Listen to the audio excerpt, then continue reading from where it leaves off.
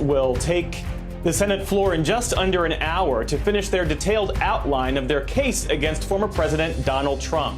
The House managers say we can expect today to be a continuation of laying out what happened on January 6th, and we may still see more never-before-seen footage from the deadly siege at the Capitol. That's unfolding as emotions are still raw from the House managers' opening presentation, the prosecutors calling the former president the insider-in-chief, providing a minute-by-minute account of what unfolded on January 6th, with chilling graphic videos showing just how close the vice president and senators themselves came to the rioters. And connecting the dots from the former president's own words dating back months before the siege at the Capitol.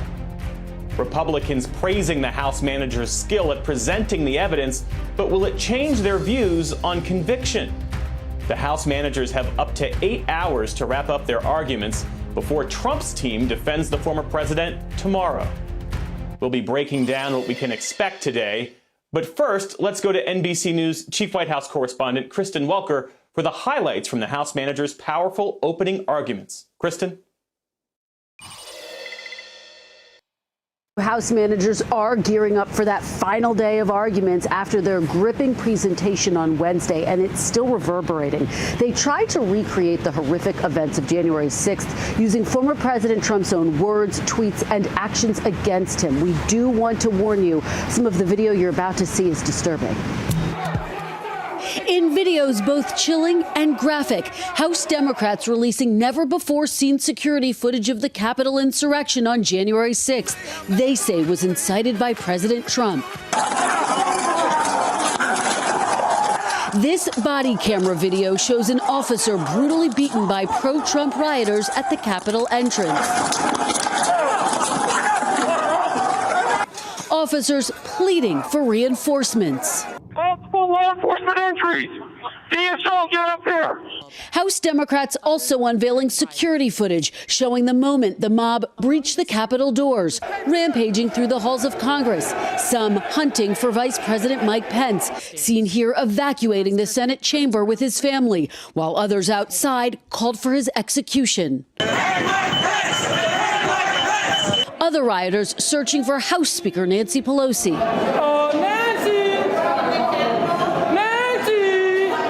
With the speaker in a secure location, this security video shows her staffers dashing into a conference room to barricade themselves, the mob moving in moments later, while the terrified staffers called for help. We need Capitol Police, I think, coming to the hallway.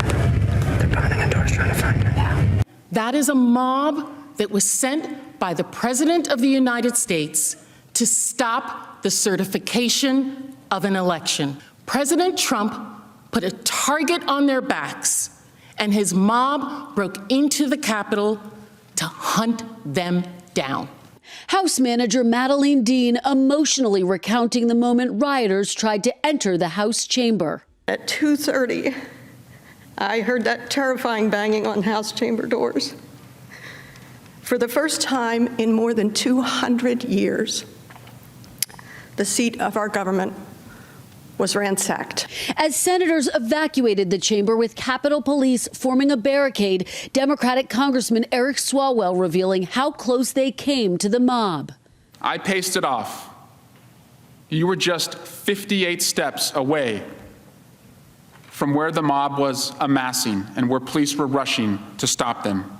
Among the very close calls, this security video showing Capitol Police Officer Eugene Goodman redirecting Senator Mitt Romney away from rioters just down the hall. Another video shows Senate Majority Leader Chuck Schumer being escorted by his security detail, then quickly turning around after spotting nearby rioters. The new footage underscoring House Democrats' case against former President Trump, accusing him of laying the groundwork for the insurrection months before it happened by spreading lies about a stolen election, and they say inciting his supporters to violence. And while the attack was happening, Democrats say President Trump did nothing to stop it. Even when President Trump knew what his words were causing, he didn't do any of those things to stop the crowd. In fact, he did the opposite. He fueled the fire. And on Friday, former President Trump's legal team will have a chance to present its case. That was NBC's Kristen Welker. Disturbing, overwhelmingly distressing, traumatic. Those are just some of the words lawmakers used as they were forced to relive the harrowing experience of January 6th. NBC News Capitol Hill correspondent Leanne Caldwell joins me now. And Leanne, you were in the room, you were in the upper chamber for some parts of the day as that new video evidence was presented by House managers yesterday. Tell us what that was like and what was the reaction in the room? So, Jeff, I was in the room twice yesterday, once during closer to the beginning of the House impeachment manager's testimony, where they were laying out the timeline of the president, of the former president and his tweets and the last several months of his time in office. And a lot of Republicans were distracted. They were generally paying attention. Others were reading. Senator Josh Hawley was up in the gallery, the floor above, flipping through papers the entire time. But then I went into the room during these very emotional and traumatic videos, and every single senator was completely engaged. And then at the end, when they broke for dinner, Senator James Lankford of Oklahoma was one of the senators. He was visually emotional. He was having a very, very close conversation with another Republican. And so there was a stark difference between the morning when they were talking about the president to the afternoon when they were showing these videos that impacted directly these senators, Jeff. Wow. And Leanne, Alaska Senator Lisa Murkowski, who is among the 6 Republicans who voted along with Democrats in support of the impeachment trial, saying that it was constitutional to move forward, she had this to say about that chilling new video evidence. Take a look. I don't see how after the American public sees the full story laid out here, not just in one snippet on this day and another on that, but this whole scenario that has been laid out before us. I don't see how Donald Trump could be reelected to the presidency again. So she says she doesn't see how Donald Trump can be reelected to the presidency. She has yet to reveal how she'll vote in this impeachment trial. But the Senate Majority Leader, I guess now he's the Minority Leader, Mitch McConnell, he's also undecided, according to his aides. What should we glean from that? And what should we glean from the fact that his office wants us to know that he's undecided right now? That's absolutely right, Jeff. Sources do say that at the end of yesterday, after this gripping testimony, Senate Minority Leader McConnell was still undecided on how he's going to vote on conviction. That within itself is still remarkable. He has been someone who has been close with the president, former president, over the past several years. Stark difference from how he was in the last impeachment trial. He is actually considering voting for conviction. However, will he bring along 17 Republicans? That's very unlikely. He is not whipping his members. He continues to say that this is a vote of conscience. They had multiple meetings and lunches with Republican conference this week where the context of the trial and the contents of the trial did not come up. He did not offer any guidance or any leadership, really, in what to do here. So my eyes are still on McConnell. I think that this is going to be a vote of conscience for him. He's going to put no pressure on his members because they all have different political considerations. But he is still an open question, Jeff. So day 3 of this trial kicks off in less than an hour from now. What do we expect to hear from House managers as they wrap up their arguments today? They are wrapping, and they say that they have the goods, and they are going to connect them all and prove that the former president should, in fact, be convicted and disqualified from ever running again. We expect them to make more connections to say that the president was the person who incited the insurrection and that he is the one who should be held responsible, Jeff. Thanks so much, NBC's Leanne Caldwell on Capitol Hill. The House impeachment managers are hoping their new videos from the January 6th riot will weigh heavily on Republican senators' decision whether to convict the former president. But so far, some Republicans are holding firm in their support of Donald Trump. Here's Senator Lindsey Graham's reaction to the prosecution's opening arguments. Not guilty vote is growing after today. I think most Republicans found the presentation by the House managers offensive and absurd. NBC News legal analyst Danny Savalas joins us now. Danny, it's great to see you. So the Democrats, they laid it all out on the line yesterday, but we just heard the Republican Senator Lindsey Graham saying it's not going to convince anyone. And we should say that Lindsey Graham's characterization doesn't necessarily track with what a lot of Republican senators were telling our team on Capitol Hill. But there are two arguments here, right? There's the argument that the House managers are making for the audience of senators, but there's also the case they're presenting to the American public. Break it down for us. I mean, do you think they made a convincing case on day 2 as we head into day 3?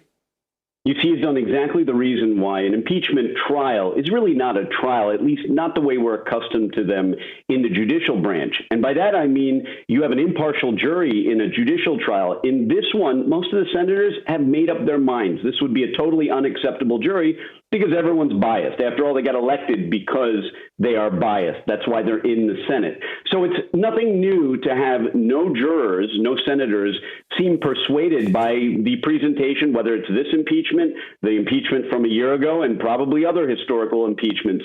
Maybe they're reading books. Maybe they're looking at their iPhones. The reality is this presentation is for the American public. And an impeachment is about preserving for posterity what the president did so that future generations, future would-be presidents would be warned about this kind of conduct. I want to ask you something about what Jonathan Turley. He's a conservative legal scholar who was featured as an expert witness during the last impeachment proceedings. I want to ask you about something that he said, because he's previewing one possible Trump defense team argument that could be rolled out when it's their turn later this week. And he's arguing that Democrats were more, as he puts it, more emotive than probative in their arguments yesterday. And he says it's like showing the remnants of a fire.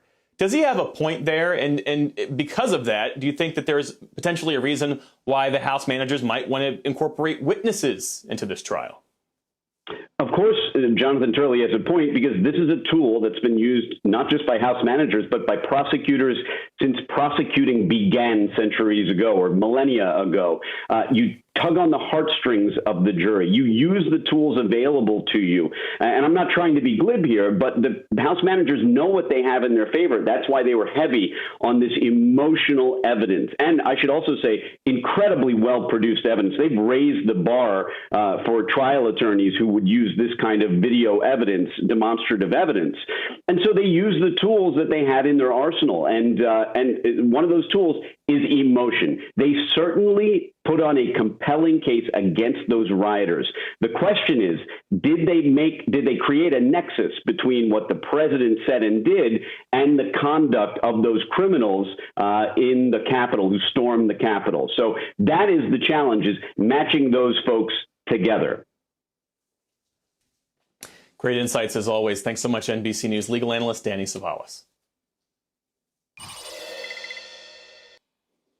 This impeachment trial marks a pivotal moment for the Republican Party. Do they stand by President Trump and follow their leader, or do they attempt to break ranks? Joining us now is Washington Post reporter and the author of the Power Up newsletter, Jackie Alemany, and Politico White House editor and NBC News contributor Sam Stein. And Sam, let's start with you, because one of the unexpected lines of argument yesterday, I think, was the House managers presenting the former Vice President, Mike Pence, as an unwitting victim in the Capitol insurrection. And to get a better sense of it, here's some of what Joaquin Castro said. Now, you'll recall Donald Trump had made Vice President Pence a target. He attacked the vice president at the rallies, in speeches, and on Twitter. And during President Trump's speech that morning of the attack, he ramped it up again. After privately pressuring Mike Pence in front of thousands in the crowd, he called Mike Pence out 11 times. So, Sam, what do you make of that strategy? House managers effectively asking GOP senators to make a choice between Donald Trump and Mike Pence. You know, whose side are you on? That seems to be the implicit argument. Yeah, and it goes even beyond that. I mean, part of the presentation yesterday was to tell congressional GOPers, you were the targets. We were 56 feet away or 58 feet away from the mob. You had to flee as they went down your hallways and ransacked your offices. It's a very explicit strategy. It turns the jurors into the potential victims of the alleged crime. The issue I think they're going to confront is that for a lot of these Republicans in the Senate, while they may privately harbor disgust with what happened, and while they may secretly really want Donald Trump to sort of scurry away into retirement, they will not say anything or that cast votes to that end. They believe that the best remedy to the solution is to argue that this process is unconstitutional, that you cannot impeach and convict a president who is out of office and bar him from running again. And that hopefully, with this sort of public rebuke that the trial is bringing, that Donald Trump will essentially get a clue and decide that he doesn't want to re-enter politics. Now, of course, history suggests that that will not happen, but that seems to be the bet that a lot of these Republicans in the Senate are making. Yeah.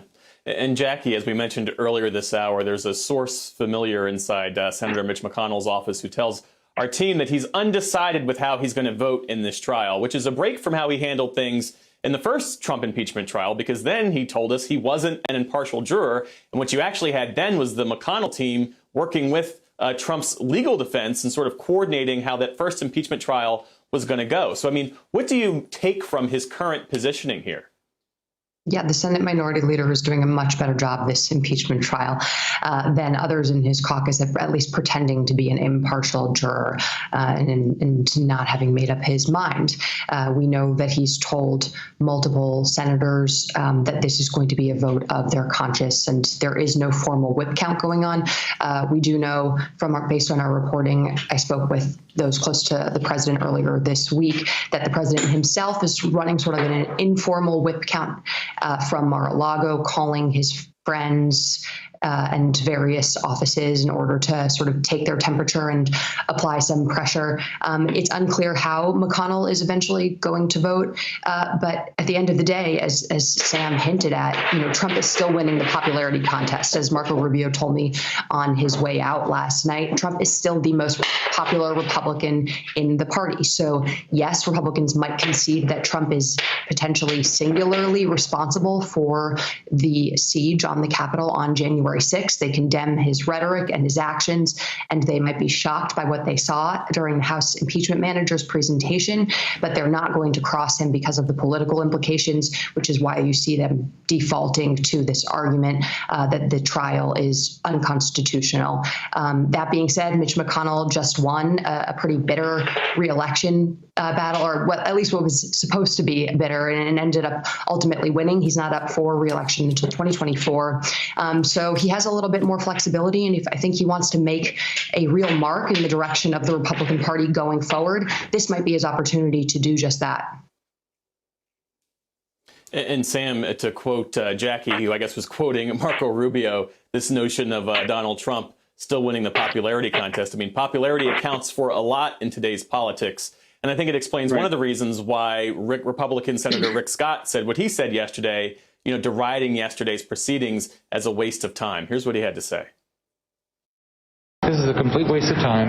It's not doing anything to help American families. It's not helping people get jobs. It's not helping get the vaccine out. It's actually, it's vindictive. And we should make clear that Rick Scott was among the 147 Republicans in Congress who voted to overturn the 2020 election results. But these two off-ramps that Republicans seem to be taking, one, they say it's not constitutional to convict a former president, and two, this whataboutism, what about the pandemic? Shouldn't the Senate focus on that? Will that pass muster with an American public, many of whom watched all of those videos yesterday and are fully aware of a Capitol insurrection that resulted in 5 deaths, a number of untold injuries, and, a resulting crisis in our democracy? I think there's a portion of the Republican Party that believes this is vindictiveness, a waste of time, an extension of a years-long effort to oust President Trump from office through means other than the ballot box. Certainly there's going to be a large portion of the Republican Party feels this way. I think for the broader public, and I don't have any great data to go off this, but I just think for the broader public, there's two things. One is they recognize that the government is not solely focused on impeachment, that there are other elements of policy and executive actions that are happening that address the pandemic, to what Rick Scott was saying. But two, I think they also recognize that this is not an exercise of partisan vindictiveness, but that in fact, this is and goes to the heart of our governance, the peaceful transition of power, and establishing a written historical record, airing what actually happened, and posing the questions about whether there is a price to pay for what happened is not some sort of silly exercise, but rather a fundamental necessity to make sure that we don't get into this situation again. I mean, the one real sort of startling takeaway I've had from watching all of this is just how close this was to apocalyptical. I mean, we got to a place where it was very much, if not for a few seconds, a few feet, or a few brave officers, members of our Congress, top officials, and the vice president could have been face to face with a mob who was thirsting to kill them. I mean, they were openly saying, "Kill them." So, you know, when you think about it in that way, in fact, this is an exceedingly important exercise. It's not a vindictive one. It's making sure that we don't get to a point where our democracy falls apart. Thanks so much, Jackie Alemany from the Washington Post and Sam Stein of Politico. Up next, vivid reminders of the extraordinary dangers the Capitol Police faced during the January 6th riot. Stay with us.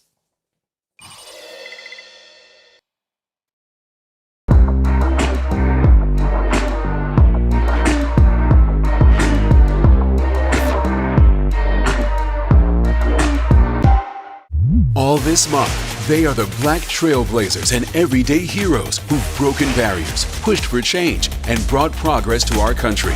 Join us as we share their stories and celebrate groundbreaking changemakers all this month on Today. The impeachment trial, COVID relief, we're going to find out quickly whether this is going to be a functional bipartisan government. Would you support some raise in the minimum wage?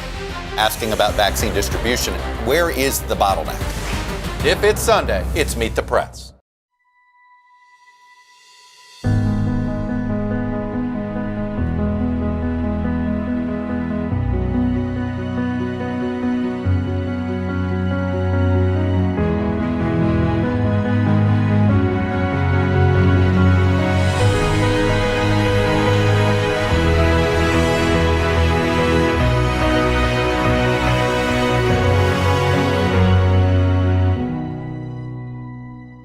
History in the making, the beginning of a new era in America. As Joe Biden takes office, the major changes and challenges ahead. The vaccine effort picks up. Where are the majority of those doses? NBC Nightly News with Lester Holt. You're watching NBC News Now. We've got some breaking news. Trucks carrying the first U.S. shipment of the coronavirus vaccine. Hope for a whole lot of people who have been waiting months and months. It's news made for your streaming world.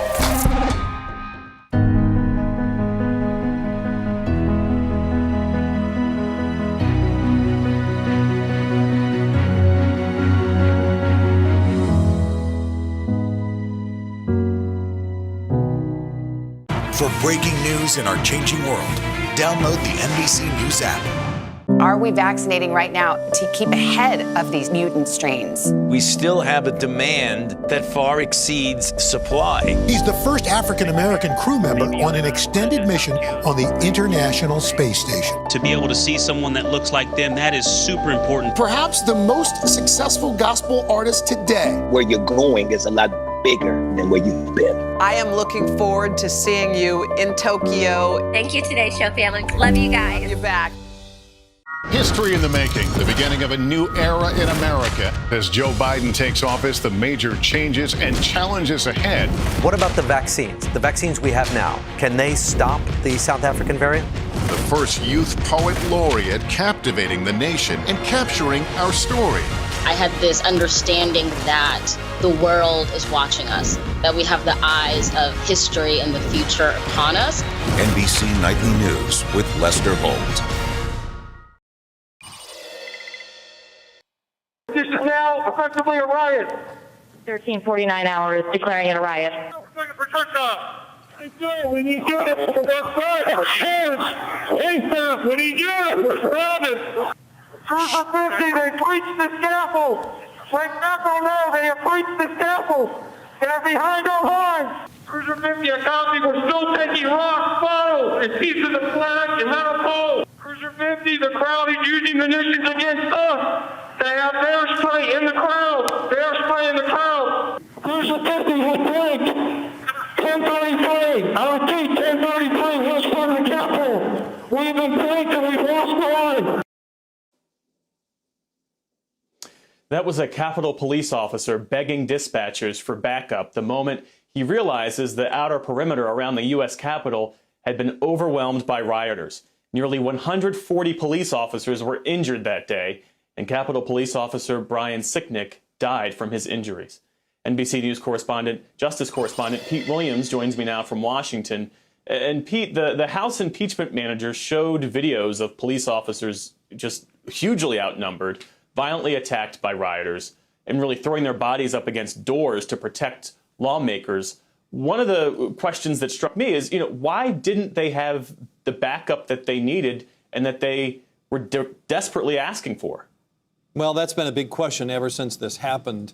And Jeff, the answer seems to be a multiple one, that there were a series of breakdowns, that the warnings that this could happen were not heeded. There were warnings that the Capitol Police now say they were aware of, that the FBI had sent them, that the New York Police Department had sent them. Secondly, that the sergeant-at-arms that were consulted by members had said they didn't think that any additional steps were needed. Thirdly, the officials that have looked into this say that requests for help from the National Guard were vastly delayed. So it's a series of things that left the Capitol Police seriously outnumbered. And members of the Capitol Police are holding a vote today of no confidence in the leadership. And this is, of course, acting leadership after the previous Capitol Police chief was effectively forced to resign. So what does this vote mean, essentially? So it's a vote of no confidence in the current acting police chief and 6 other top officials in the Capitol Police Department.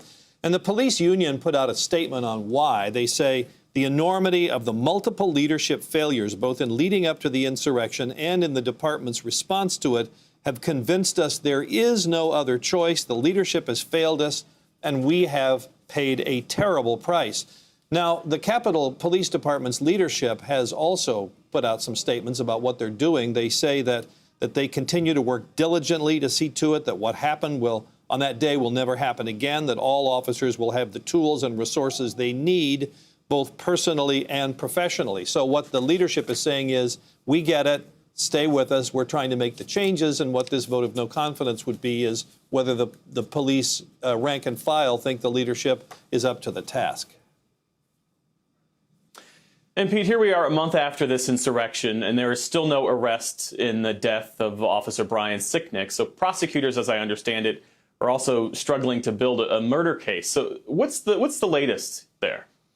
Well, this part of the investigation is in the hands of the Metropolitan Police Department. Actually, let me rephrase that. MPD is investigating the shooting by a Capitol Police officer of Ashley Babbitt. And our understanding is that they haven't finished that, but that no charges will be recommended. On the killing of Officer Sicknick, and a hard thing here has been to trace his movements, see who's around him. The FBI has been pretty adept at using facial recognition software, acting on these hundreds of thousands of photos and videos that have been sent in to identify specific people. But our understanding is the task of doing this surrounding the events that led up to Officer Sicknick's death has been much more complicated. Thanks for that reporting, NBC News Justice correspondent Pete Williams. The question of whether former President Trump's heated rhetoric incited the riots on January 6th is the very basis of this second impeachment trial. But his words on that day are nothing new. President Trump has talked about fraudulent, rigged elections, as he's put it, since 2016.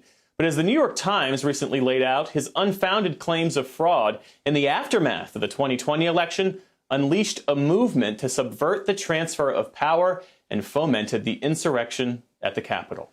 I'm joined now by the New York Times' Michael Schmidt, one of the authors of that report, and he's also an MSNBC contributor, and NBC News White House correspondent, my colleague Kelly O'Donnell, who has covered President Trump from the very beginning. So, Michael, let's start with you, because you and your colleagues report on the number of ways the former president surrounded himself with people intent on helping him achieve his goal of overturning the election. So help us understand what preceded the Capitol riots. What was happening inside Trump's orbit? Well, and you saw some of this yesterday in the presentation by the House managers. But if you sort of build the events on top of each other, going back to the summer of 2020, the president was laying the groundwork for this. He was stoking skepticism and deep doubts about the election back then. And if you build the events on each other, the president does that up until Election Day. And then the aftermath of it just basically tries to take on everything in front of him that may stand in the way of him staying in office. It's first the judicial system, trying everything he can through the courts to do this, failing there, trying to get the state legislators to go back on the certifications of how their states voted, then trying to get the Justice Department to do his bidding. And ultimately, and as we see, as this all sort of builds towards January 6th, putting the pressure that he did on his vice president, Mike Pence. And as we saw yesterday, and as we sort of laid out in this story that you were just citing, it was hard in the moment there was so much going on. But when you take all of these events and you stack them on top of each other, it tells quite a striking and astounding story of what a president did to basically undermine the democracy. And Kelly, on that point, you've covered Donald Trump since his 2016 campaign through the final moment of his presidency. And one of the things that we know about the former president is that his language never really evolved much, even though his targets did. So to give our audience a better sense of this, here's a short clip, a mashup of President Trump's language over the years. Hillary is running for president in what looks like a rigged election. Okay? It looks to me like a rigged election. Anyone who has entered the United States illegally is subject to deportation. That is what it means to have laws and to have a country. Otherwise, we don't have a country. Surprised them. We took them by surprise. And this year, they rigged an election. They rigged it like they've never rigged an election before. And we fight. We fight like hell. And if you don't fight like hell, you're not going to have a country anymore. So the former president was never really steeped in policy, that we know, but language had always really been his most powerful political tool, right? Very much so. And it really has its roots in his business life and his TV history, where he was able to brand things and speak in bumper stickers in a way that would really connect with his audience, whether they were voters or business associates or customers of his businesses. And he was able to do that with a fearlessness, even a shamelessness about saying things that others would fear to say or would recoil at saying, talking about a rigged election. When he lost to Ted Cruz in Iowa with the Iowa caucus, he complained that Ted Cruz had rigged that. So the idea of saying something is rigged for most politicians would be a step too far. For Donald Trump, as a candidate and as president, he was certainly willing to blow past those lines of normalcy and of sort of discipline and discretion. And the frequency of repeating it really created a bond with his supporters, who would repeat that language to us when we would be at rallies. You would talk to them about their experiences and what would bring them out to a rally. A frequent question we would ask those who would be in long lines and wait for many hours to see either candidate Trump or President Trump. And they would often parrot back some of his language, which is a sign that his ability to distill issues that are complex, incendiary, into a few simple ideas and words really connected. And that is a skill that could be used for good or success. And in the instances we're talking about with impeachment, we see how it certainly galvanized a lot of his supporters to move them in a direction that ultimately led to this violence and threat to the democracy. So it is a through line of Trump's time in public life, and one that had different dimensions that certainly could go very dark and very violent and potentially really unsettling. And it'll be interesting to see in his post-presidency what, if any, of that continues. He's in kind of keeping a low-profile mode, which is unusual for him. When he does reemerge at some point, will he use those skills in some different way? Jeff? And Michael, as we're focused on the former president's rhetoric, I want to read for you a quote from a senior Republican official, which sort of gets to this question of, did people take the president seriously? And the quote was this: "What is the downside for humoring him for this little bit of time? No one seriously thinks the results will change. He went golfing this weekend. It's not like he's plotting how to prevent Joe Biden from taking power on January 20th. And what we now know, of course, is that he in many ways was plotting ways to prevent that from happening. So what do you think, what was the inflection point here where many of the president's supporters who might not have taken him literally on January 6th certainly did, it seems? I mean, I think the biggest thing that sometimes gets overlooked here is just the simple fact that the president had the bullhorn that he did as the head of the country just gave him such enormous sway over how so many people were going to see the election results. And basically what the president had done is he took his base and he dipped it in lighter fluid by feeding them these notions that the election was stolen. And at the time, I think it was clear that if you tell a group of people that the election is stolen, and they're hearing that from someone like the president of the United States, at least some people are going to believe that. And I think that really helped stoke a lot of the doubt that these people had that led to what happened on January 6th. So the president really was the one leading these people to believe these false claims. Our thanks to NBC News White House correspondent Kelly O'Donnell and to Michael Schmidt of the New York Times. He's also the author of the book Donald Trump versus the United States. House managers have presented compelling evidence, but not just about the president. They outlined in great detail how far-right extremist groups like the Proud Boys and followers of QAnon helped foment the anger that led to the Capitol insurrection. House managers used reporting by NBC News' Ben Collins and others to spotlight the threats leading up to that day. NBC News technology reporter Ben Collins joins us now. So, Ben, how is the far-right fringe reacting now to the impeachment trial? And have you seen a sort of decline or uptick in violent threats connected to all of this? Well, you know, it's a land of contradictions there. They are simultaneously taking credit and sort of, applauding themselves for their memes being on poster board and on, the videos in the halls of Congress, and also saying that wasn't us, it was Antifa, they're framing us and all these things. I do want to make clear, the day before, on January 5th, one of the big extremist sites called The Donald, which is now offline, it had a meme up that said, "Certify Trump or get lynched by patriots." That was at the top of the site. It was everywhere. It was a big part of what we saw on January 5th. They were making no bones about what they were about to do. And now they are trying to back away because a lot of them posted on that website that they were headed in. They posted their hotel rooms. They posted their weaponry they brought to DC with them.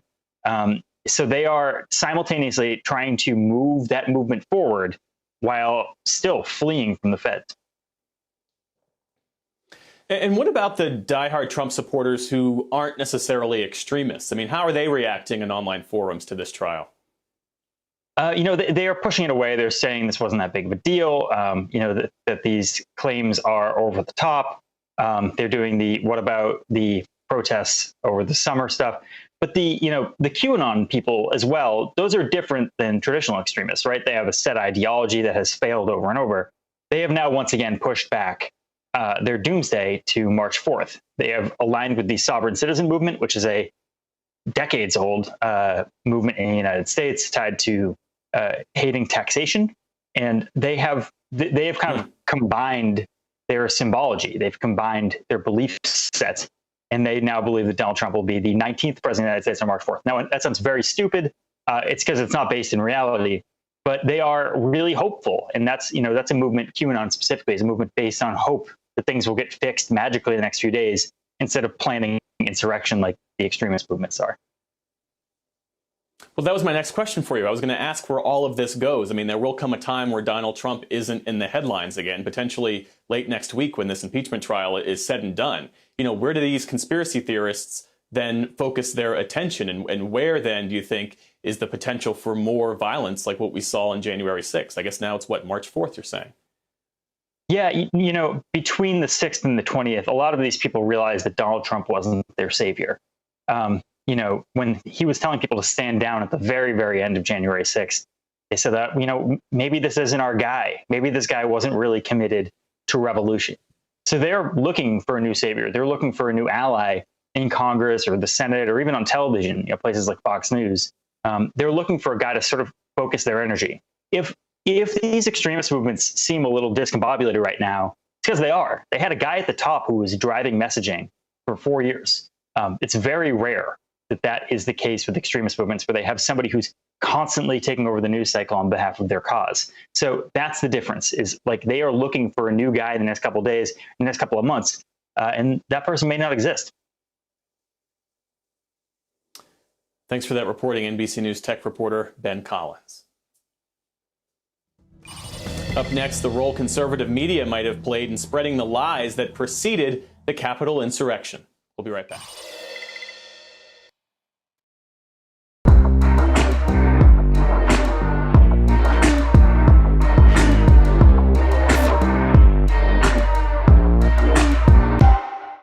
All this month, they are the Black trailblazers and everyday heroes who've broken barriers, pushed for change, and brought progress to our country. Join us as we share their stories and celebrate groundbreaking changemakers. All this month on Today. The impeachment trial, COVID relief, we're going to find out quickly whether this is going to be a functional bipartisan government. Would you support some raise in the minimum wage? Asking about vaccine distribution, where is the bottleneck? If it's Sunday, it's Meet the Press.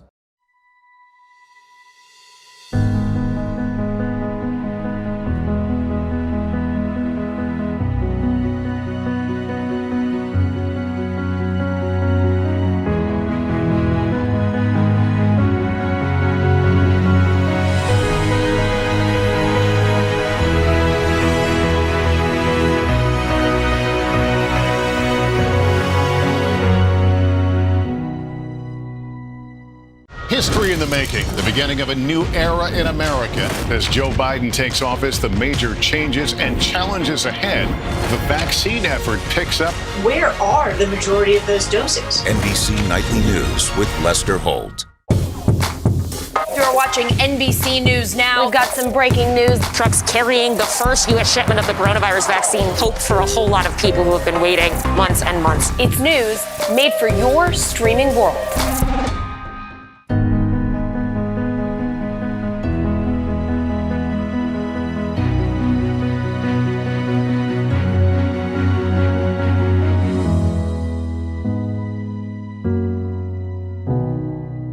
For breaking news in our changing world, download the NBC News app. Are we vaccinating right now to keep ahead of these mutant strains? We still have a demand that far exceeds supply. He's the first African-American crew member on an extended mission on the International Space Station. To be able to see someone that looks like them, that is super important. Perhaps the most successful gospel artist today. Where you're going is a lot bigger than where you've been. I am looking forward to seeing you in Tokyo. Thank you, Today Show family. Love you guys. You're back. History in the making, the beginning of a new era in America. As Joe Biden takes office, the major changes and challenges ahead. What about the vaccines? The vaccines we have now, can they stop the South African variant? The first youth poet laureate captivating the nation and capturing our story. I had this understanding that the world is watching us, that we have the eyes of history and the future upon us. NBC Nightly News with Lester Holt.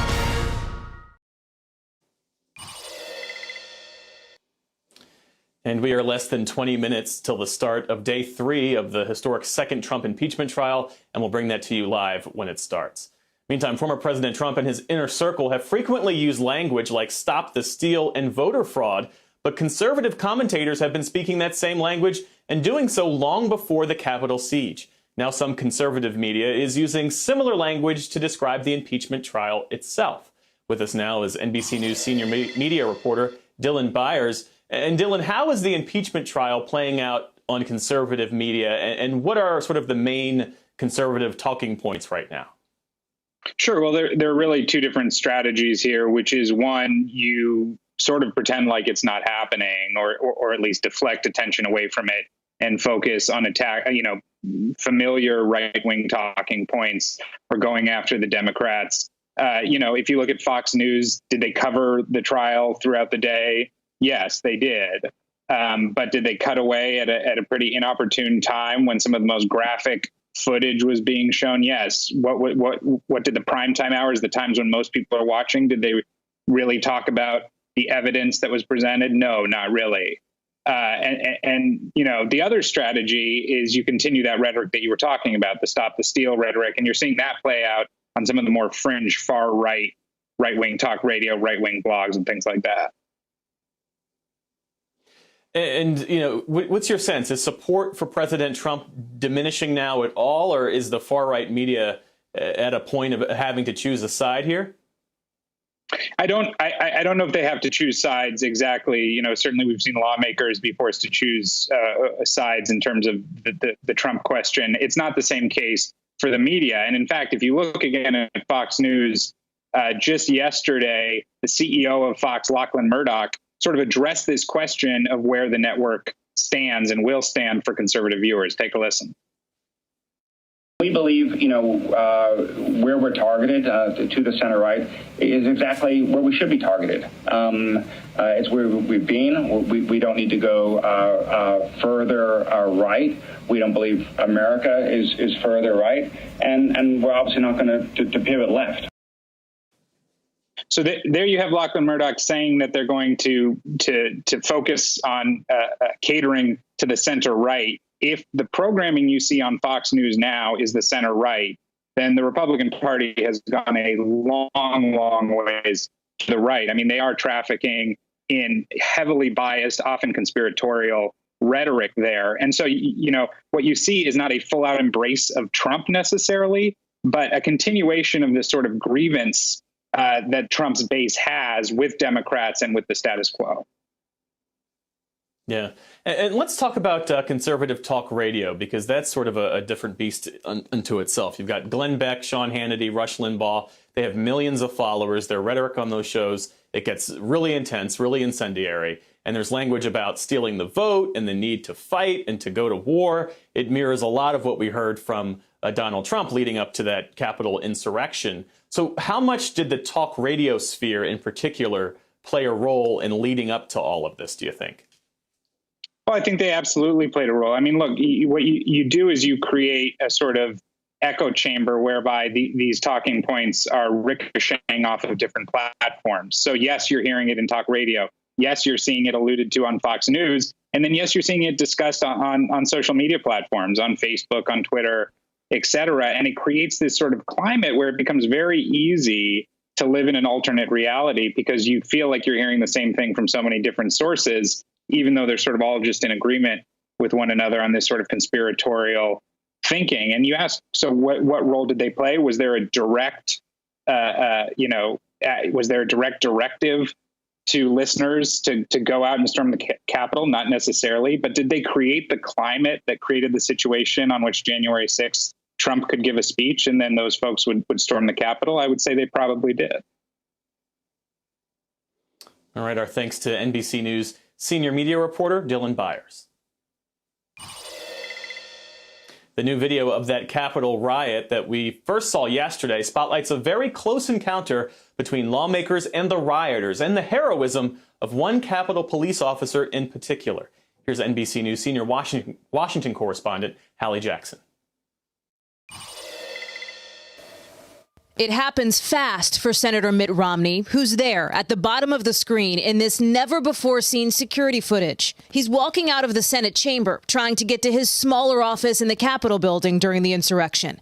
Now, look at the other end of the hall. That's Officer Eugene Goodman sprinting to respond to the riot. As he passes Romney, barely breaking stride, he directs the senator to turn around. Romney does and starts to run. Watch again how fast it happens. Officer Goodman came and saw me and said, "Go back in. It's not safe here. Go back in. You'll be safer in the chamber." Romney had been a frequent target of Donald Trump's and a familiar one, in all likelihood, to Trump's supporters in that mob primed for violence. So this split-second encounter may have prevented a much more troubling outcome.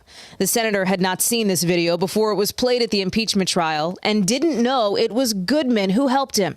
He says he spoke with the officer late yesterday. I expressed my appreciation to him for coming to my aid and getting me back into the path of safety, and expressed my appreciation for all that he did that day. Goodman sharing with Romney how exhausted he was January 6th, running through the building up and down stairs to try to keep the rioters at bay, like in this now well-known footage. It shows Goodman luring the crowd away from the chamber where senators like Romney had been huddling, leading them right to police backup.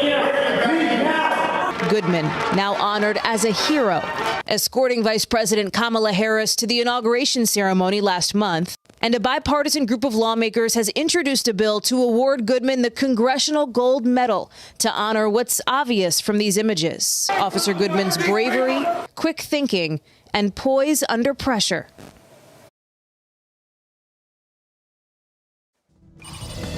We're just moments away from the start of day 3 of the impeachment trial. This morning, and I'm told we are going to go now to my colleague, NBC's Lester Holt.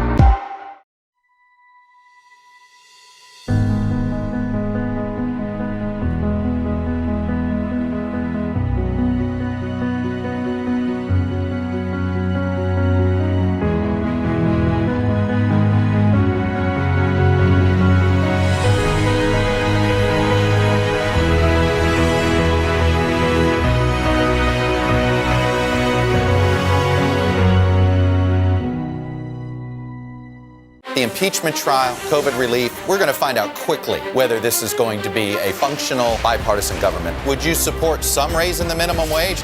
Asking about vaccine distribution, where is the bottleneck? If it's Sunday, it's Meet the Press. Are we vaccinating right now to keep ahead of these mutant strains? We still have a demand that far exceeds supply. He's the first African-American crew member on an extended mission on the International Space Station. To be able to see someone that looks like them, that is super important. Perhaps the most successful gospel artist today. Where you're going is a lot bigger than where you've been. I am looking forward to seeing you in Tokyo. Thank you, Today Show family. Love you guys. You're back.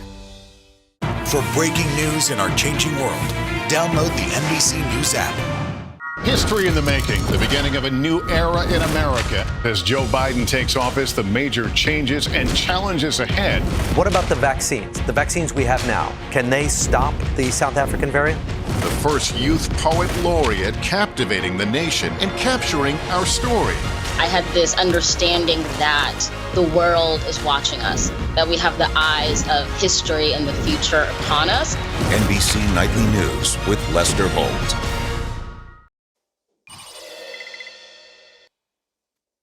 And we're just moments away from the start of day 3 of the impeachment trial. House managers are telling reporters they, quote, definitely have the goods. And this morning, President Biden was asked if he's seen the trial and the dramatic House managers video. Did you see the video yesterday during the impeachment trial? And what was your reaction, Mr. President? I told you what I'm focused on. My job is to deal with the promises I made, and we all know we have to move on. Today, it's about jobs and infrastructure. I, like other Americans, watched the news. I didn't watch any of the hearing live because I was going straight through last night till a little after 9. But I watched some this morning. I think the Senate has a very important job to complete, and I think my guess is some minds may have been changed. And that was President Biden reacting to a question posed to him by NBC's Kristen Welker. All right, here to weigh in on what the day will hold is NBC News senior political editor Mark Murray and White House correspondent for Politico, Eugene Daniels. And Eugene, I'll start with you, because yesterday we saw Democrats present that new footage from the Capitol insurrection. So what's the focus for the impeachment managers today based on your reporting? And what's your assessment of how Trump's defense team will respond to what has unfolded over these past couple of days?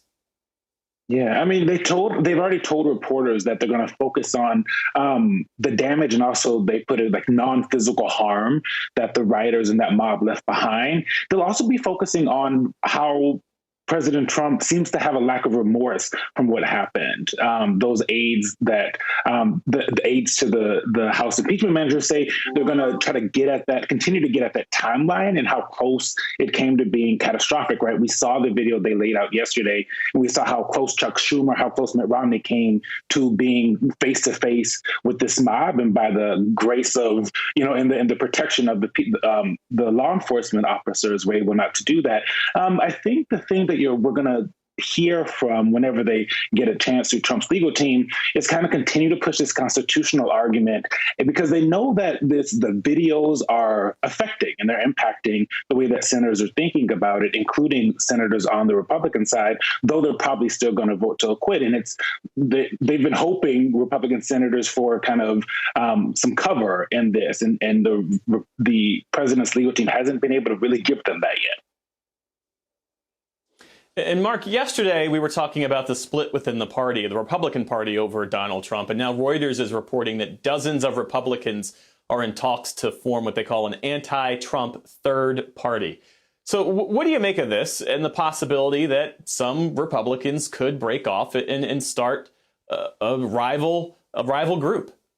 Yeah, well, Jeff, there's no doubt that the Republican Party is trying to see, like, what is after Trump, or what do you end up going in a new direction? But it's important to note who the people are behind this supposed new third party. And it's Evan McMullin, a former Republican congressional staffer who ran for president in the third party in 2016. Also, some former Trump Department of Homeland Security officials who ended up supporting Joe Biden in the 2020 presidential race.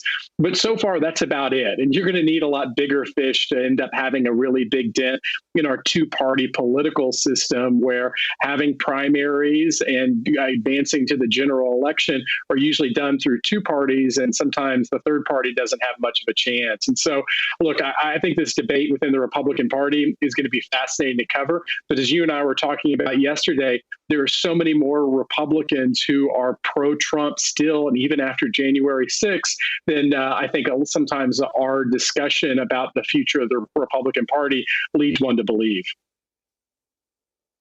That's a great point, because we saw Alaska Senator Lisa Murkowski say that Donald Trump could never again be elected to office, and Bill Cassidy has come out and taken a position that's contrary to his previous one.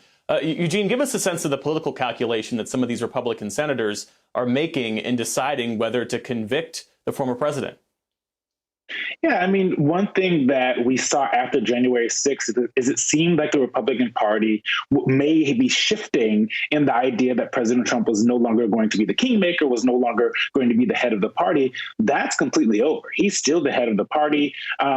Whether they're taking direct marching orders from him or just kind of thinking of the ways that he would think of their behavior, that is a calculation that they're going to continue to have to make, because just like Mark said, the primary process, there are a lot of these GOP senators are up for re-election in 2022, and they're having to make this decision on whether or not they chance voting the way that these videos may make them feel like they want to vote, and losing their seat in the Senate. And that is something that they're all having to think about, because it's clearly that they're being, as you're watching and paying attention and listening to them in interviews, they're clearly shaken by what they saw, right? We've been seeing how close it came to being just a catastrophic, even more catastrophic than it was. And so they're having to decide, is this a PR situation? Or are they just making sure that they stand together as a party and make sure that they can try to take the Senate back in 2022? Or do they kind of vote their conscience like Mitch McConnell has been telling them to do?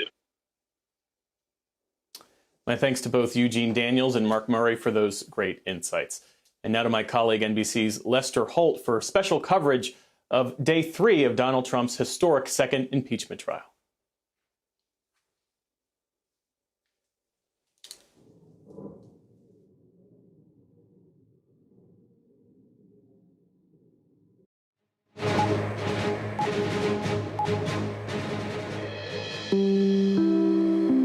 This is an NBC News special report. The second impeachment trial of Donald J. Trump. Here's Lester Holt. Good day, everyone. We want to welcome you to day 3 of NBC News live coverage of the second impeachment trial of Donald Trump. Today, the Democratic House managers, the prosecution, will conclude their case that then President Trump incited an insurrection, the violent and deadly January 6th attack on the Capitol by a mob of Trump supporters. Their presentation yesterday was a chilling timeline of that assault, featuring graphic, previously unreleased security video that showed just how close the attackers came to lawmakers and to Vice President Mike Pence. There may be more explicit video evidence today, so we should warn you that viewers that we will not be censoring it. The managers expected to wrap up today, and then lawyers for President Trump begin their defense tomorrow with a final vote on whether to convict, likely within days. We have it all covered. And once again, we begin with Casey Hunt on Capitol Hill. Casey, what can we expect today? Lester, good afternoon. This is, of course, going to be the wrap-up, as you mentioned, of the House Democratic impeachment managers' arguments today. And while what we saw yesterday focused on the president's actions ahead of time, the legal timeline leading up to what happened, and then, of course, what happened on the day, we can expect today to see what happened afterward. What actions did President Trump take or not take in the wake of the attack on the Capitol riot? How did he conduct himself, and what does that say about whether or not he is guilty of inciting an insurrection? So all signs say that yesterday was likely the most emotional day of testimony here, but that what we may hear today could be critical to making the case that Trump deserves to be convicted here, Lester. Casey, thanks very much. They have just concluded the Pledge of Allegiance and are about to begin. Again, this is the last day of the prosecution's case against Donald Trump. Let's take you right now to the floor as you can see the managers and the defense taking their place. Senator Leahy presiding. Let's listen. The journal of proceedings of the trial are approved to date, and I'd ask the Sergeant-at-Arms to make the proclamation. Hear ye, hear ye, hear ye.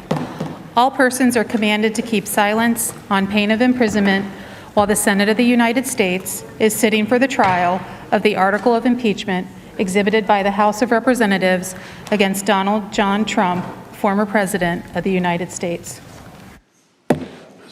Senate will be in order, and the majority leader is recognized. For the information of senators, it's my understanding the schedule today will be similar to yesterday's proceedings. We'll plan to take a short break every 2-3 hours, and we'll accommodate a 30-minute recess for dinner, assuming it is needed.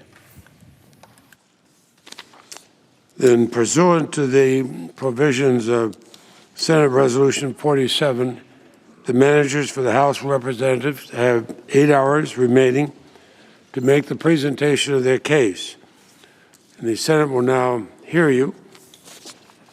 And the presiding officer recognizes Mr. Manager Raskin to continue the presentation of the case for the House of Representatives. Mr. President, thank you. Distinguished senators, Representative DeGette of Colorado will now show how the insurrectionists themselves believed that they were following President Trump's marching orders.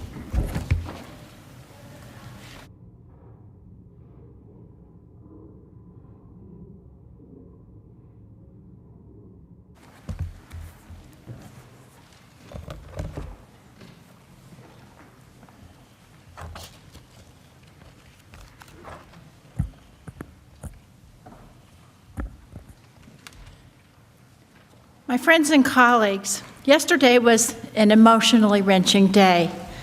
As I watched the footage of the violence in the Capitol building, my own experience flooded back to me. I was one of the unlucky members who was stuck in the House gallery along with Congresswoman Dean. As the House floor was cleared beneath us of members and staff, we could see the mob pounding on the door to the House chamber. We could see the Capitol police officers inside the chamber pull their guns and point them at the intruders. Then we heard gunshots on the other side, and we flung ourselves down on the floor and removed our member pins. Then we heard pounding on the very flimsy gallery doors right up above us. Finally, after that situation for some time, we were told to run out of a door at the end of the gallery. As we ran through a line of police towards a staircase, this is what I saw. The SWAT team pointing automatic weapons at marauders on the floor. Looking at these people makes you wonder, who sent them here? In the next few minutes, I want to step back from the horrors of the attack itself and look at January 6th from a totally different perspective, the perspective of the insurrectionists themselves. Their own statements before, during, and after the attack make clear the attack was done for Donald Trump, at his instructions, and to fulfill his wishes. Donald Trump had sent them there. They truly believed that the whole intrusion was at the president's orders, and we know that because they said so. Many of them actually posed for pictures, bragging about it on social media, and they tagged Mr. Trump in tweets. Folks, this was not a hidden crime. The president told them to be there, and so they actually believed they would face no punishment. The defense argued in their briefs, and they argued again here on Tuesday, that the insurrectionists were acting on their own, that they were not incited by President Trump or acting at his direction. This is in their brief, quote, "They did so of their own accord and for their own reasons and are being criminally prosecuted." But that's just not the case. It's not what the insurrectionists actually said. They said they came here because the president instructed them to do so. Leading up to the attack, the insurrectionists said they were coming to D.C. for President Trump. He invited them with clear instructions for a specific time and place and with clear orders. Stop the fight, or to fight to stop the certification in Congress by any means necessary. The crowd at Donald Trump's speech echoed and chanted his words. And when people in the crowd followed his direction and marched to the Capitol, they chanted the same words as they breached this building. Now let's return to this speech for a moment. During the rally, President Trump led the crowd in a Stop the Steal chant. Here's what that chant sounded like from the crowd's perspective. Here's a favorite term that all of you people really came up with. We will stop the steal. Stop the steal! Stop the steal! Stop the steal! Soon after, the president basked as the crowd chanted, "Fight for Trump." And when he incited the crowd to show strength, people responded. Storm the Capitol, invade the Capitol. Here are both of those moments, but from the crowd's perspective.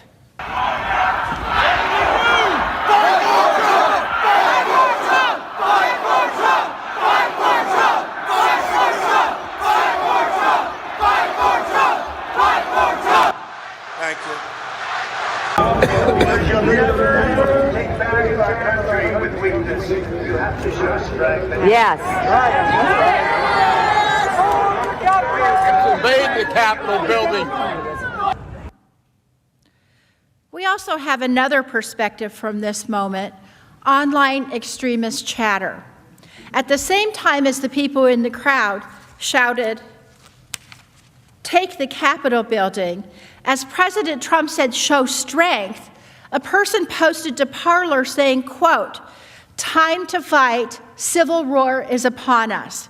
Another user said, quote, "We are going to have a civil war, get ready." An analysis found that members of Civil War quadrupled on Parler in the hour after Donald Trump said, "Show strength." When the insurrectionists got to the Capitol, they continued those rally cries. Insurrectionists holding Confederate flags and brandishing weapons cheered the president's very words.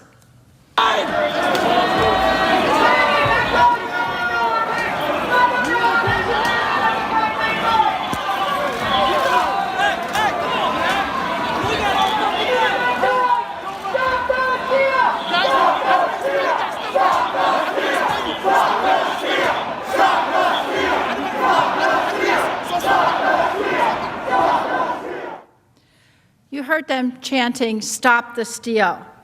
And as the crowd chanted at the rally, the crowd at the Capitol made clear who they were doing this for. They also chanted, "Fight for Trump."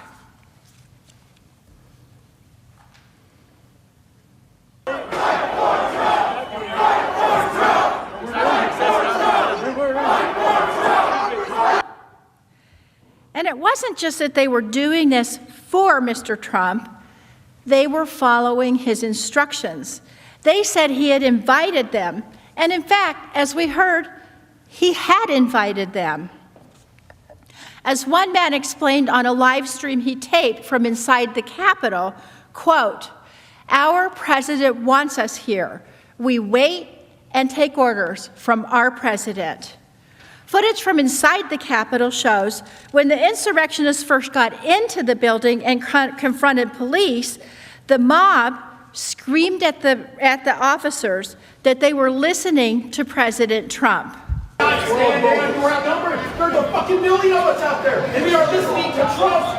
You're the boss.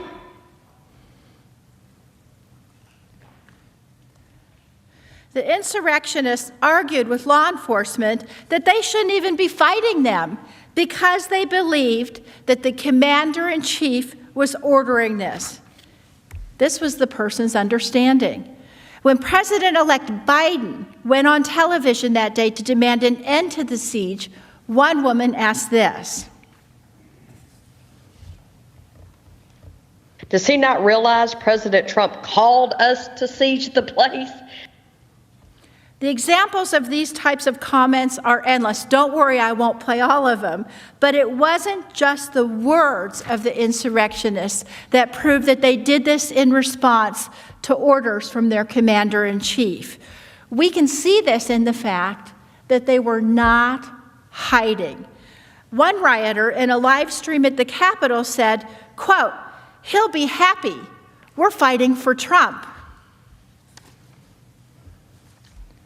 Let's call Trump, yes! Dude, let's tell Trump what's up. Trump would be very upset. And he'd be like, no, just say we love him. We love you, bro. No, he'll be happy. What do you mean? We're fighting for Trump. And again, this was not an isolated incident. The individuals in this slide posted photos of themselves committing these crimes. Trump supporters who had broken into the Capitol were taking selfies, streaming live videos, and posing.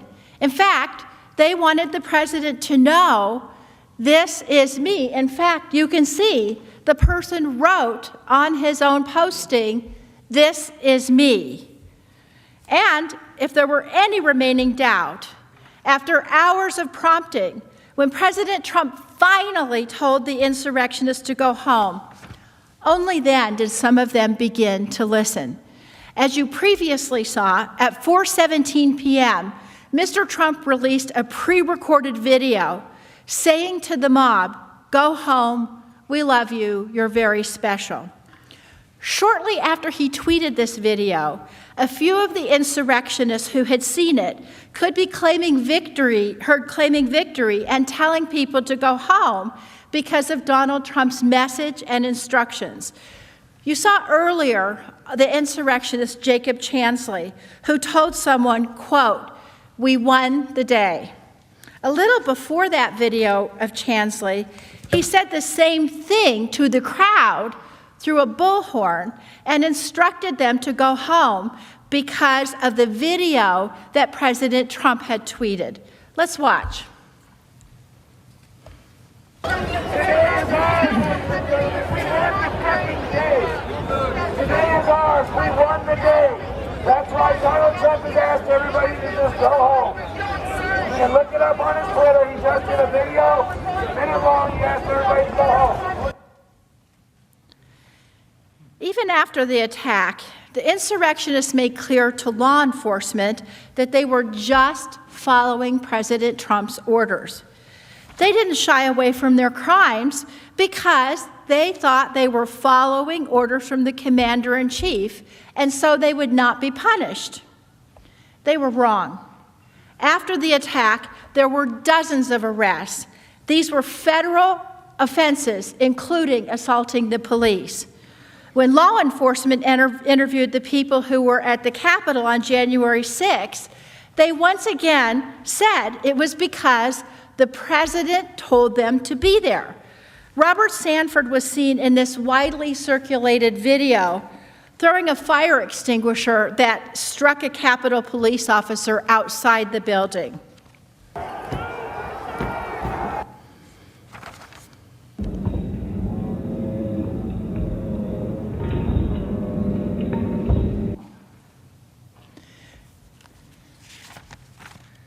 A witness told the FBI that Sanford said he had traveled to Washington, D.C. on a bus with a group of people. The group had gone to the White House and listened to Donald J. Trump's speech and then had followed the president's instructions and gone to the Capitol. Folks, the insurrectionists didn't just make this up. As Sanford's lawyer explained, you're being told you've got to fight like hell. Does fight like hell mean you throw things at people? Maybe. The lawyer added that his client, quote, wouldn't have been there if it weren't for the president. Now, Sanford wasn't the exception. He was the rule. In their statements after the attack, insurrectionists routinely echoed what they had said before and during the attack. They were there because the president told them to be. Now look, the lawyers who are saying that their clients were told to commit these acts by Mr. Trump, well, they know that putting the blame on the president doesn't exonerate their clients. They're just saying it, frankly, because that's exactly what happened. Another Trump supporter who's been federally charged is Texas real estate agent Jennifer Ryan. Now, Ms. Ryan has given many TV interviews in which she says she was only doing what the president asked her and others to do. She also recorded video before the rally talking about the mob's plans for violence. And here's what she said. Personally, I do not feel a sense of shame or guilt from my heart from what I was doing. I thought I was following my president. I thought I was following what we were called to do. He asked us to fly there. He asked us to be there. So I was doing what he asked us to do. Ultimately, yes, we were going in solidarity with President Trump. President Trump requested that we be in D.C. on the 6th. So this was our way of going and stopping this deal. If it comes down to war, guess what? I'm going to be there. We're all going to be up here and we're going to be breaking those windows. Yet another Trump supporter who was arrested after breaching the Capitol, Douglas Sweet, explained in a media interview why he did it. Referring to Donald Trump, Mr. Sweet said, quote, he said, hey, I need my digital soldiers to show up on January 6th, and we all did. Some of these individuals who joined in the attack on our Capitol did so as part of violent racist groups, which have been officially condemned by our government. Daniel Goodwin is a self-proclaimed member of the Proud Boys. He was one of many. On November 7th, Goodwin tweeted a picture showing the Proud Boys logo surrounded by "Stand back and stand by," and the quote, again, "Stand back and stand by," and "Await orders from our commander-in-chief." Look closely at this slide. You are looking at an image of Goodwin's own tweet. He was such a loyal follower of President Trump that he used the president's photo as his own profile picture on Twitter. Now remember, President Trump told them to stand back and stand by at the debate. They took it as a call to arms. And when he called them to arms, they were all ready to act. They were waiting for their orders, which they got on January 6th.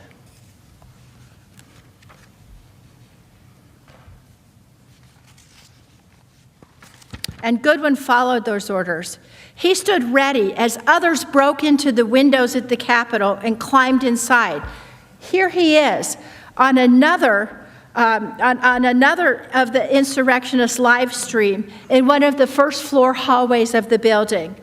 When it became clear that Donald Trump was not going to save these folks from prosecution, when it became clear that the commander-in-chief had given false commands that went against this country, some of his supporters even expressed regret, and they said they felt duped. Here's Jacob Chansley again, who we saw in a video claiming victory after the president told the rioters to go home.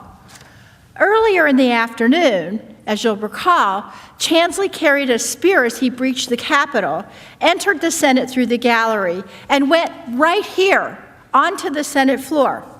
Chansley left a threatening note for Vice President Pence right there on the Senate dais.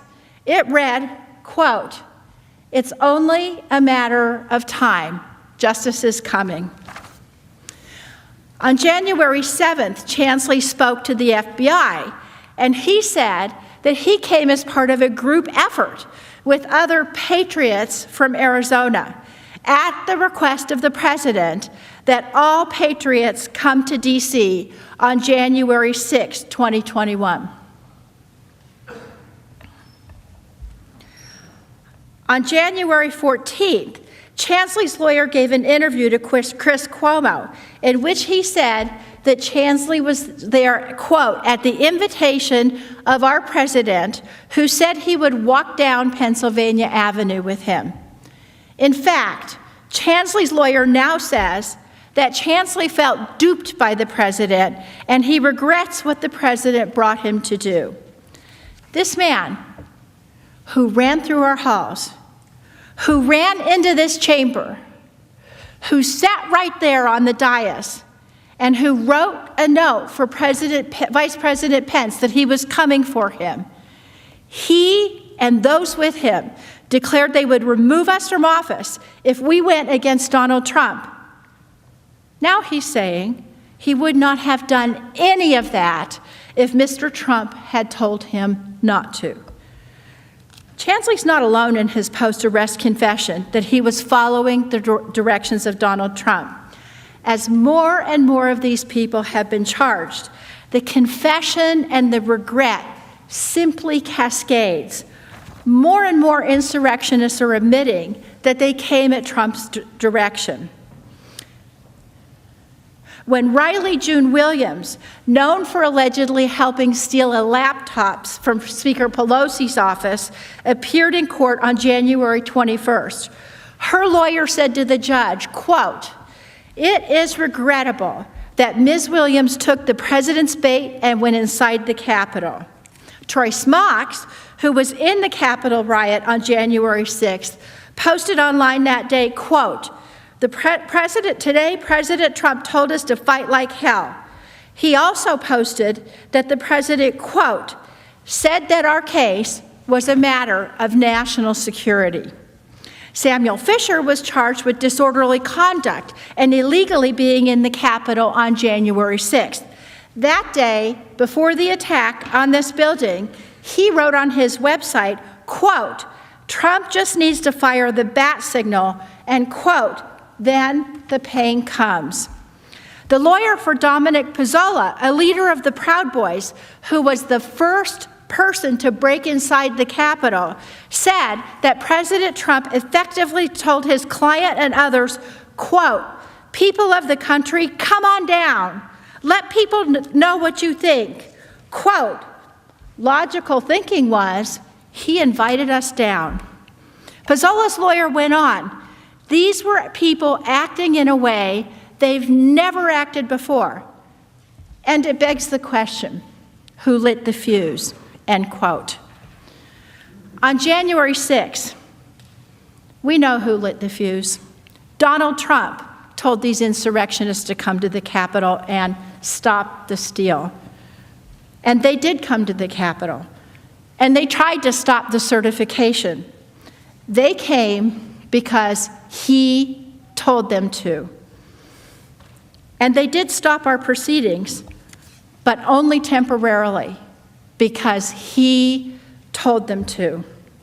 Have you noticed throughout this presentation the uncanny similarity over and over and over again of what all these people are saying? They said what Donald Trump said, and they echoed each other. Stand back and stand by. Stop the steal. Fight like hell. Trump sent us. We are listening to Trump. The riots that day left at least 7 people dead, more than 150 people injured, members, senators, and our staffs, all traumatized to this day. Damage and pain to our Capitol, damage and pain to Americans, damage to our police force, and damage to other nations who have always seen us as a bastion of democracy. All of these people who've been arrested and charged, they're being held accountable for their actions. Their leader, the man who incited them, must be held accountable as well. But, as I said earlier, you don't have to take my word for it that the insurrectionists acted at Donald Trump's direction. They said so. They were invited here. They were invited by the President of the United States.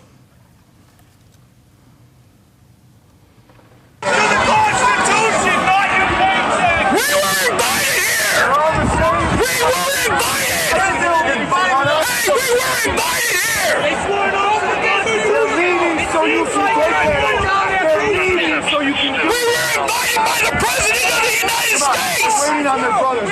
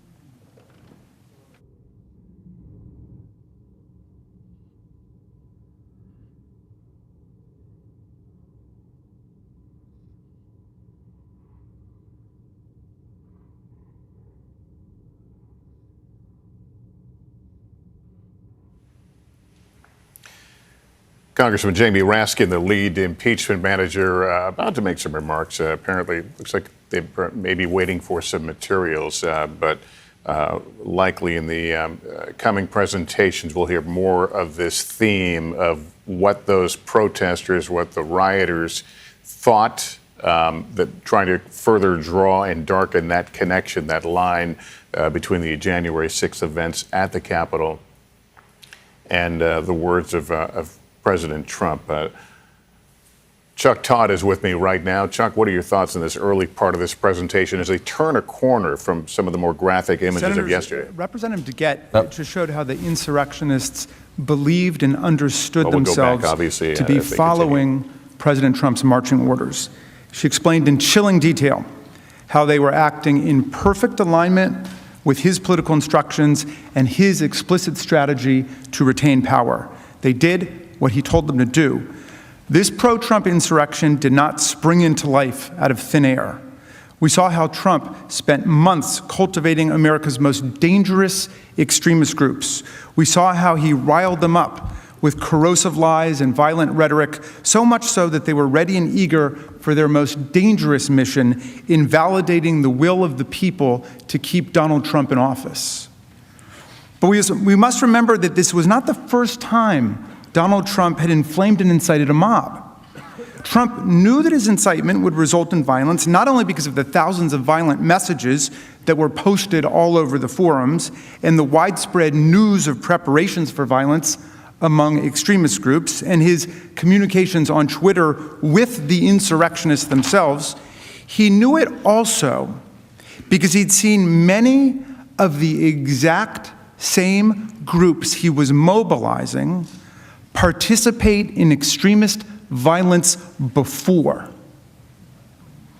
Moreover, he'd seen clearly how his own incitement to violence and praise after the violence took place galvanized, encouraged, and electrified these extremist followers. These tactics were road tested.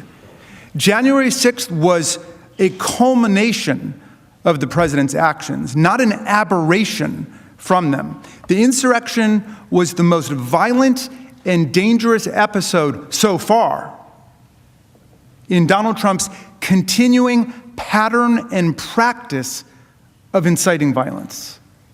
But I emphasize so far. Earlier, Congresswoman Plaskett showed several episodes of Trump's incitement that took place during the presidential election.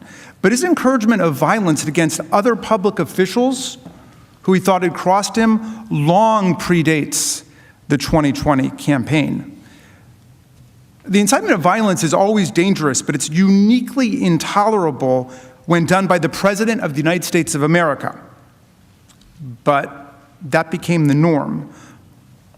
On President Trump's watch, white supremacists and extremist groups have spread like wildfire across the land. His own Department of Homeland Security called homegrown terrorism the #1 threat facing Americans today. But no matter how many people inside and outside government begged him to condemn extreme elements, promoting violence, and indeed civil war in America, and race war in America, he just wouldn't do it. And that's because he wanted to incite and provoke their violence for his own political gain and for his own strategic objectives. Ever since he became president, Trump revealed what he thought of political violence. For his side, he praised it and he encouraged it.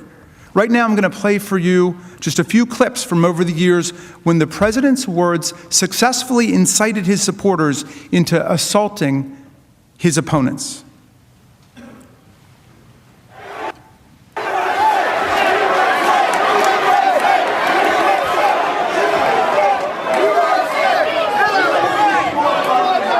See, the first group, I was nice. Oh, take your time. The second group, I was pretty nice. The third group, I'll be a little more violent.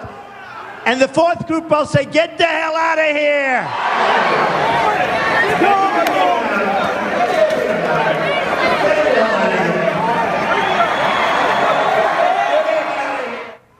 All right, yeah, get him the hell out of here, will you, please?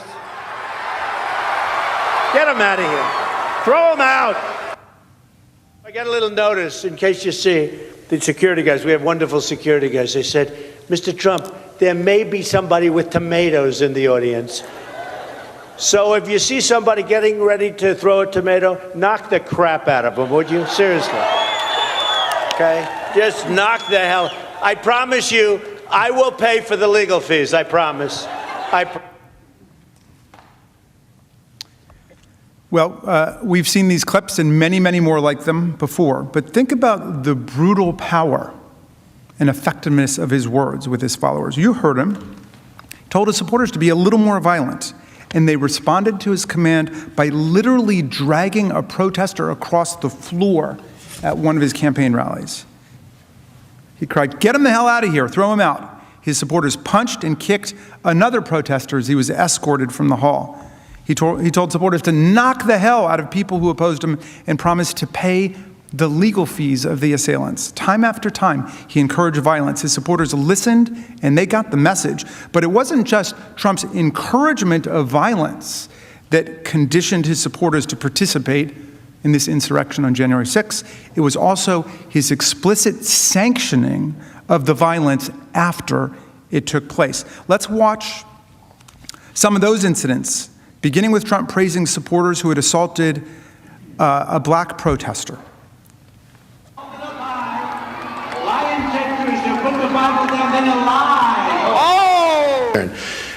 But we've had a couple that were really violent, and the particular one, when I said, like to bang him, that was a very vicious, he was a guy who was swinging, very loud, and then started swinging at the audience. And you know what? The audience swung back. And I thought it was very, very appropriate. He was swinging, he was hitting people, and the audience hit back. And that's what we need a little bit more of. And what you thought we'll talk to you about that later. Yeah, but there's not going to be time. I'm just curious if you have the speak right with now. Shane, please. But you don't. Sick and tired of you guys. The last guy that came in here, you did the same thing. Get the hell out of here. Get the hell out of here. The last guy did the same thing. You were the Guardian? Yes, and you just broke my glasses. The last guy did the same damn thing. You just body slammed me and broke my glasses. But Greg is smart. And by the way, never wrestle him. You understand that? Never. Any guy that can do a body slam, he's my kind.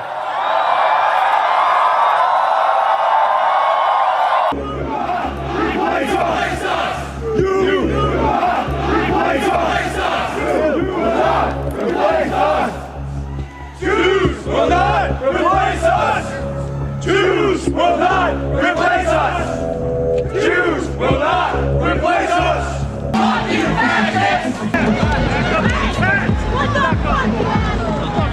I'm not even saying we're non-violent. I'm saying that we didn't aggress. We did not initiate force against anybody. We're not non-violent. We'll fucking kill these people if we have to.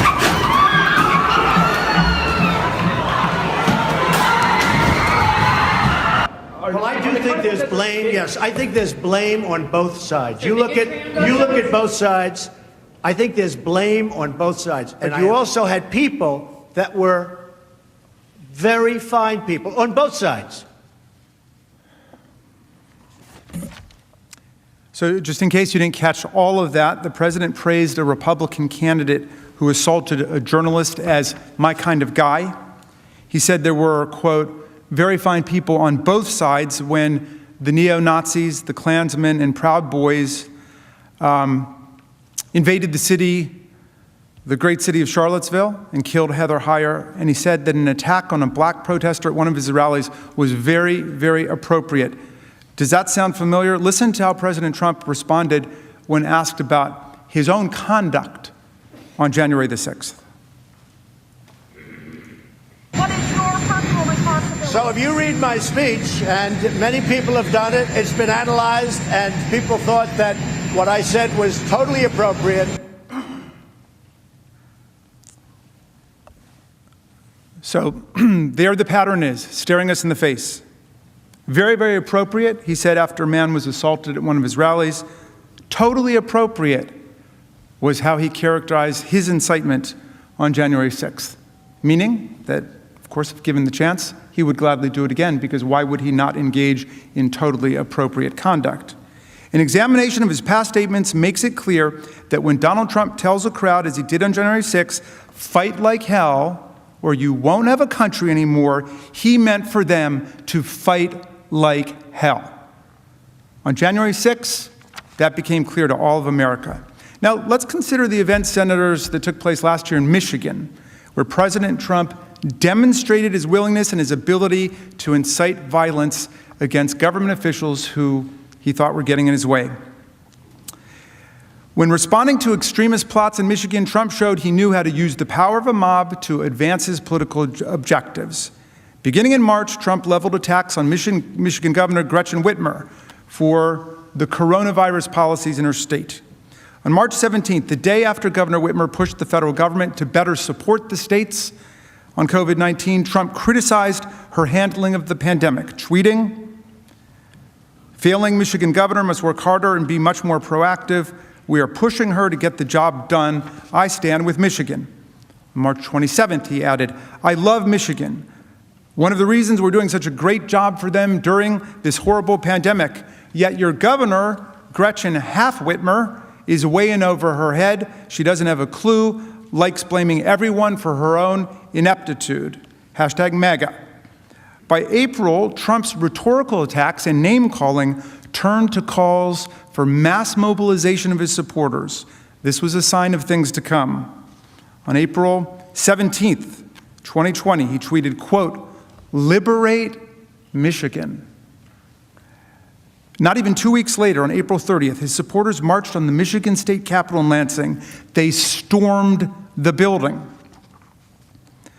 Trump's marching orders were followed by aggressive action on the ground. We have a right. Let us in. Let us in. Let us in. No more rainbows. No more. Heil Hitler. Heil Hitler. The winner. The winner. The winner. You policemen are all cowards. You betrayed us. The police have betrayed the people. Lock her up! Lock her up! Lock her up! Lock her up! Lock her up! As the video shows, these militant protesters showed up ready to take a violent stand. They came armed and tightly packed themselves into the building with no regard, of course, for social distancing. This Trump-inspired mob may indeed look familiar to you.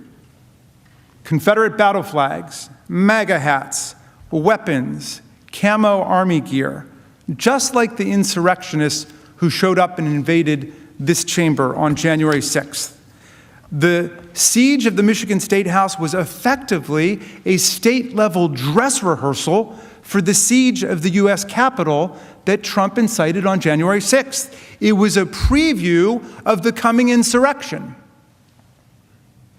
President Trump's response to these two events was strikingly similar. Following the armed siege in Lansing, President Trump refused to condemn the attacks on the Michigan Capitol or denounce the violent lawbreakers. Instead, he did just the opposite. He upheld the righteousness of his violent followers' cause, and he put pressure on the victim of the attack to listen to his supporters. The day after the mob attack in Lansing, Trump told Governor Whitmer to negotiate with the extremists, tweeting that the governor should just, quote, "give a little" to the violent men who had stormed the Capitol, threatening not only the stability of the Michigan government, but her own life. As you can see, he tweeted, "The governor of Michigan should give a little and put out the fire. These are very good people, but they are angry. They want their lives back again safely.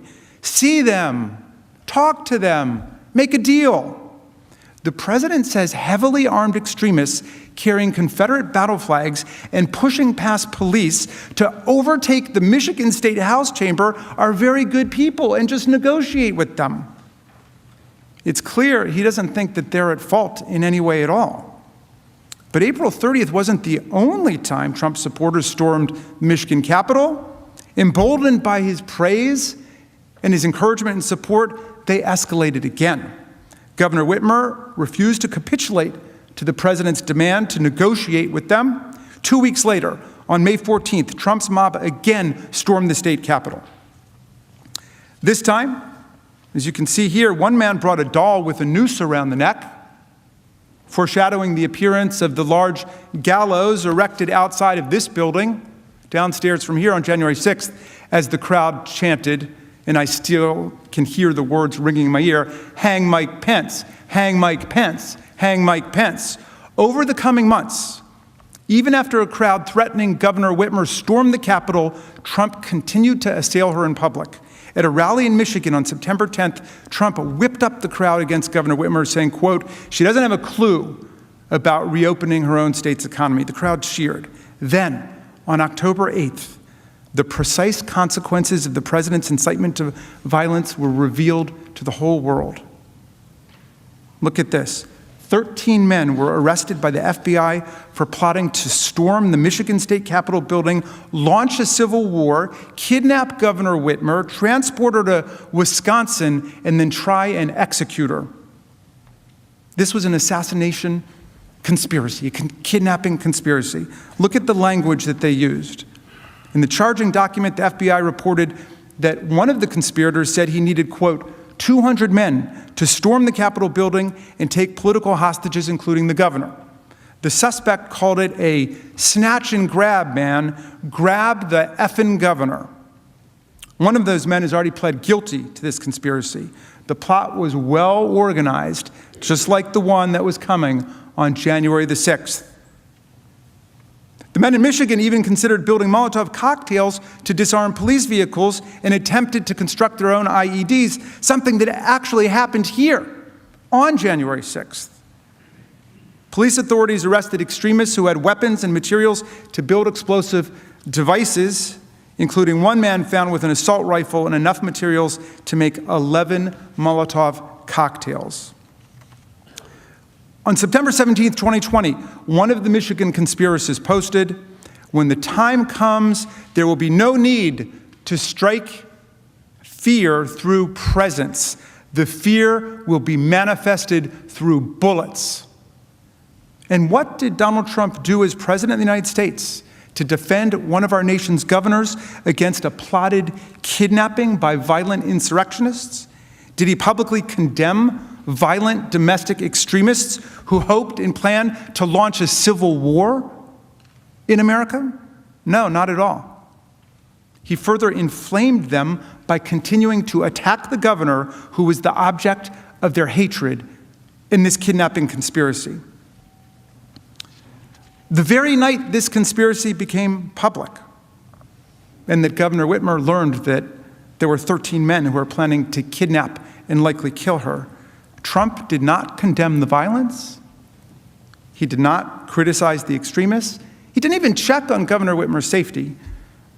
He chose to vilify Governor Whitmer again, and then amazingly took credit for foiling the plot against her, demanding her gratitude. And then he quickly, of course, changed the subject to Antifa. He tweeted, "Governor Whitmer has done a terrible job." He demanded that she thank him for the law enforcement operation that had foiled the kidnapping conspiracy that had been encouraged by his rhetoric. On October 17th, a little over a week after these people were arrested for preparing to kidnap Gretchen Whitmer, Trump riled up a boisterous crowd in Muskegon with more slashing personal attacks on Whitmer, driving the crowd to chant, "Lock her up, lock her up." He had now seen that some of his followers were prepared to engage in criminal violence with orchestrated attacks, deadly weapons, and willing bodies to storm a state capitol building and to attack his perceived political enemies. And so as the crowd chanted, "Lock her up," he pivoted to his next goal. He told them they couldn't trust the governor to administer fair elections in Michigan. He used a crowd that he knew would readily engage in violence to prepare his followers for his next and, of course, his paramount political objective, claiming the election was stolen and inciting insurrectionary action. And he did it again on October 27th during a pre-election rally speech in Lansing, Michigan, where the Capitol had been stormed. Trump openly joked with the crowd about critics saying his words had provoked the violent plot against Governor Whitmer. Check it out, it's telling. got to get her going. I don't think she likes me too much.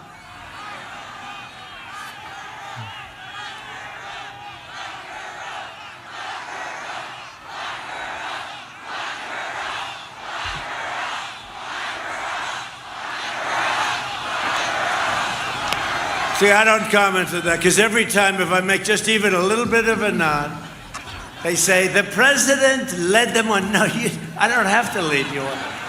Even a little nod, they say, the president said, your governor, at the urging of her husband, who has abused our system very badly, the only man allowed in the state of Michigan, the only man allowed to go sailing is her husband. No, your governor, I don't think she likes me too much.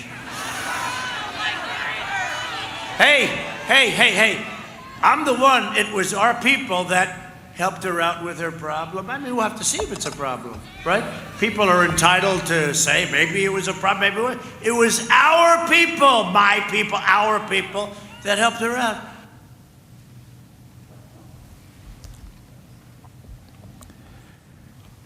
So President Trump offered them a little winking inside joke about his constant incitement of the mob and how much can actually be communicated by him with just a little nod. Just a little nod. He presided over another pounding, rhythmic rendition of his trademark chant, lock her up, then referring to the FBI's foiling of the kidnapping conspiracy, which was deadly serious. He said that he helped her out with the problem. Maybe it was a problem, maybe it wasn't. We'll have to see. Maybe it was a problem, maybe it wasn't. The President of the United States of America. He could not bring himself to publicly oppose a kidnapping and potential assassination conspiracy plot against a sitting governor of one of our 50 states. Trump knew exactly what he was doing in inciting the January 6th mob. Exactly. He had just seen how easily his words and actions inspired violence in Michigan. He sent a clear message to his supporters. He encouraged planning and conspiracies to take over Capitol buildings and threaten public officials who refused to bow down to his political will. Is there any chance Donald Trump was surprised by the results of his own incitement? Let's do what Tom Paine told us to do. Use our common sense. The sense we have in common as citizens. If we don't draw the line here, what's next? What makes you think the nightmare with Donald Trump and his lawmaking and violent mobs is over? If we let him get away with it, and then it comes to your state capitol, or it comes back here again, what are we going to say? These prior acts of incitement cast a harsh light on Trump's obvious intent, his unavoidable knowledge of the consequences of his incitement, the unavoidable knowledge of the consequences of his incitement, and the clear foreseeability of the violent harm that he unleashed on our people and our republic. January 6th was not some unexpected radical break from his normal law-abiding and peaceful disposition. This was his state of mind. This was his essential MO. He knew that, egged on by his tweets, his lies, and his promise of a wild time in Washington to guarantee his grip on power, his most extreme followers would show up bright and early, ready to attack, ready to engage in violence, ready to fight like hell for their hero. Just like they'd answered his call in Michigan. President Trump has said over and over his supporters are loyal. In his own words, his supporters are the most loyal that we've seen in our country's history. And he knew that his most hardcore supporters were willing to direct violence at elected officials, indeed to attack and lay siege to a Capitol building. And he knew they would be ready to heed his call on January 6th to stop the steal by using violence to block the peaceful transfer of power in the United States. He knew they were coming. He brought them here, and he welcomed them with open arms. We hear you and love you from the Oval Office. My dear colleagues, is there any political leader in this room who believes that if he is ever allowed by the Senate to get back into the Oval Office, Donald Trump would stop inciting violence to get his way? Would you bet the lives of more police officers on that? Would you bet the safety of your family on that? Would you bet the future of your democracy on that? President Trump declared his conduct totally appropriate. So, if he gets back into office and it happens again, we'll have no one to blame but ourselves.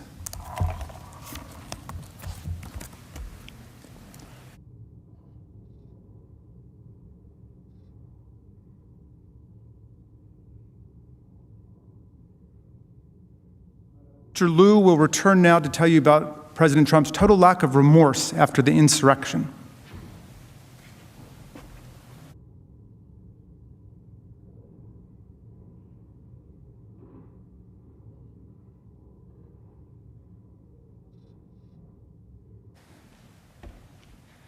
Good afternoon. My colleagues walked you through President Trump's actions leading up to January 6th and then the horrific events on January 6th. And we saw both during the attack as well as in the days after the attack that this was a president who showed no remorse and took no accountability. In fact, quite the opposite.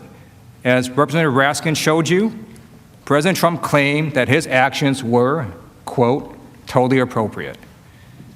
The assertion that everyone thought Donald Trump's actions were totally appropriate, including people in this room, is of course untrue. It is also dangerous. And that's why members of Congress and U.S. senators, former and current administration officials, state and local officials, all unequivocally confirmed what we witnessed with our own eyes, that Donald Trump's conduct was wrong, it was destructive, dishonorable, and un-American. President Trump's lack of remorse and refusal to take accountability during the attack shows his state of mind. It shows that he intended the events of January 6th to happen, and when it did, he delighted in it. President Trump's lack of remorse and refusal to take accountability after the attack poses its own unique and continuing danger. It sends the message that it is acceptable to incite a violent insurrection to overthrow the will of the people, and that a president of the United States can do that and get away with it. That is why we have to hold President Trump accountable, to send the message that it is never patriotic to incite a violent attack against our nation's capital, and that future presidents will know that they cannot follow in Donald Trump's footsteps and get away with it. So let's start with the day of the attack. On Insurrection Day, January 6th, President Trump did not once condemn the attack, not even once. Even when he finally asked the violent extremists to go home, which was 3 hours after the attack began, he sends this video, and he ends it with, "You're very special. We love you." That was his message to people who perpetrated this violent, gruesome attack. We love you.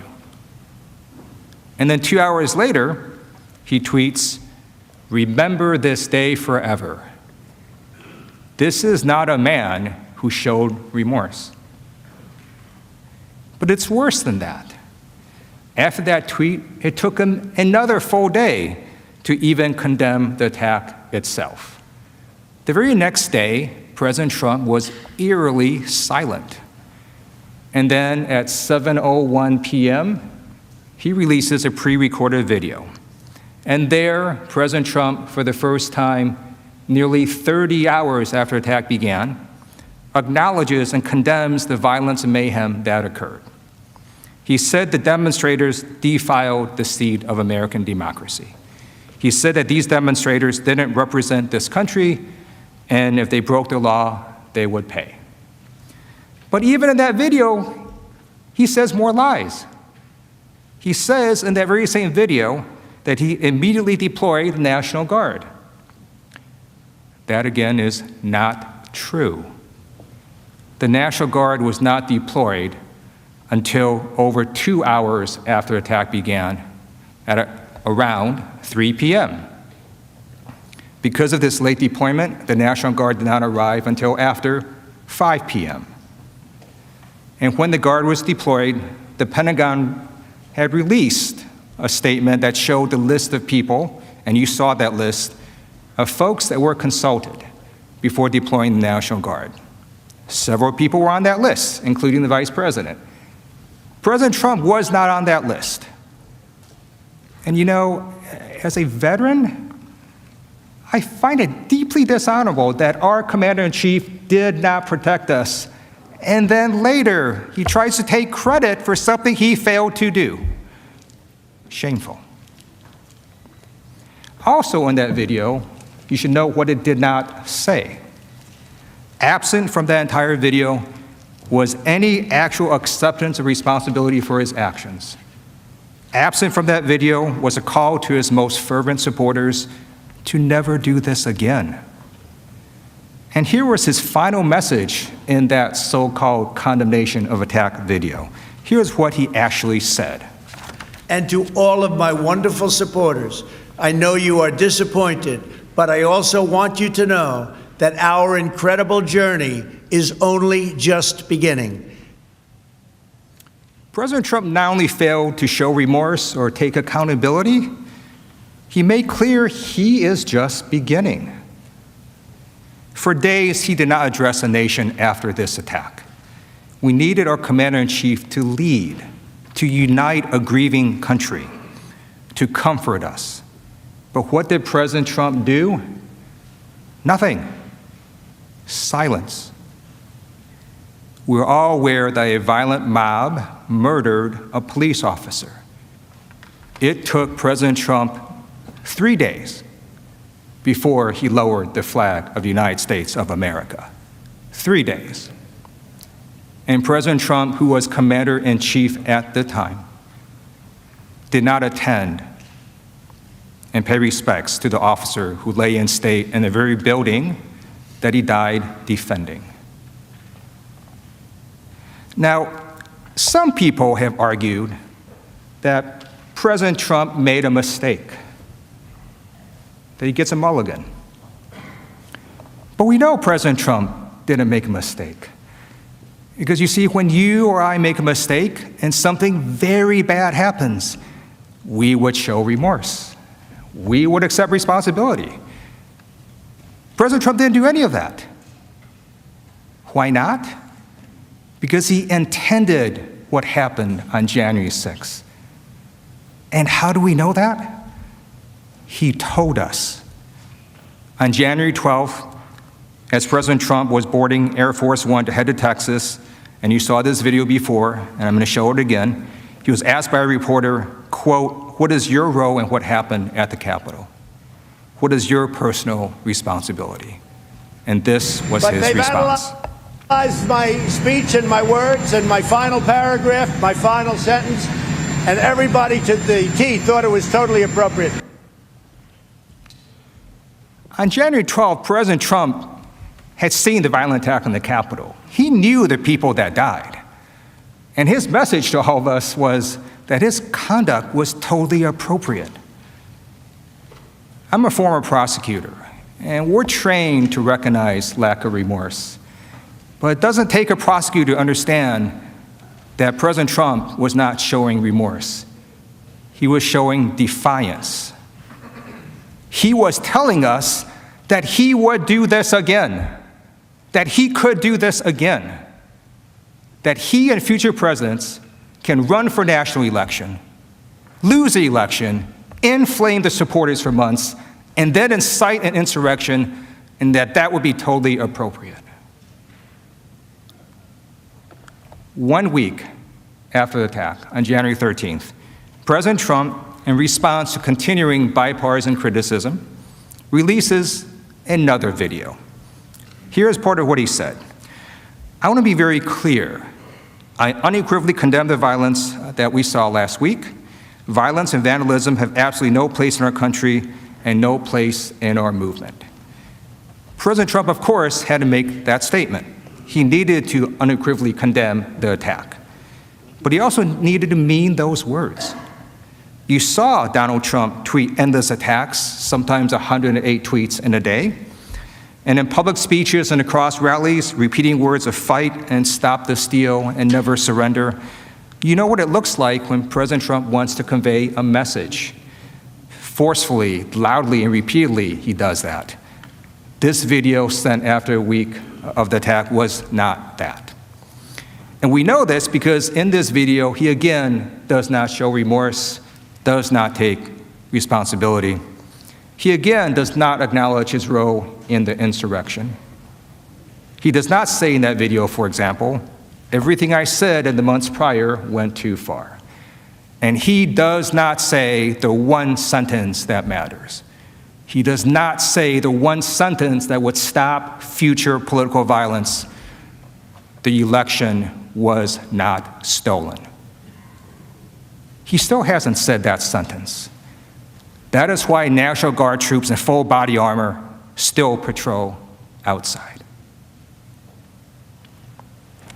Reports from the White House also confirm that President Trump believed he was, quote, forced by the bipartisan fear after the insurrection to acknowledge the new administration. We know he did not stand behind his belated condemnation because those around him confirmed it. And behind closed doors, sources confirmed that President Trump still refused to directly acknowledge his election loss to Joe Biden and refused to even attend the peaceful transition of power, the first president in modern history. President Trump even reportedly, while watching the impeachment vote, quote, focused his ire on the Republicans who voted for his impeachment, peppering aides with questions about what he could do to exact revenge. President Trump has made clear that if he is not held accountable, he will not be accountable. He will not stop. Now, President Trump would have his base in the world believe that his conduct was totally appropriate. It is important to impeach that falsehood, to make clear to his supporters and everyone watching that what Donald Trump did was not acceptable. In fact, quite the opposite.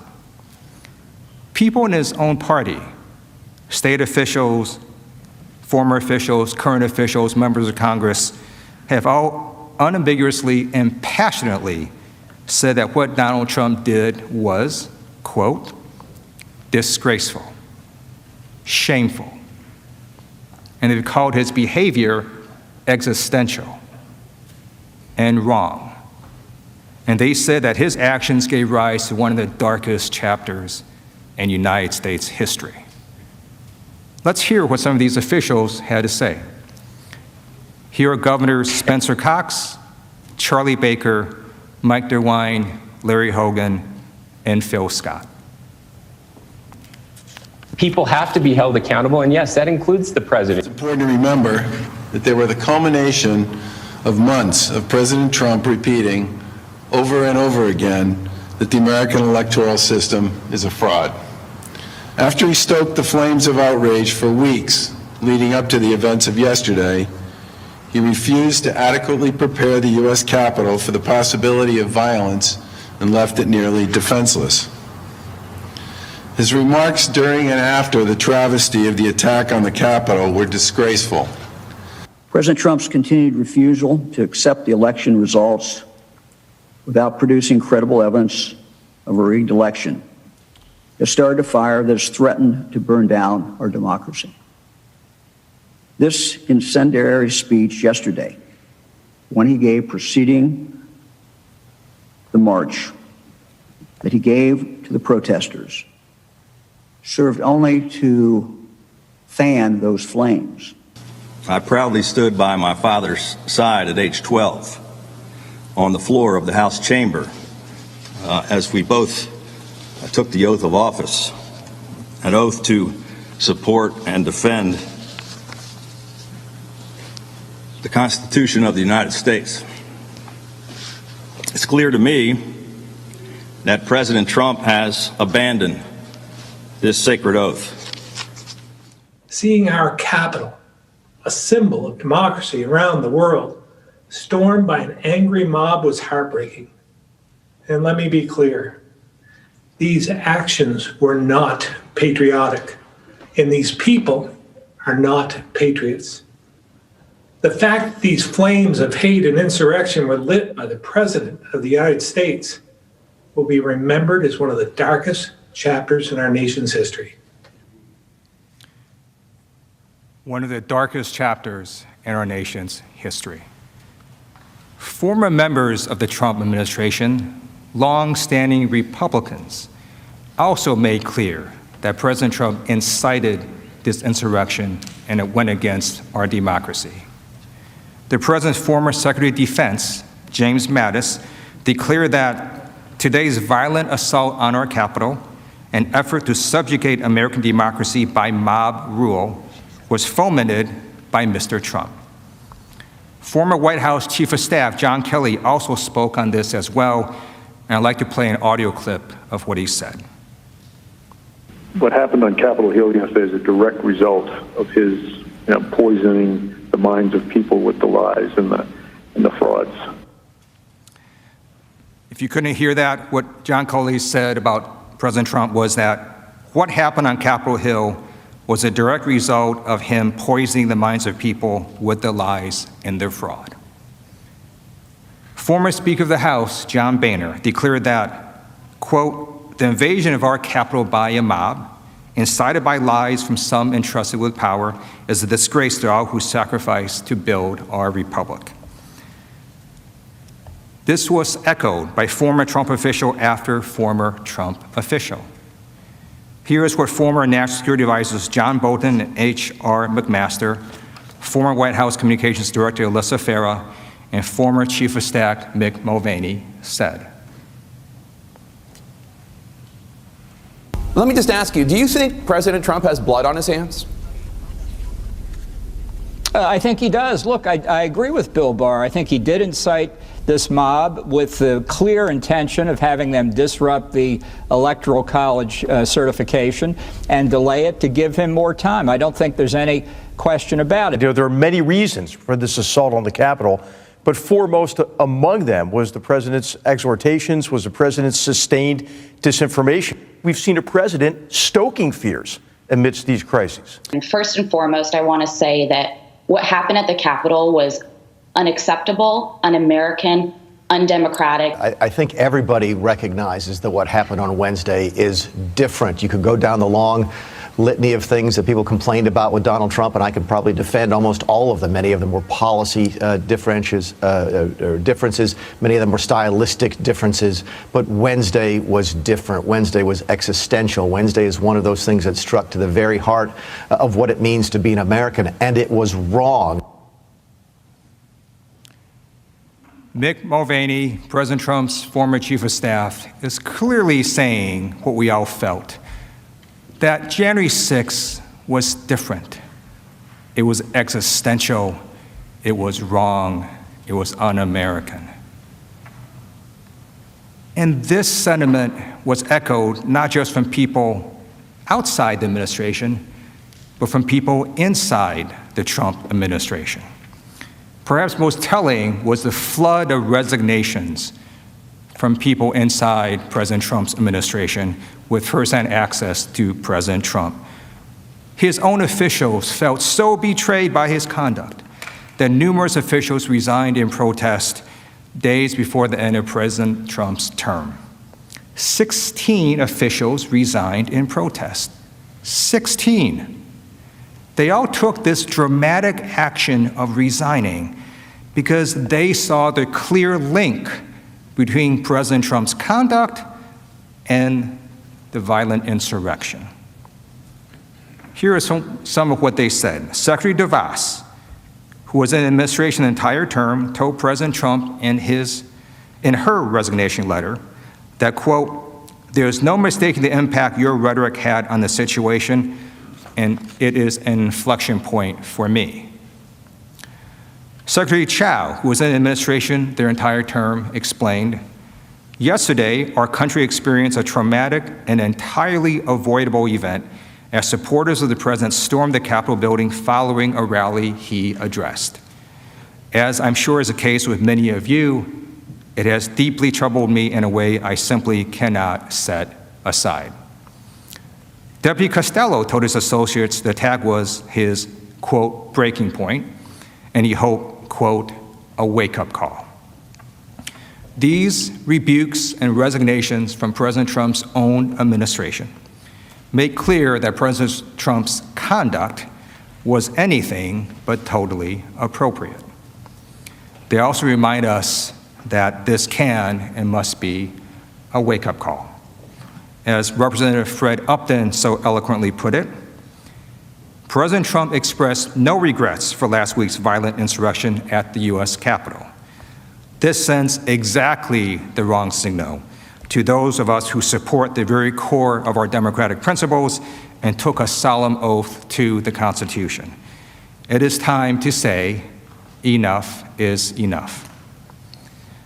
Now, no one is saying here that President Trump cannot contest the election. Of course he can. But what President Trump did, as his former chief of staff explained, was different. It was dishonorable, it was un-American, and it resulted in fatalities. President Trump spent months inflaming his supporters, spread lies to incite a violent attack on the Capitol, on our law enforcement, and on all of us. And then he lied again to his base to tell them that this was all okay, that this was all acceptable. And that is why President Trump is so dangerous. Because he would have all of us, all Americans, believe that any president who comes after him can do exactly the same thing. That's why lack of remorse is an important factor in impeachment. Because impeachment, conviction, and disqualification is not just about the past, it's about the future. It's making sure that no future official, no future president does the same exact thing President Trump does. President Trump's lack of remorse shows that he will undoubtedly cause future harm if allowed, because he still refuses to account for his previous high grave crime against our government. You know, I'm not afraid of Donald Trump running again in 4 years. I'm afraid he's going to run again and lose, because he can do this again. We're in an unusual situation, because despite President Trump's claim that everyone thinks what he did was fine, so many have come out and spoken so strongly and passionately about what happened here. I'd like to highlight a statement by Representative Anthony Gonzalez. He said, "The Vice President and both chambers of Congress had their lives put in grave danger as a result of the President's actions and the events leading up to and on January 6th. During the attack itself, the President abandoned his post while many members asked for help, thus further endangering all present. These are fundamental threats not just to people's lives, but to the very foundation of our republic." And now I'd like to show what members of Congress said leading up to the most bipartisan impeachment vote in U.S. history. Because I do want everyone watching, especially President Trump's supporters, to see firsthand what I believe we all feel, that what President Trump did was not appropriate, that it was not American, and that it absolutely cannot stand. What he has done and what he has caused here is something that we've never seen before in our history. All indications are that the president has become unmoored, not just from his duty, nor even his oath, but from reality itself. The president's role in this insurrection is undeniable, both on social media ahead of January 6th and in his speech that day. He deliberately promoted baseless theories, creating a combustible environment of misinformation and division. To allow the President of the United States to incite this attack without consequences is a direct threat to the future of this democracy. After this trial, I hope you will come together and cast your vote and make absolutely clear how we as a Congress and as a nation feel about what Donald Trump did by convicting him. And to prevent this from being only the beginning, as President Trump said, and to deter future presidents who do not like the outcome of a national election from believing they can follow in President Trump's footsteps. It is what our Constitution requires. It is what our country deserves.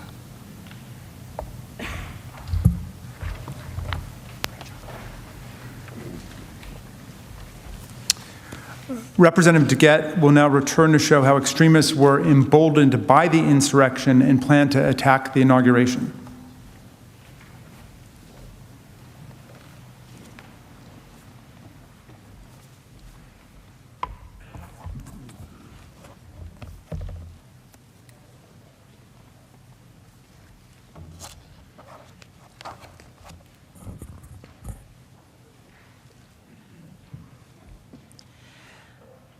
My colleagues have showed you the overwhelming evidence of how President Trump's conduct assembled, incited, and inflamed the mob.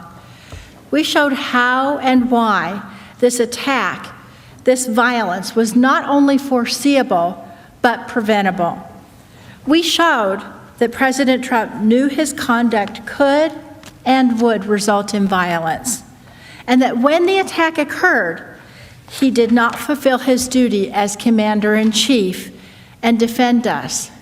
Instead, he was delighted.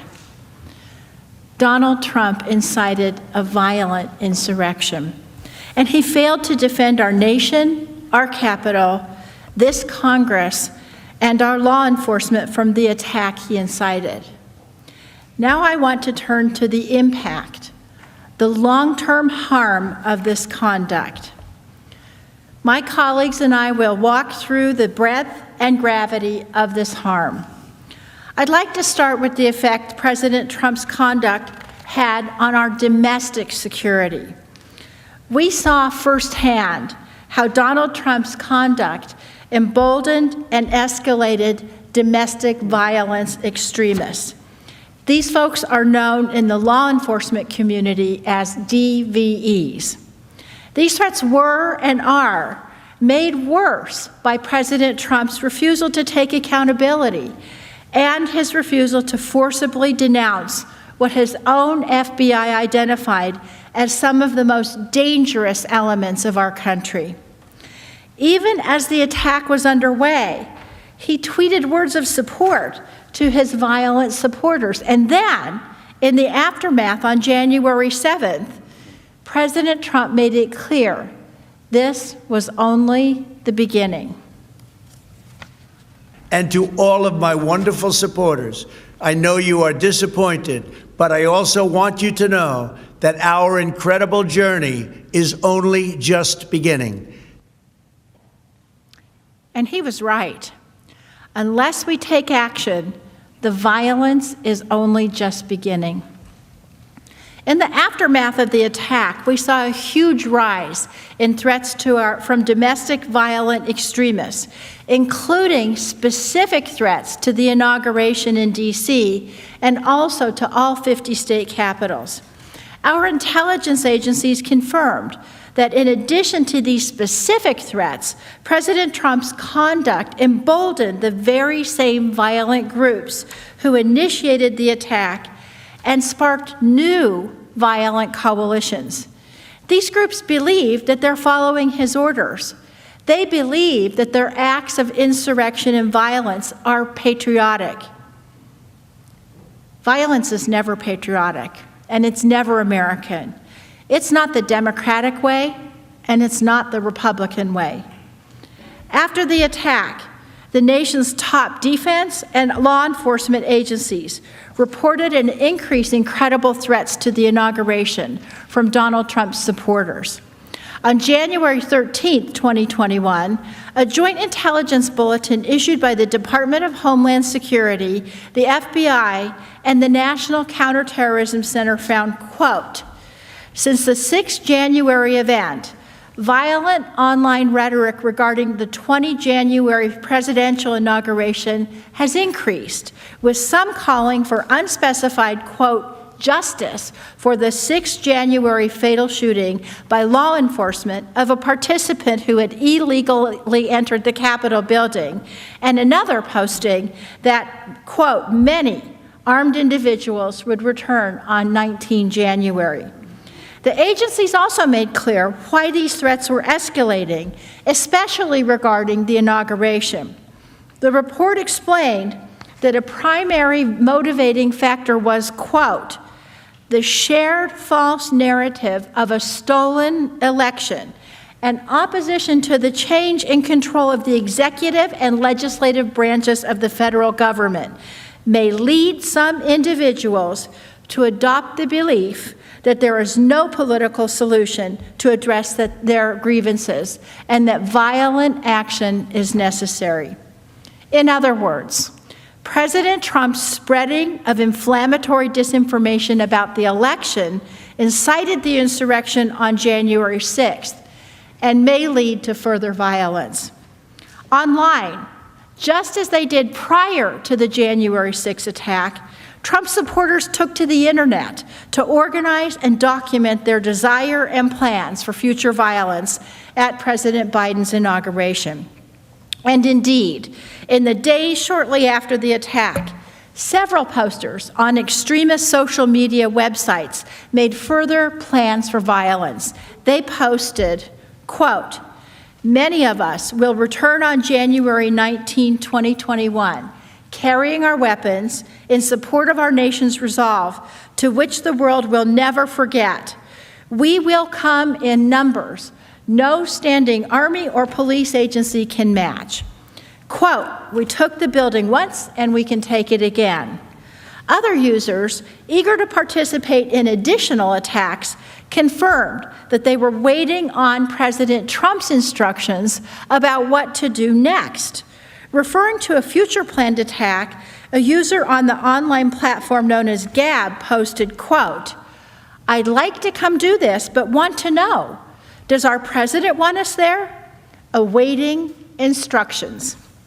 In fact, in the days leading up to the inauguration, multiple individuals, many potentially in an attempt to carry out the plots that I just previewed, were arrested in Washington, D.C., including on serious weapons charges. One of those men was Couy Griffin, the founder of Cowboys for Trump, who took part in the Capitol attack and was also arrested on January 17th. Here's what he said about his plans for violence. You know, you want to say that that was a mob? You want to say that was a violence? No, sir. No, ma'am. No, we could have a Second Amendment rally on those same steps that we had that rally yesterday. You know, and if we do, then it's going to be a sad day because there's going to be blood running out of that building. But at the end of the day, you mark my word, we will plant our flag on the desk of Nancy Pelosi and Chuck Schumer. Blood running out of the building, this building, the Capitol, where all of us are right now. Now, the name Couy Griffin may sound familiar because he previously faced controversy for a May 2020 video where he said, quote, the only good Democrat is a dead Democrat. Hear it from him yourself. Where I've come to the conclusion that the only good Democrat is a dead Democrat. Now, when he said this, President Trump actually retweeted Griffin and thanked him for that sentiment. When Donald Trump retweeted this, he was no stranger to Griffin. In fact, in March 2019, over a year earlier, Griffin and Trump had spoken on the phone for nearly 30 minutes. President Trump's conduct, without a doubt, made it clear that he supported Griffin. In fact, Griffin even said so himself. As Griffin later said about President Trump retweeting his inflammatory comment about the dead Democrats, quote, It really means a lot to me because I know the President of the United States has my back. Remember, this is a man who was here on January 6th, who was arrested after threatening to come back here to make blood come running out of this building. Threats like Griffin's have triggered a deployment of forces, the likes of which we have never seen. There were approximately 25,000 National Guard troops brought in from around the country to protect D.C. leading up to and on Inauguration Day. As you know, many of those troops are still here. Take a look at that.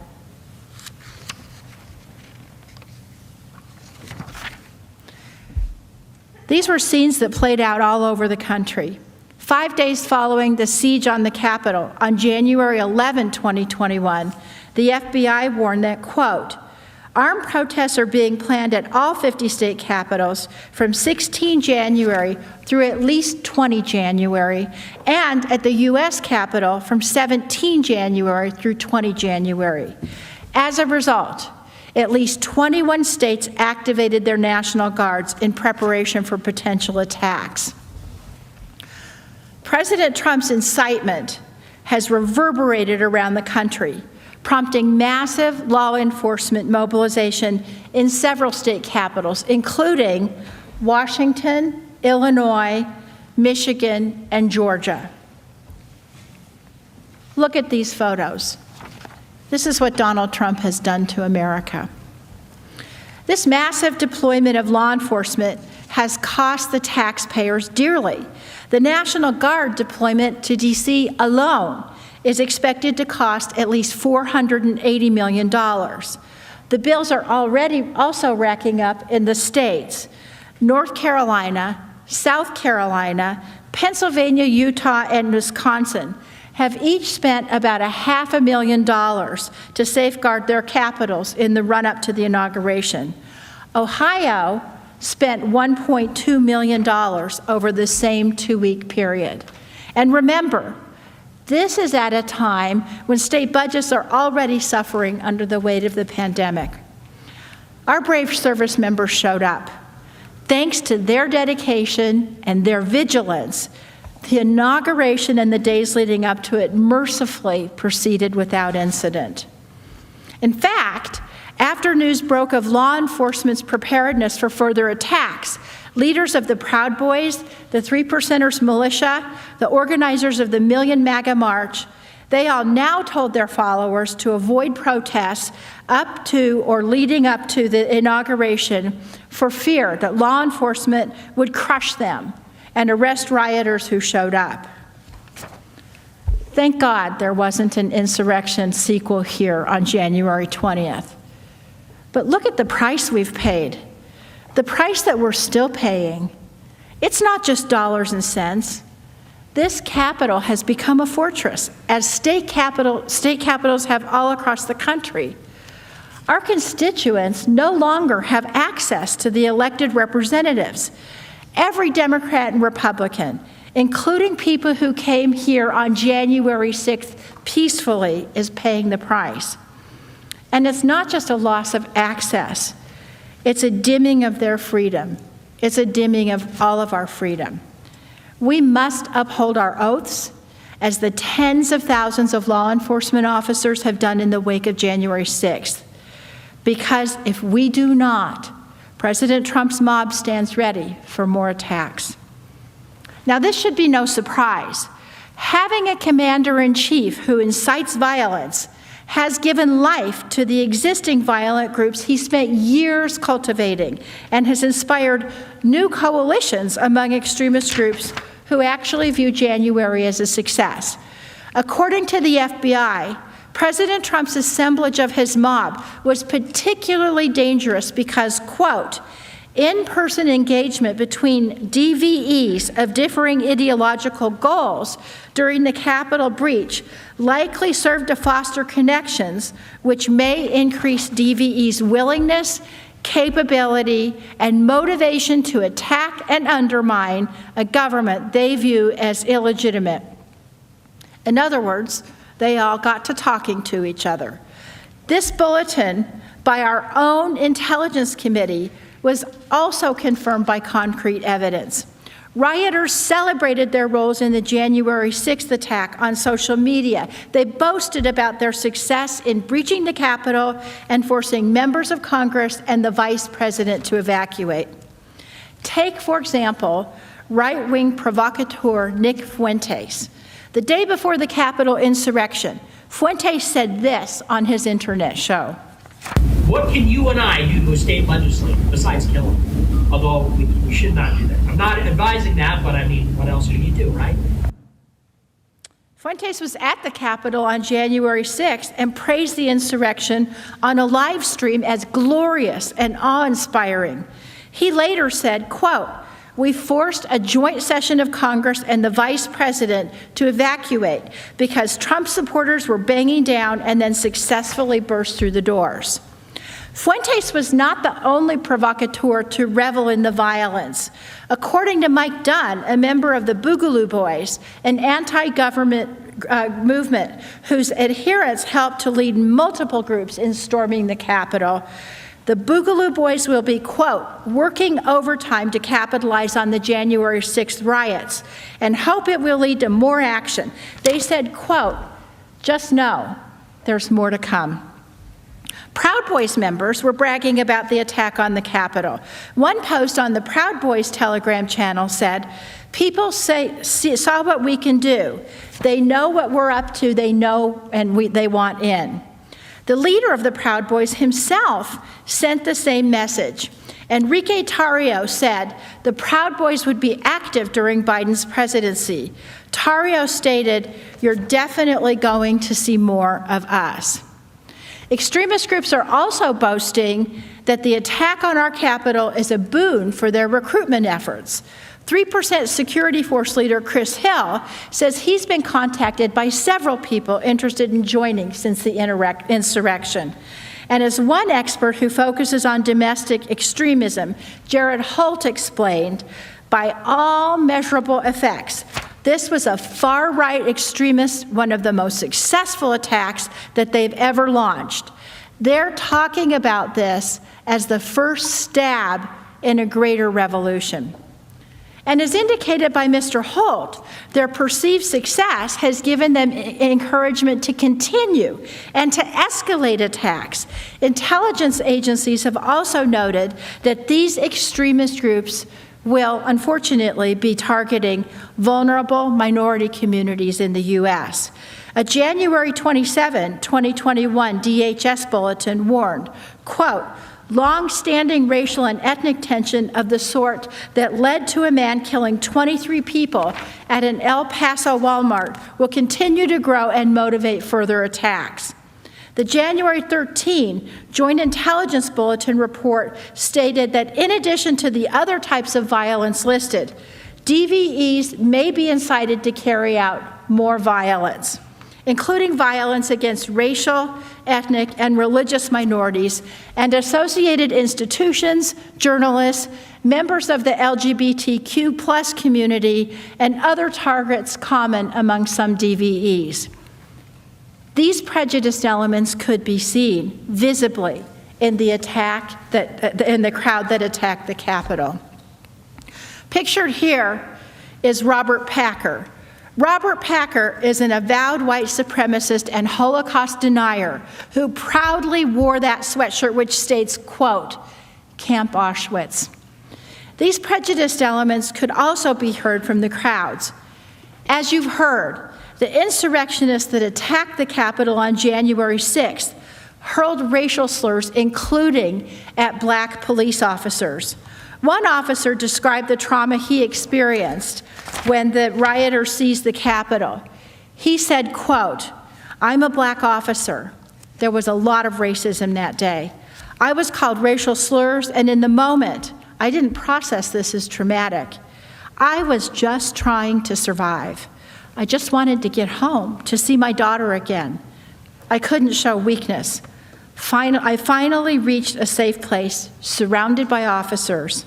I was able to cry, to let it out, to attempt to process it."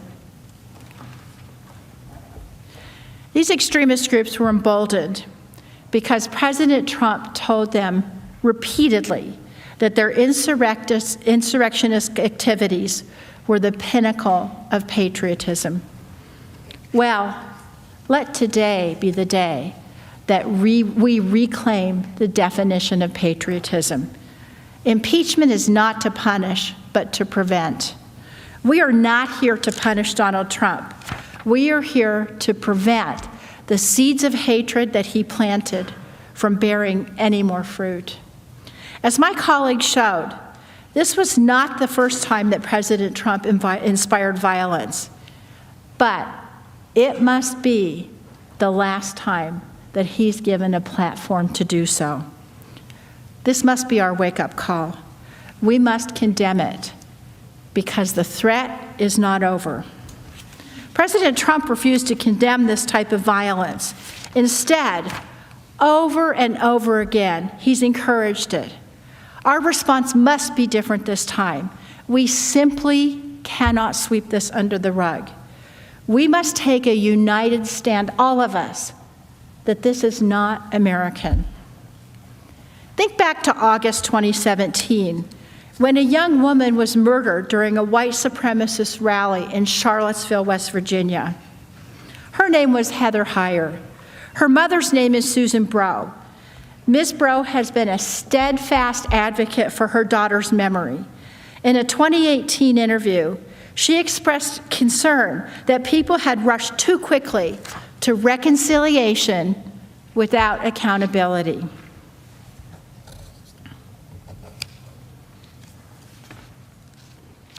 If you rush to heal, if you rush to everybody grab each other and sing Kumbaya, then we've accomplished nothing and we'll be right back here in a few years. We will be right back here in a few years. Those were her words in 2018, 3 years ago. Her daughter's murderer, he was held to account. But our nation did not impose any meaningful accountability on a president who at the time said that there were very fine people on both sides. And now where are we 3 years later? I'd argue we're not just back where we were. I would argue things are worse. In 2017, it was unfathomable to most of us to think that Charlottesville could happen, just as it was unfathomable to most of us that the Capitol could have been breached on January 6th. Frankly, what unfathomable horrors await us if we do not stand up now and say, no, this is not America. And we will not just express condolences and denunciations. We won't just close the book and try to move on. We will act to make sure this never happens again.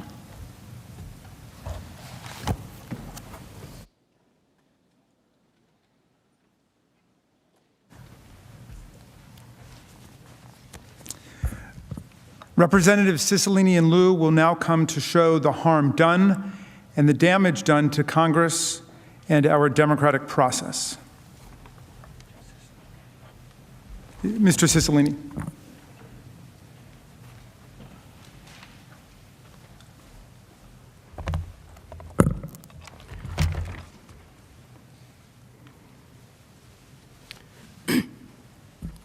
Mr. President, distinguished senators, you just heard from my colleague, Manager DeGette, how the conduct of Donald Trump dramatically increased the threats to our security and emboldened violent domestic extremists. I'd like to now turn to the harm that was caused here, inside these walls, as a result of the conduct on January 6th. The harm to us, to Congress, to those who serve our country, and to the constitutional processes as the Trump mob tried to stop the election certification process. The attack on January 6th was one of the bloodiest intrusions in the Capitol since the British invaded in the War of 1812 and burned it to the ground.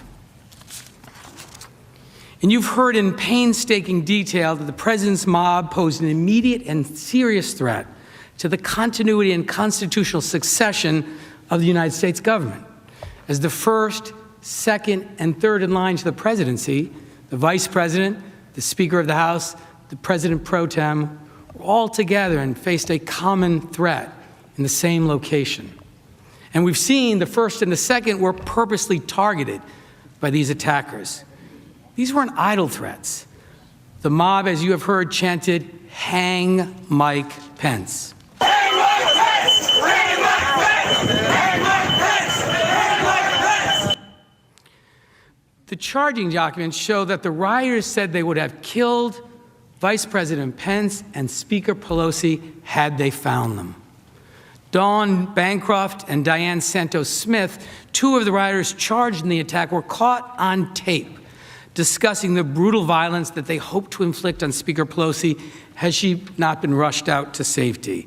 They said, quote, "We broke into the Capitol. We got inside. We did our part. And we were looking for Nancy to shoot her in the frigging brain, but we didn't find her," end quote. Senators, simply put, this mob was trying to overthrow our government. And they came perilously close to reaching the first three people in line to the presidency. It wasn't just the vice president and the speaker. Rioters were prepared to attack any member of Congress they found. Thomas Edward Caldwell, Donovan Ray Kroll, and Jessica Marie Watkins, three militia members, were also charged for their role in the attack. They discussed trapping us inside the underground tunnels. The indictment quotes social media chatter with Caldwell, quote, "All members are in the tunnel under Capitol. Seal them in. Turn on gas. All legislators are down in the tunnels, 3 floors down. Do like we had to do when I was in the Corps and start tearing out floors, go from top to bottom," end quote. Never did any of us imagine that we or our colleagues would face mortal peril by a mob riled up by the President of the United States, the leader of the free world. But we did. All because Donald Trump could not accept his election defeat. Trump chose himself above the people, above our institutions, above our democracy, above all of you. You know, we've heard Trump espouse for years now this America First policy. But his true North Star isn't America's well-being. It's not country first like our dear departed colleague John McCain. No, his directive is Trump first, no matter the cost, no matter the threat to our democracy. But each and every one of us in this room must agree on one thing. We can never allow the kind of violent attack that occurred on January 6th to ever happen again in this country. In the immediate aftermath, we heard really disturbing accounts from many members of Congress about what they experienced that day. Here are some of those reactions. Following the attack, Representative Dusty Johnson expressed concerns that we had gotten to the point where so many of us had sown the seeds of anger and division. We were barricaded, and there was some fear, to be sure, but overwhelmingly the emotion that I experienced was one of anger. I just could not believe that this was happening. I could not believe that we had gotten to this point where so many of us had sown these seeds of anger and of division, and we had built this powder keg. And really, we were starting to see this powder keg light up, and it was, frankly, I was furious. Representative Jason Crow compared the events of this day to his time in Afghanistan as an Army Ranger, something Senator Reid knows something about. What I felt in the Capitol behind us is something that I haven't felt since I was in Afghanistan as an Army Ranger. And to think that as a member of Congress in 2021, in the U.S. Capitol on the House floor, that I was preparing to fight my way out of the People's House against a mob is just beyond troubling. Representative Pat Fallon was humbled by his experience on January 6th and described the events as surreal as they unfolded here in the Capitol. It was something that I just never thought I'd see this in our nation's capital, and particularly in the House chamber. It was surreal when it was unfolding. Well, you know, what was interesting was the bravery and the courage of some of my fellow members. When we got to a point where the mob was banging on the doors, and all that kept them from reaching the chamber itself was the doors and then some furniture that we had moved and some Capitol Police, and they needed to be augmented. And so Tony Gonzalez, a new freshman rep from Texas, and Ronnie Jackson and Troy Nels and Mark Wayne Mullen stepped in, and we broke off furniture. Some of the hand sanitizer stations are on these big giant poles, wooden poles, and we turned them upside down, and we were ready to actually have the street fight in the House chamber. It was unbelievable. Many members that day wondered if they would ever see their families again. As the rioters breached the Capitol and they were outnumbered and trapped inside, they were calling loved ones to say goodbye. Representative Dan Kildee was one of them. Listen to how he described the impact of the riot on him. I was laying on the floor, trying to, protect myself behind this little wall. And, we all took our pins off because we're certain that if this mob were to come in, that would not be a good thing for them to quickly, easily be able to identify us as members of Congress. I called my wife, and, it wasn't until I heard her voice that I thought, wow, this is like one of those calls you hear about.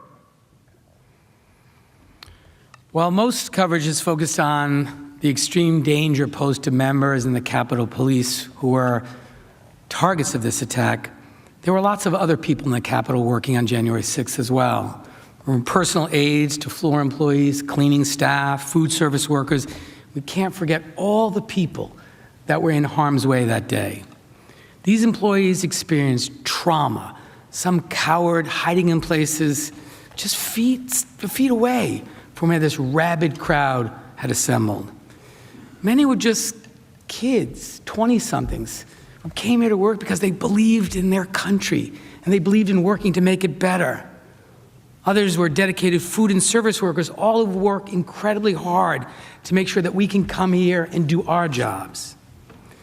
These workers are the lifeblood of the legislative branch. They deserved better. You've already heard from Speaker Pelosi's staff, the staff that was hiding under the conference table, cowering in the dark, making sure that the attackers couldn't hear them. But I'd like to share with you what some other staffers went through. Listen as two staffers recall what they experienced that day. But then we were seeing on Twitter, on our phones, and then and hearing from some of the police officers on the floor that the building had been breached. Building breached, those were two words I had never heard.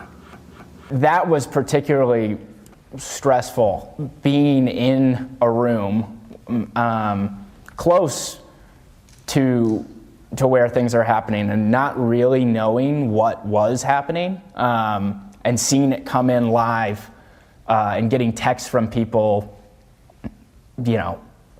are you okay? And truthfully, I didn't know what was happening. I heard shots fired, shots fired, shots fired, show me your hands, show me your hands.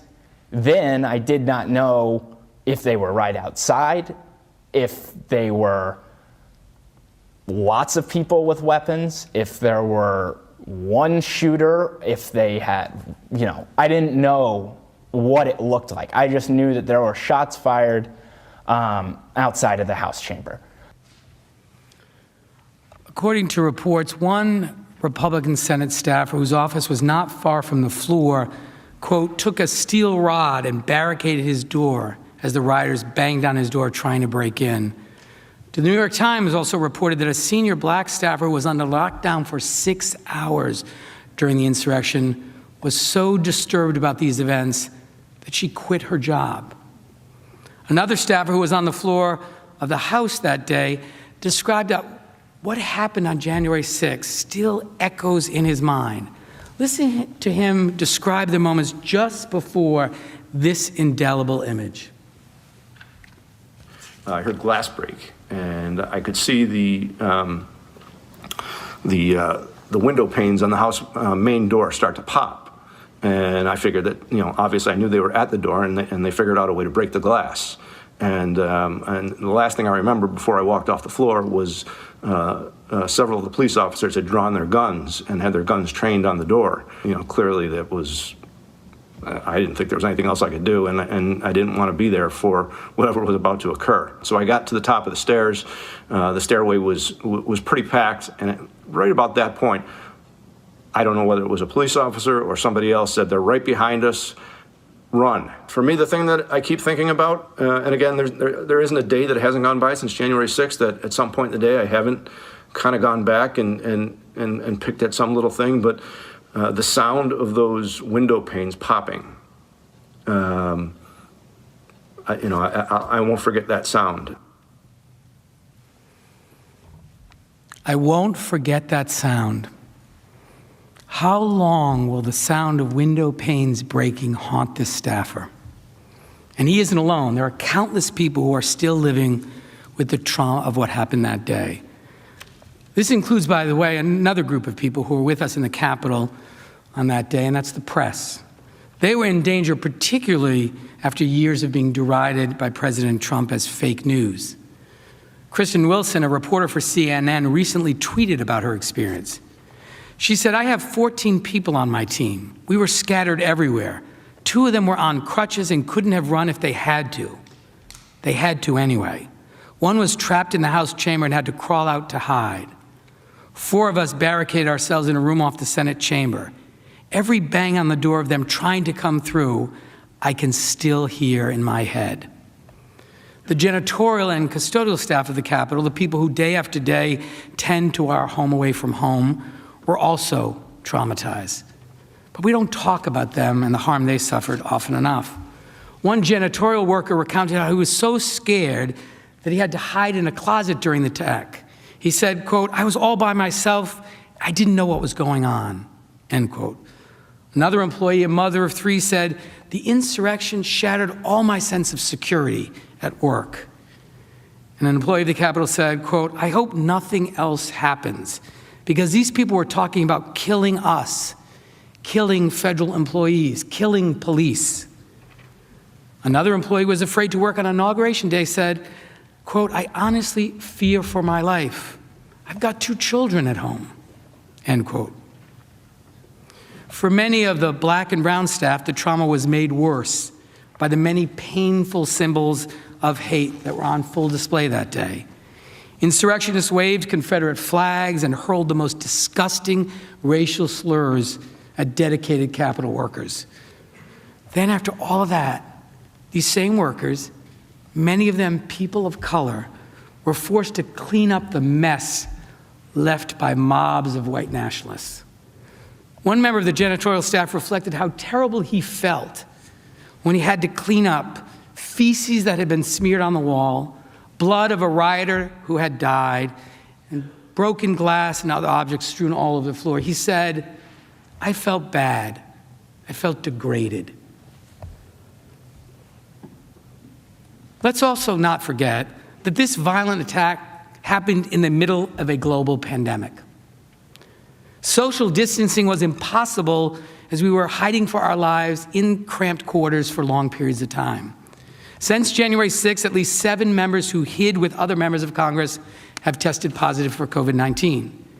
At least 38 Capitol Police officers have either tested positive or been exposed, and nearly 200 National Guard troops who were deployed to our nation's capital to provide all of us protection have tested positive.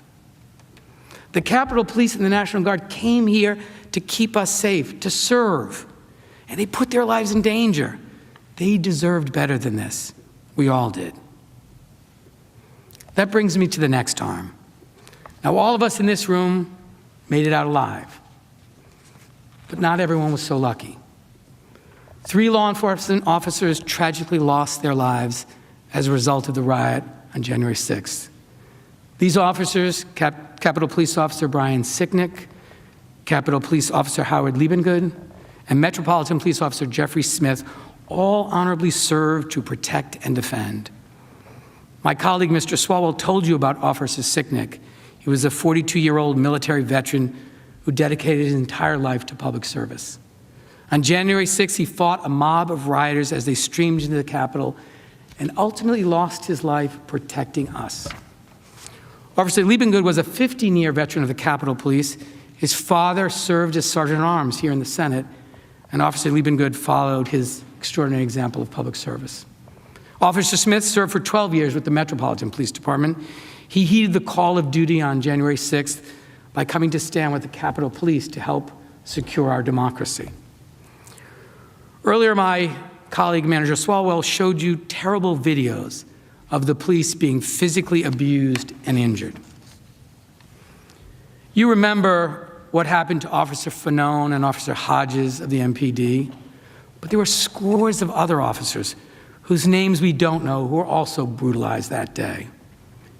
Injuries to the U.S. Capitol Police and the Metropolitan Police Department include concussions, irritated lungs, serious injuries caused by repeated blows from bats, poles, and clubs. Capitol Police officers also sustained injuries that will be with them for the rest of their lives. One officer lost the tip of a right index finger. In a statement issued on January 7th, the chairman of the Capitol Police Officers Union said, and I quote, "I have officers who were not issued helmets prior to the attack, who have sustained brain injuries. One officer has 2 cracked ribs and 2 smashed spinal discs. One officer is going to lose his eye, and another was stabbed with a metal fence stake," end quote. In total, at least 81 members of Capitol Police and 65 members of the Metropolitan Police Department were injured during the attack on January 6th. Former Capitol Police Chief's son described the insurrection as violent, unlike anything he'd seen in his 30-year career in law enforcement. D.C. Police Chief Robert J. Conte III, who had spoken with an officer who had been beaten and injured with a stun gun, said, quote, "I've talked to officers who have done 2 tours in Iraq who said this was scarier to them than their time in combat," end quote. Of course, the physical violence is not the only thing that will have a lasting effect on our brave sworn officers. Trump's mob verbally denigrated their patriotism, questioned their loyalty, and yelled racial slurs. They called them traitors, Nazis, un-American for protecting us. For example, in the next clip, a rioter wearing a hunting jacket accosts a police officer. Are you an American? Act like fucking what you don't know. You don't argue with the fucking you guys have no idea what the fuck you're doing. Now, once again, never America. Now, what idea? Don't touch me, don't. Get the fuck out of here. Don't touch me, motherfucker. Man, take it easy. No, they work for us. Fuck that. Listen to how the Trump mob talked to these officers. You heard that with your own ears. Fuck you!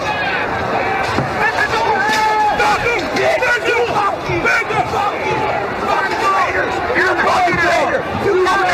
You come here, motherfucker! You're a fucking traitor to your country! Yeah! You're a fucking traitor! Fucking traitor!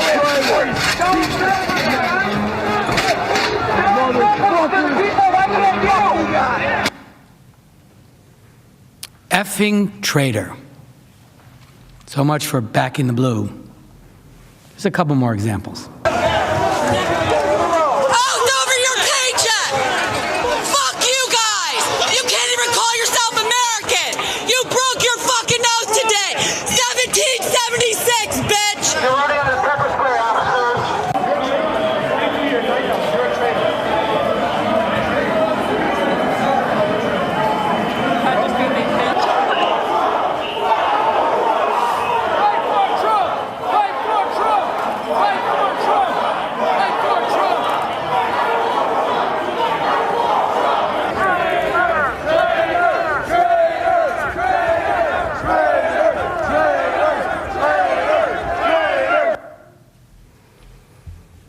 They called law enforcement officers traitors. You have to wonder, who are these rioters sworn to? To whom do they believe the police owe their loyalty? To the people? To the Constitution? To our democracy? Or to Donald Trump?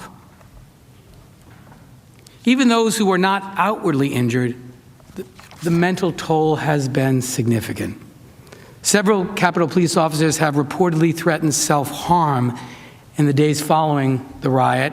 And in one case, an officer voluntarily turned in her gun because she was afraid of what might happen. Black police officers were also met with racist vitriol. You heard lead manager Raskin reference a black police officer who, weary from racialized violence that he had experienced that day, saying, "Tears just started streaming down my face. I said, what the F, man? Is this America?" Is this America? Lead manager Raskin asked. Is this America? What is your answer to that question? Is this okay? If not, what are we going to do about it? These people matter. These people who risk their lives for us. So I ask you respectfully to consider them, the police officers, the staff of this building, when you cast your vote. These people are in deep pain because they showed up here to serve the American people, to serve their government, to serve all of us. And I ask each of you, when you cast your vote, to remember them and honor them and act in service of them as they deserve. I also want to recognize that 4 individuals, 4 insurrectionists, who also lost their lives during the attack. These people were led here by the words and actions of an individual who made them believe that they were patriots. The loss of human life is, of course, the most consequential. But that was not the only damage wrought that day. The Trump mob also damaged this building. They defiled some of the most sacred places, Statuary Hall, the Rotunda, where some of America's greatest champions, presidents, Supreme Court justices, civil rights heroes, and other defenders are honored after their death. Trump's violent mob had little respect for this place. This video shows the wreckage left in the Senate parliamentarian's office by the insurrectionists.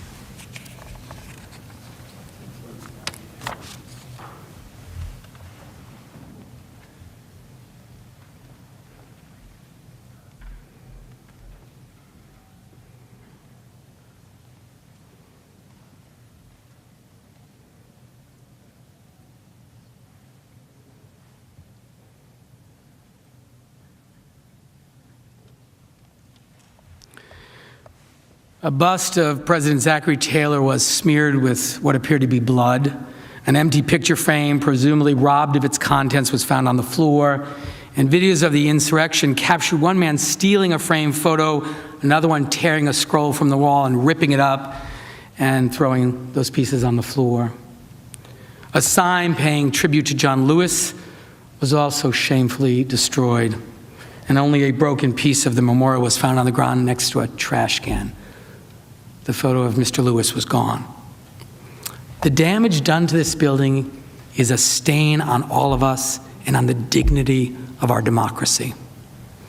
The attack we saw had a purpose: stop the certification, stop our democratic process.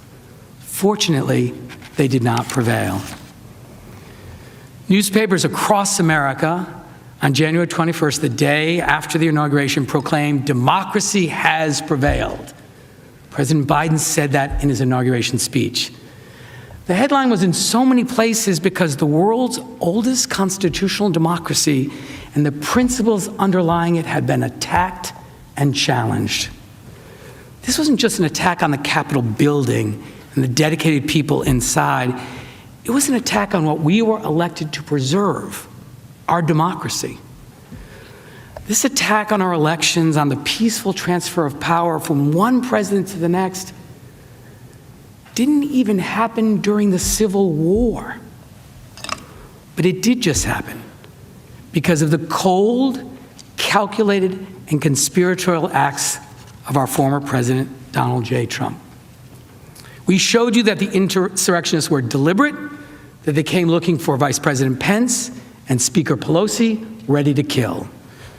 When President Trump incited a lawless mob to attack our process, he was attacking our democracy. He was trying to become king and rule over us against the will of the people and the valid results of the election. For the first time ever in our history, a sitting president actively instigated his supporters to violently disrupt the process that provides for the peaceful transfer of power from one president to the next. Think about that for a moment. What if President Trump had been successful? What if he had succeeded in overturning the will of the people in our constitutional processes? Who among us is willing to risk that outcome by letting Trump's constitutional crimes go unanswered? The founders included impeachment in our Constitution not as a punishment, but to prevent. We have to prevent every president, today, tomorrow, or at any time in the future, from believing that this conduct is acceptable.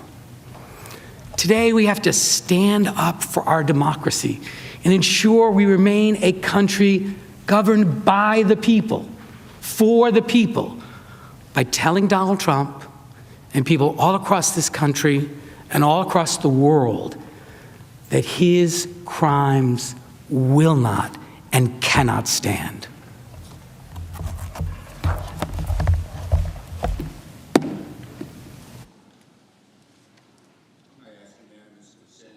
The House stand in recess for 15 minutes.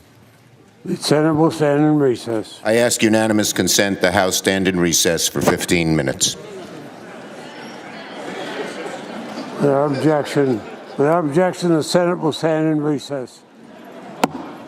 All right, so a pause in today's proceedings after about a 2-hour presentation so far by the House managers, the prosecutors in this case, really trying to complete the circle of President Trump's past statements, things going back to the 2016 campaign, all leading up to what happened on January 6th at the Capitol, trying to put his fingerprints on it essentially and trying to make the point that it should come as no surprise based on his past behavior.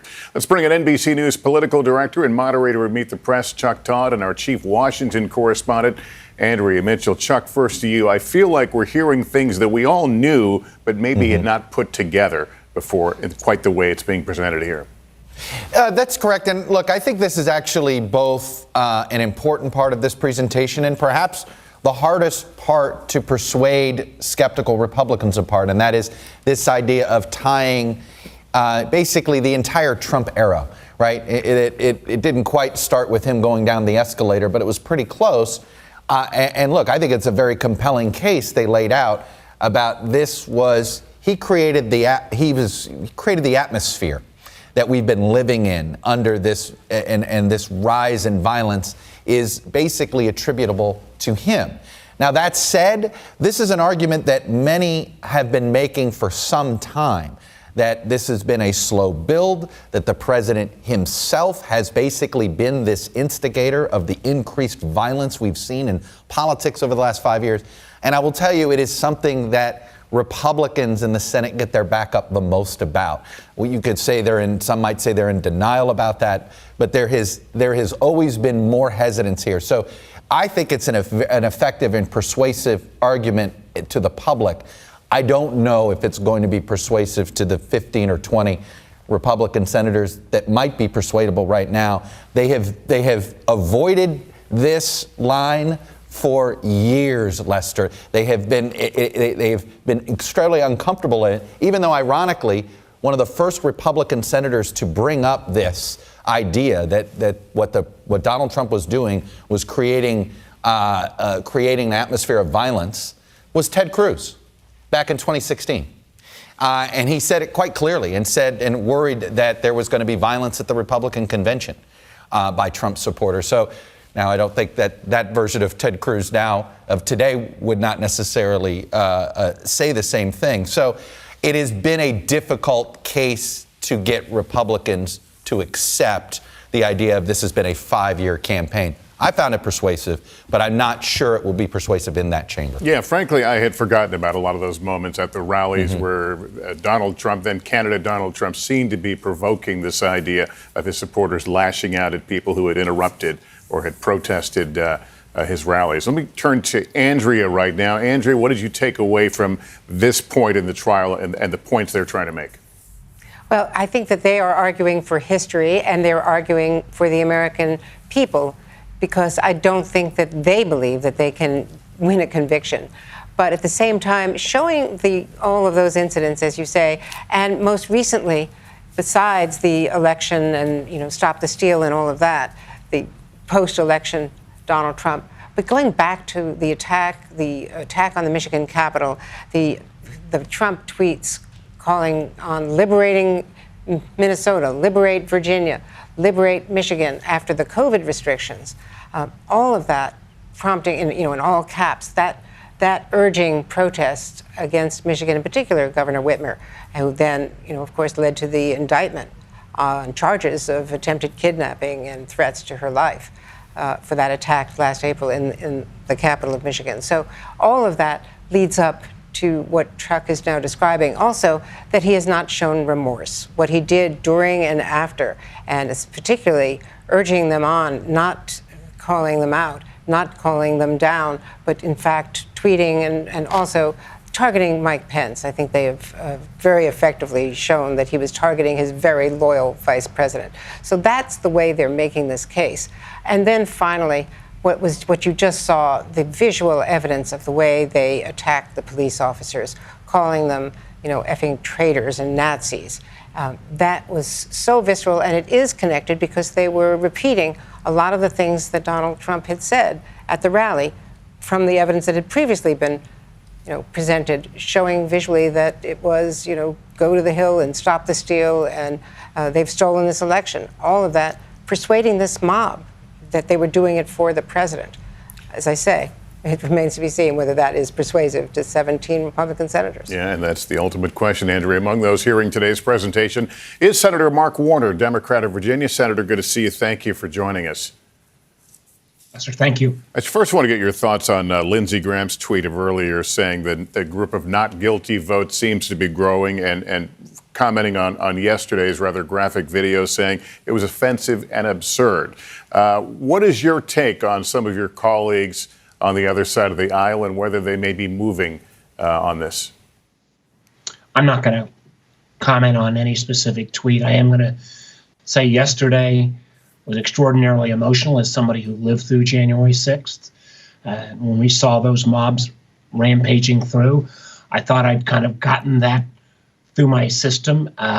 Today, I felt again the notions of how the law enforcement officers were abused, how our Capitol was desecrated. I live close. I'm from Virginia, so I was in the Capitol the next day and saw the destruction, saw how it had been turned into an armed camp, how anybody can say that that's okay, that somehow this happened not because of Donald Trump. I mean, no one could make the case legitimately that but for Donald Trump's actions that any of this kind of vandalism, insurrection would have taken place. So, and of course, every individual colleague is going to live not only in the immediate next week or 2 weeks, what may be in their short-term political benefit, but how they're going to live with themselves for literally years and decades to come. And of course, beginning tomorrow, the president's lawyers will in fact make the case that there is no connection between what he said and what occurred there.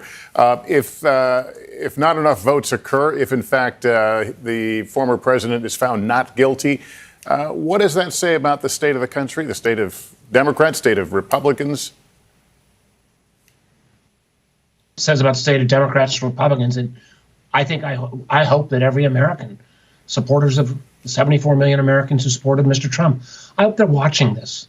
I hope they will make their own judgment in their heart whether they think this is acceptable behavior, whether future presidents, I don't care which political party, that this kind of behavior is going to be okay, that we can somehow turn the page and not hold those responsible, accountable. That's not who I think we are as a country.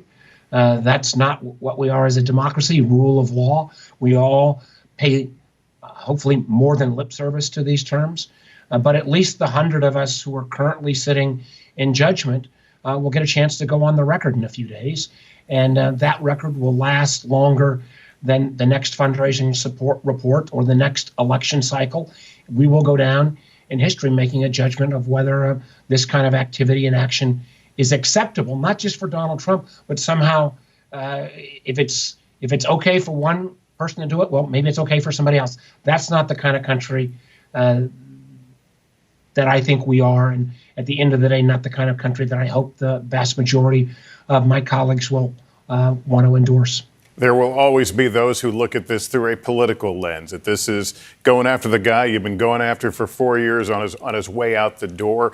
How do you think the House managers have done in terms of navigating around the idea that this is some political vendetta, that it's something more than that? Well, the nature of impeachment, we all know, has politics to it. But I think they've generally done a pretty good job. They've not come in shrill. They've not come in with the same kind of heat that maybe took place in the first impeachment. And I think putting up the videos of Republican House members, of Republican governors, of Trump officials, and they posted the 16 that resigned. I know, and I worked very closely with a number of people in the Trump administration, senior officials who are friends. I remember very personal conversations I had with them in the aftermath of January 6th, whether they were going to resign as well, because there was no way anyone with a sense of decency, with a sense of any kind of responsibility, could somehow excuse the behavior that took place on January 6th. And the idea that somehow there was no direct linear connection between Trump's big lie, his failure to accept the fact that he was a loser, a big-time loser, 7 million plus votes differential, bringing then his supporters, and his willingness to sacrifice anything in terms of respect for rule of law, or sacrifice his own vice president to try to continue this failed attempt to stop the count. I don't think there's candidly even any of my Republican colleagues who may try to hide behind some constitutional argument of you can't impeach somebody who's already left office. But I don't know if any of them in their heart really believe that somehow Trump was not responsible for what happened on January 6th. All right. Well, Senator Warner, thank you for taking up some of your break time with us. We appreciate it, sir. Thank you. Kasie Hunt is on Capitol Hill for us. Kasie, I know you have a better insight as to where all this is going with the schedule now appears to be. Sure, Lester, and I was listening to your conversation just there with Senator Warner with great interest, because we do expect, of course, that the defense, former President Trump's defense, is only going to take a day of their time, and that we may see this trial start to accelerate. And the point that Chuck was making earlier about the slightly more political nature of the presentation today, I think is one that you can sense up here on Capitol Hill, that yesterday, as all of that new audio and video was played and shown, everyone was reliving that moment.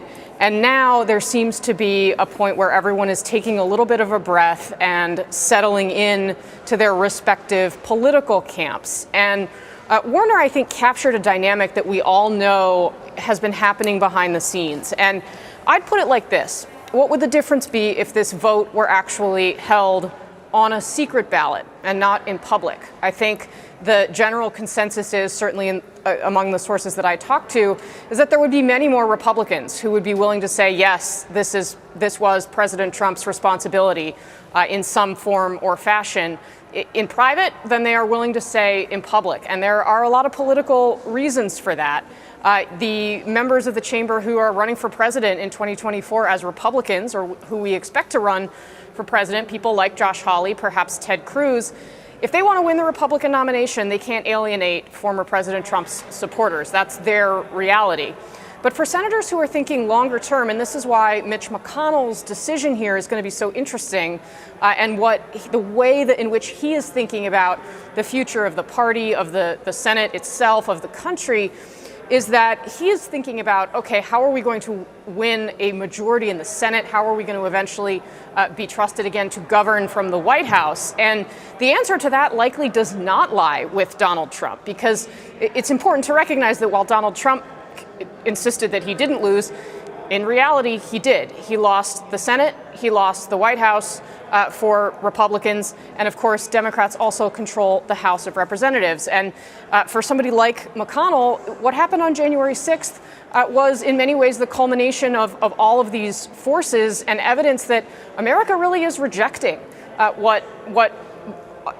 what happened on the 6th is the worst form of what they are rejecting, but there have been many other points along the way. What happened in Charlottesville, for example, that was a big part of this. So now it's going to be up to these Republicans to decide what do they want history to record here. And I think we have seen time and time again that they have put the short-term political calculation ahead of whatever they may feel privately about former President Trump. And I don't think that there necessarily are going to be many more Republicans who decide to vote to convict in the wake of this. But there is this underlying reality here still that there is the incredible discomfort. And as we look ahead here, I think we're going to likely hear an emotional closing argument eventually from Jamie Raskin, the lead impeachment manager, who has done so much in telling his personal story here. And then the Trump defense also has a pretty tough hill to climb, considering their previous performance. So there are still some questions about how this is all going to play out, but it definitely feels here as though we are kind of on the other side of the most intense, most emotional moment in the trial, that if there were going to be minds changed, that was going to be when it happened, Lester. Okay, Casey, thank you. I want to bring in senior Washington correspondent Hallie Jackson. Hallie, what do we know about how this is being viewed by the defense team and about the former president's inner circle? Well, a lot more than we did just a couple of hours ago when the House managers began to make their case, Lester. So a couple of highlights for you here. First, on the timing of this, I was speaking with one of the former president's advisors who suggested that, yes, the defense team will present and wrap up their arguments tomorrow, finishing probably earlier rather than later on Friday evening, leaving time potentially for the next phase of the trial to start, which would be the Senate Q&A. That's obviously not up to the defense team. I leave it to our Hill colleagues to determine the timing piece of that. But it is an indication that they want to get this done rather quickly. And that was reflected, Lester, by something else that was interesting that happened in the last couple of hours. As the members of the House impeachment prosecution team was presenting their case, the former president's top attorney, David Schoen, was not actually in the chamber. He had stepped out. He went to a different area in the Capitol complex to do a cable news hit. And on Fox News, David Schoen described what was happening in the impeachment process as offensive, he called it. He described it as an entertainment show by Democrats. And he did suggest and very explicitly say that they don't see a need to, in essence, drag this out any longer. That is why you're seeing an acceleration. We expect that tomorrow from the former president's defense. Casey alluded to this, the widespread displeasure with the very first time that we saw the former president's defense team, specifically Bruce Castor, and what many derided as a meandering and rambling opening statement on behalf of the defense. Schoen, unsurprisingly, defended his colleague, suggested he'd been unfairly maligned, and said you will see a more sort of comprehensive, organized, structural presentation from the defense when that happens. They're going to hit at a couple of things, Lester. One word that we keep hearing from those defending the former president is hypocrisy. The Democrats, in their view, are acting in a hypocritical way. You will see that argument made. And then there's another piece of the argument that's starting to bubble up from some conservatives whose names you know. So Karl Rove, for example, top Republican strategist, Senator Ted Cruz, making the argument that Democrats are failing to prove the legal bar for incitement, right, which is a sort of technical term in the legal sense, and that is not, in fact, what the Democrats are doing. So some of the former president's defenders, while even acknowledging, as Rove did, that what we have seen as far as the imagery is compelling, particularly with yesterday's emotional and powerful footage, the sort of legal piece of this is perhaps not where some of these Senate Republicans want it to be. There was also a moment, Lester, that I think is worth noting here, and it came from Congressman Ted Lieu, when you heard him talking about connecting connecting the dots, if you will, between the insurrectionists and what the Democrats are arguing is Donald Trump's incitement of them. And he talked about sort of the political future of the former president, if you will, and what is really at stake here. And he said, and I'm paraphrasing, his concern is not whether Donald Trump runs again, as our reporting has been, and my sources have said Donald Trump had been considering, but what happens if Donald Trump runs again and loses? And Congressman Lieu is trying to paint a very direct picture to perhaps some of those Senate Republicans who may be somewhat on the fence after what they saw yesterday, that if you do not convict, they're trying to say, and use this strategy, if you don't convict, this could happen again.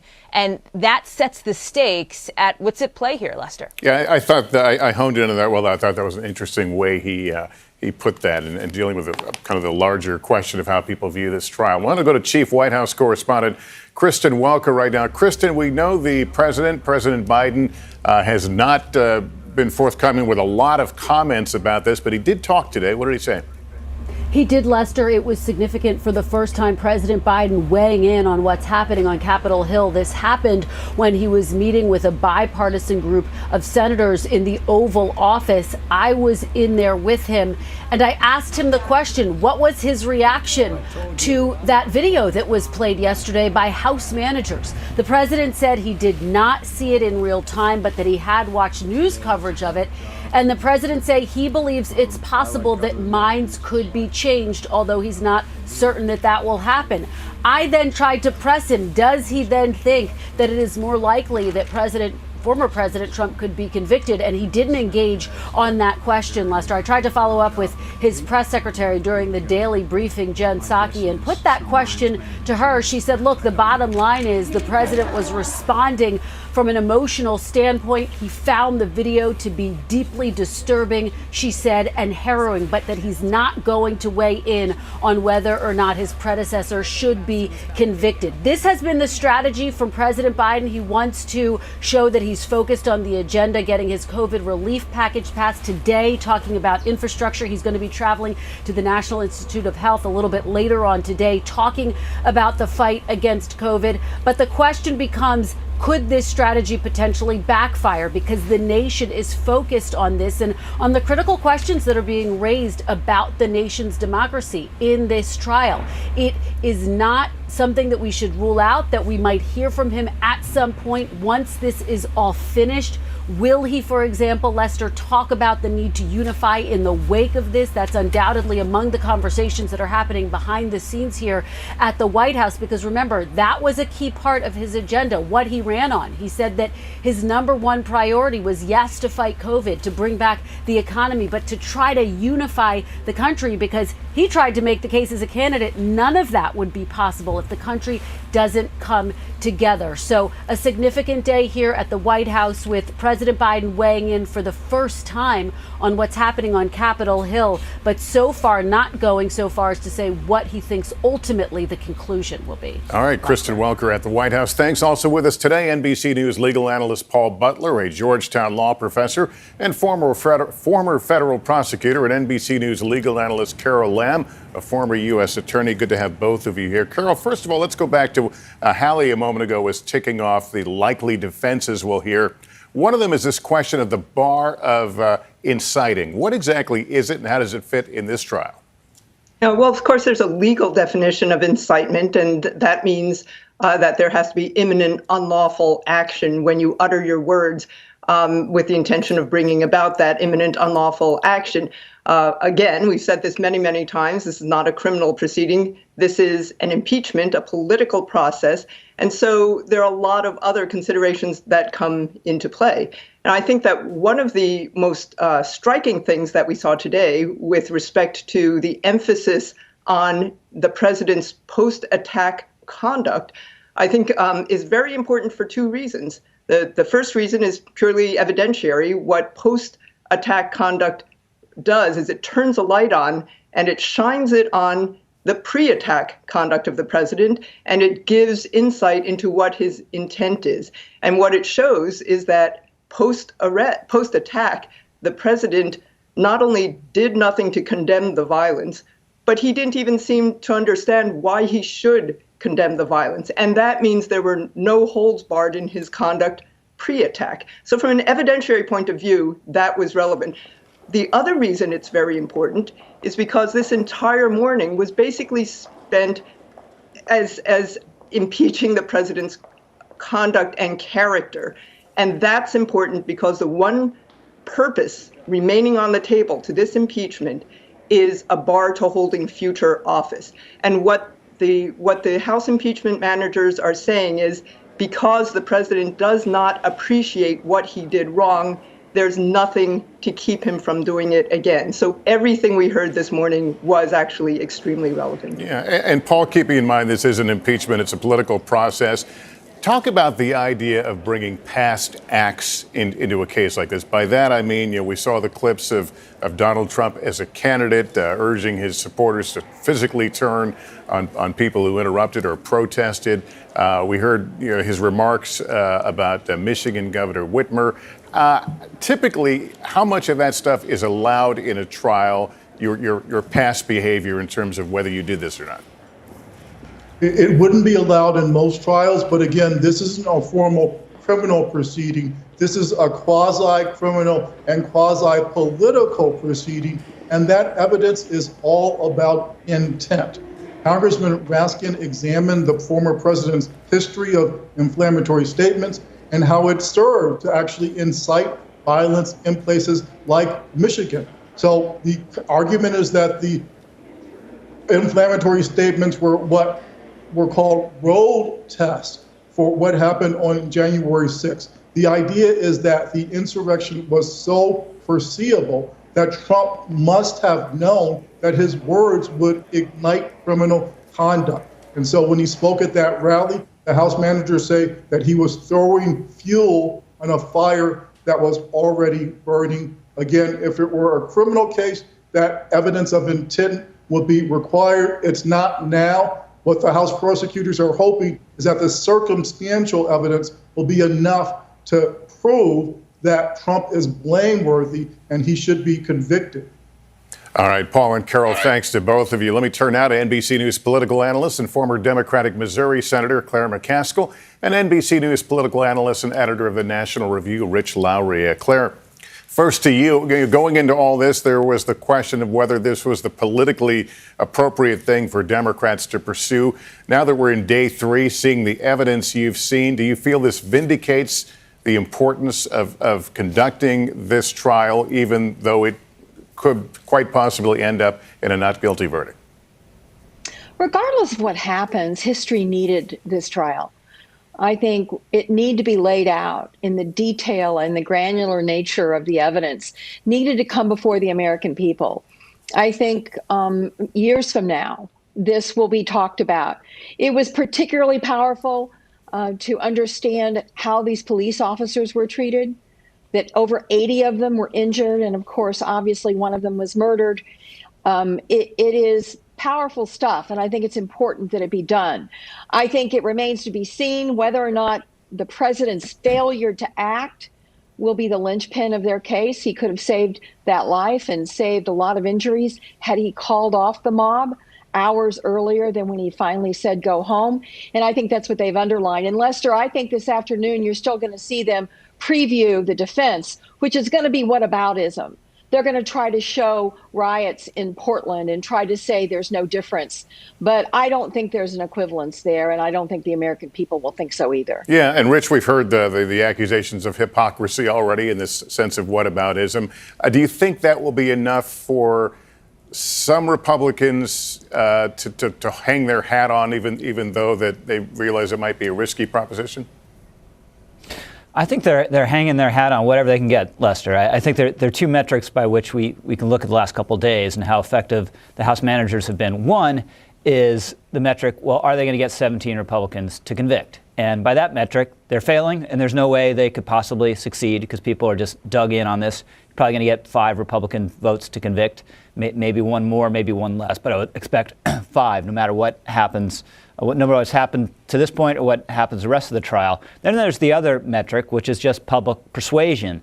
And that involves the question, are they making this more difficult rather than easier politically for Republicans to vote to acquit? Now, on that metric, I think the last couple of days have been a success. And a lot of these videos, the ones yesterday in particular, they don't really go to what the key question is at the trial, which is the president's culpability for what happened at the Capitol. But they certainly make a very emotive and memorable case that what happened at the Capitol was horrific and was a disgrace. So it's politically powerful. I don't think it's necessarily that powerful going to the merits of what this trial is about. But at the end of the day, this isn't the question. Here is not whether he's going to be found guilty or acquitted. He's definitely going to be acquitted. What did you make of, I think it was Congressman Lieu, his comment that it's not Donald Trump winning again that concerns him, but him losing again? Is that a concern you think shared by some of the Republicans in those chambers? I think everyone, to a man or a woman, believes privately, no matter how forthrightly they are about it, that the way the president conducted himself was disgraceful. It was totally selfish. The beginning of the night of the election, when he said he'd won, and it was being stolen from him.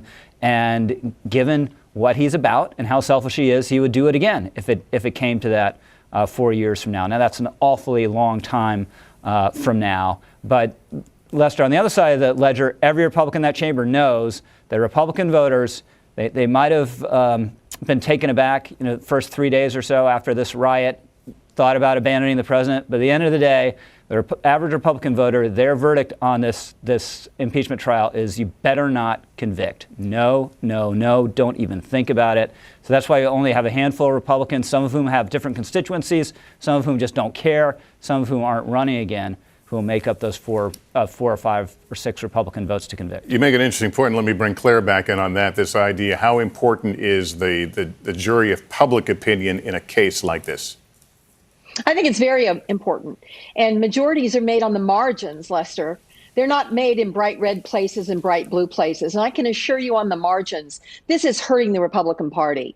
And I do think that that's what Mitch McConnell has on his mind, whether it's fundraising and the difficulties this presents going forward. The question for history will be, is Donald Trump the face of the Republican Party, or will he become a Joe McCarthy as time goes on? Will he be someone that the Republican Party tries to distance themselves from? I think the jury is definitely still out on that one. Yeah, and that's a good point to bring Chuck Todd into this, because, Chuck, you've talked about the fact that this is going to be a defining moment on whose party is this. Well, and I think there's it's interesting. I've heard this debate, and I'm curious of Rich's opinion on this. I've heard this debate among some Republican senators, very quietly, who've said, hey, convicting him will make him a martyr. Well, what does acquitting him do? Does acquitting him give him more power or give him more perceived power? And so I think that you can take that argument about fear of making him a martyr and making him more powerful by convicting him. You could easily see the flip side of this, and in fact, 2 years from now, them going, oh, what have we done? We had a chance and we didn't do it. So, Rich, I'm curious. I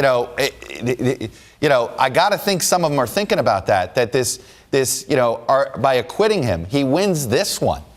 Well, then what? Nothing can disslay him. How does that not make him stronger instead of weaker?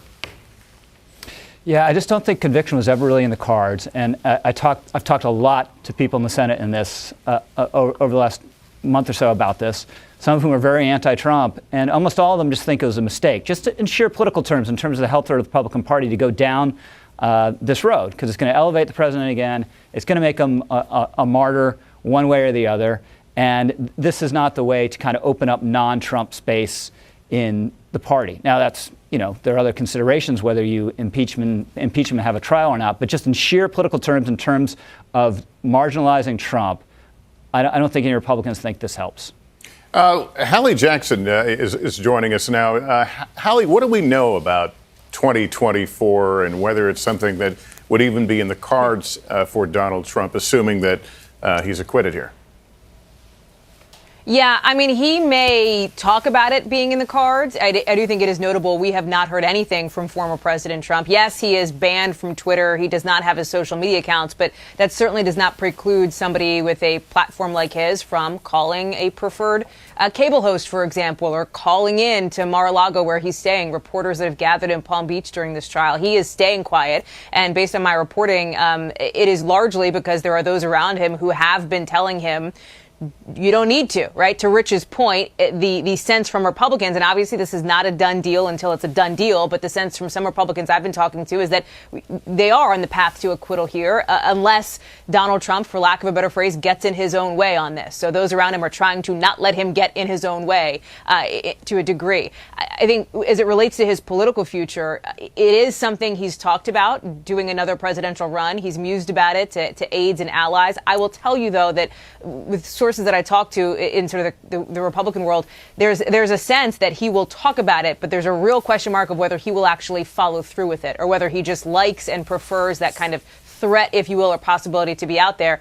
Post January 6th, however, after January 6th, there was a real sense that he is almost unelectable from some. And I think that you heard that very explicitly from Senator Lisa Murkowski, who sort of plainly said, I just don't see how he could win again, right? There's been this argument that had come up a couple of weeks ago about you've got to be able to convict him so that you can move forward, from Democrats to be able to say convict, then move forward, bar him from ever running again. And there are some Republicans who believe that Donald Trump essentially did that to himself with the behavior that's being laid out from January 6th, Lester.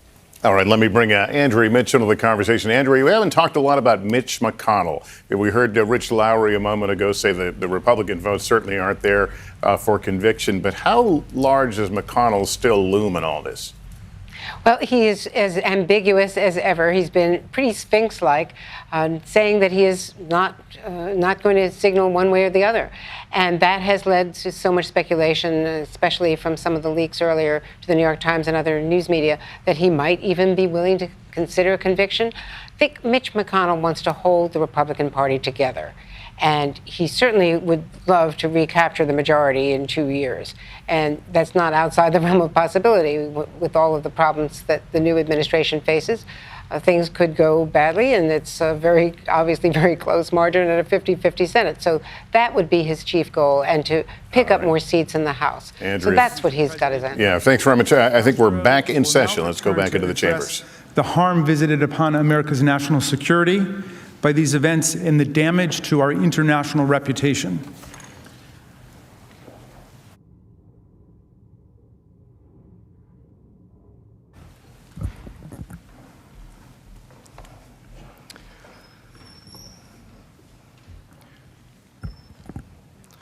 My colleagues discussed with you the many harms to our nation as a result of President Trump's conduct. Now, I'd like to spend some time talking about the harm to our national security and our standing in the world. On January 6th, when President Trump incited a mob to march to the Capitol, he led them to a building that houses some of our nation's most sensitive information. And consider who was part of that mob. Some of the individuals were on the FBI watch list. The past behavior of some individuals led here by President Trump so alarmed investigators that their names had been added to the National Terrorist Screening Database. And at least one of the insurrectionists may have intended to steal information and give it to a foreign adversary. According to charging documents, Riley Williams allegedly helped steal a laptop from Speaker Pelosi to, quote, send the computer device to a friend in Russia, who then planned to sell the device to SVR, Russia's foreign intelligence service. While we can't be certain if or how many foreign spies infiltrated the crowd, or at least coordinated with those who did, we can be sure that any enemy who wanted access to our secrets would have wanted to be part of that mob inside these halls. And the point is this: many of the insurrectionists that President Trump incited to invade this chamber were dangerous. People on the FBI watch list, violent extremists, white supremacists. And these insurrectionists, incited by President Trump, threatened our national security. Stealing laptops again from Speaker Pelosi's office, taking documents from Leader McConnell's desk, snapping photographs, as you saw in the videos earlier, in sensitive areas, ransacking your offices, rifling through your desks. The President of the United States, the Commander-in-Chief, knew the risk of anyone breaching the Capitol. He swore an oath to preserve, protect, and defend this country. And yet, he incited them here to break into the Capitol. Senators, as you all know, we have spent trillions of dollars building the strongest military in the world and billions of dollars on the most sophisticated weaponry on the planet to prevent the kind of attack that occurred at this Capitol on January 6th.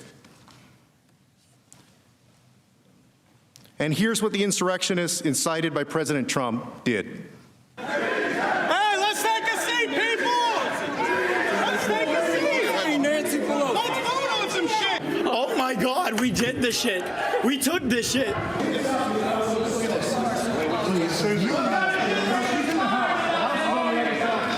I want to just get a snap of that. No, I took a picture.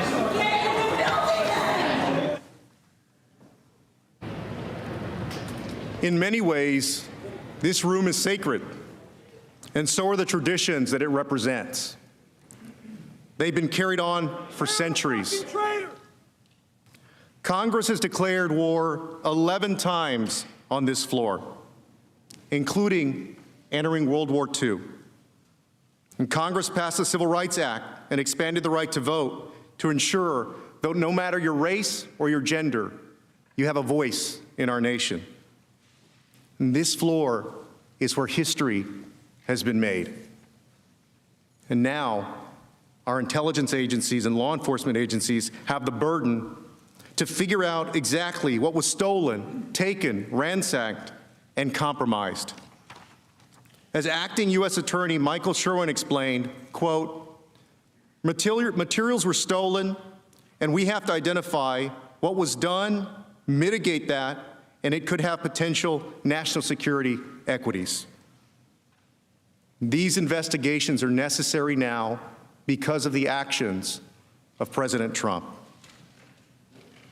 And it wasn't just the people that he led here the intelligence agencies have to look into. It's also what they took and what they gathered. And it was the very fact that this building, with so much sensitive information and some classified information, that this Capitol was breached. And think about it. Every foreign adversary considering attacking this building got to watch a dress rehearsal, and they saw that this Capitol could be overtaken.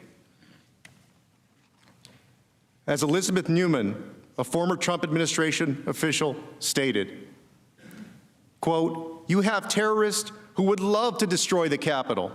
They just saw how easy it was to penetrate. We just exposed a huge vulnerability." And it's not just the Capitol. This attack has implications for all government buildings. And Senator Rubio made this point well.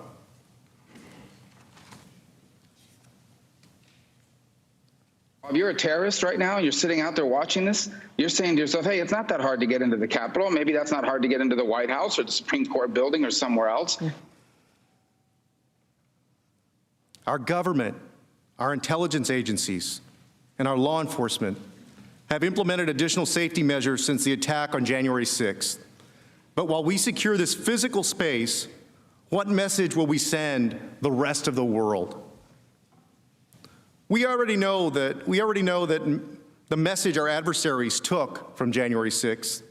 This is how some of them responded after the attack. Quote, "For America's adversaries, there was no greater proof of the fallibility of Western democracy than the sight of the U.S. Capitol shrouded in smoke and besieged by a mob whipped up by their unwillingly outgoing president. And to make matters worse, our adversaries are even using the events of January 6th not only to denigrate America, but to justify their own anti-democratic behavior, calling America hypocritical. Here's what the Chinese government is saying. The spokesperson for China's Ministry of Foreign Affairs said the Capitol riot should spark, quote, deep reflection among U.S. lawmakers regarding how they discuss the pro-democracy movement in Hong Kong, suggesting that the U.S. is hypocritical in denouncing Beijing's crackdown in the city while it struggles with its own unrest at home. In the Global Times, an outlet affiliated with the Chinese Communist Party, even tweeted a series of side-by-side photos of two events, the siege of the U.S. Capitol and a July 2019 incident in which pro-democracy protesters in Hong Kong broke into the city's Legislative Council building. Think about that. President Trump gave the Chinese government an opening to create a false equivalency between Hong Kongers protesting for democracy and violent insurrectionists trying to overthrow it. As Representative Gallagher described in real time. And if we don't think other countries around the world are watching this happen right now, if we don't think the Chinese Communist Party is sitting back and laughing, then we're deluding ourselves. So call it off, Mr. President. We need you to call this off. Russia has also seized on this violent attack against our government, decrying that democracy is, quote, over. The chairman of the Russian Upper House of Parliament's International Affairs Committee said, quote, the celebration of democracy is over. This is, alas, actually the bottom.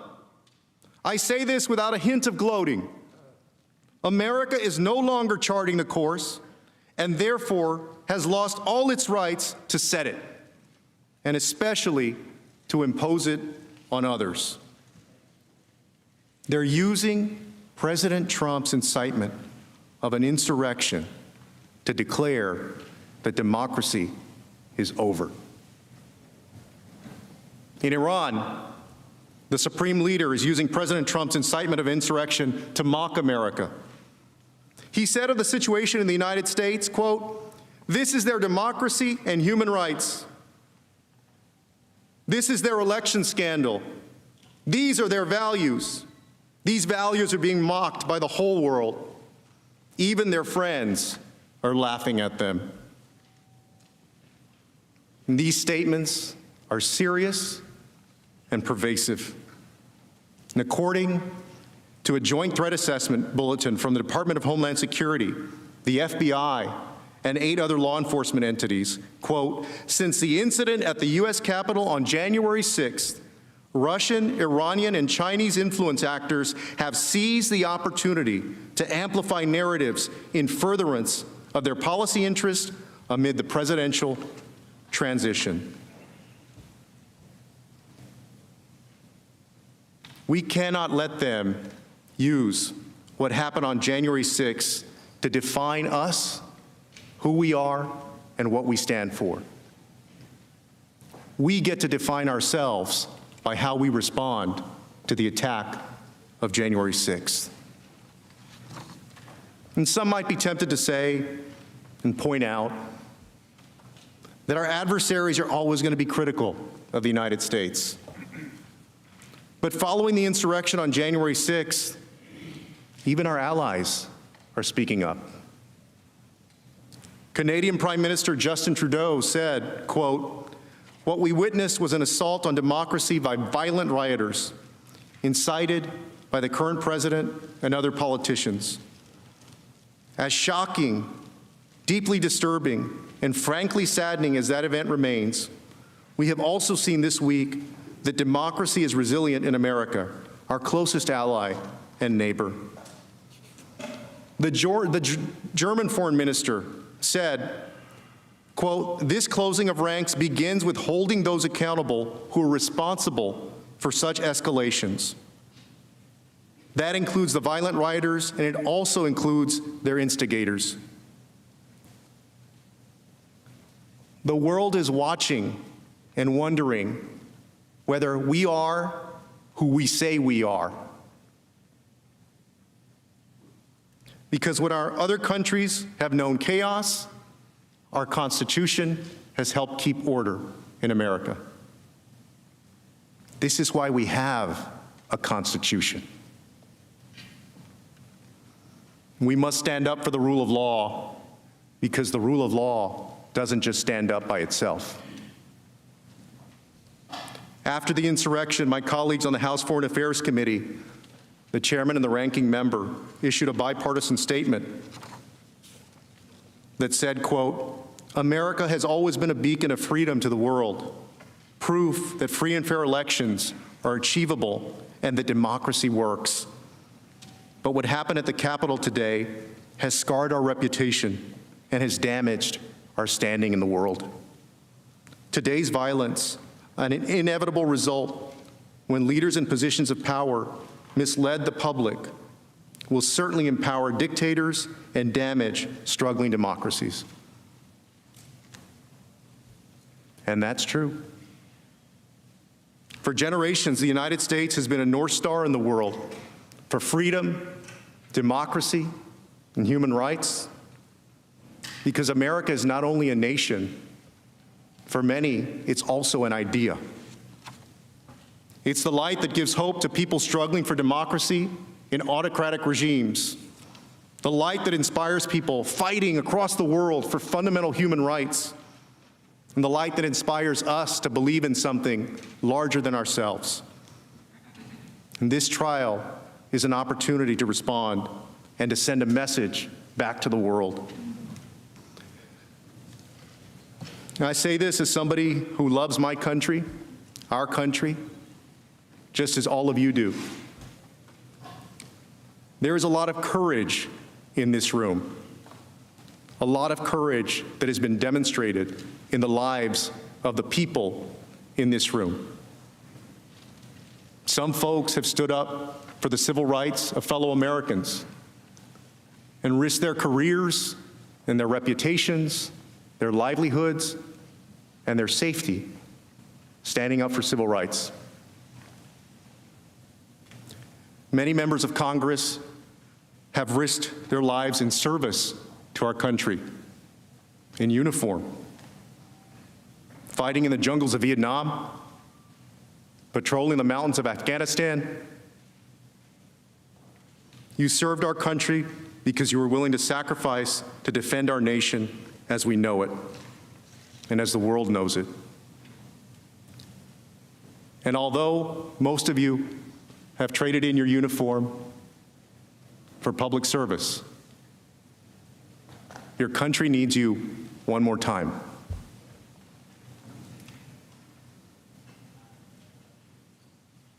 The world watched President Trump tell his big lie. The world watched his supporters come to Washington at his invitation. And the world watched as he told his supporters to march here to the Capitol. And President Trump, our commander-in-chief at the time, failed to take any action to defend us, as he utterly failed in his duty to preserve, protect, and defend.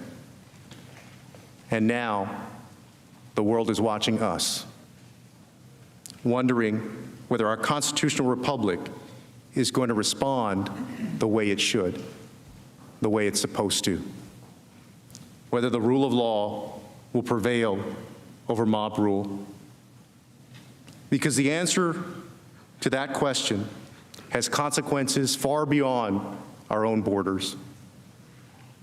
Think of the consequences to our diplomats and negotiators as they sit at tables around the world to enforce our agenda on trade, the economy, and human rights. To fail to convict a president of the United States who incited a deadly insurrection, who acted in concert with a violent mob, who interfered with the certification of the Electoral College votes, who abdicated his duty as commander-in-chief, would be to forfeit the power of our example as a North Star on freedom, democracy, human rights, and most of all, on the rule of law. And to convict Donald Trump would mean that America stands for the rule of law, no matter who violates it. Let us show the world that January 6th was not America. And let us remind the world that we are truly their North Star.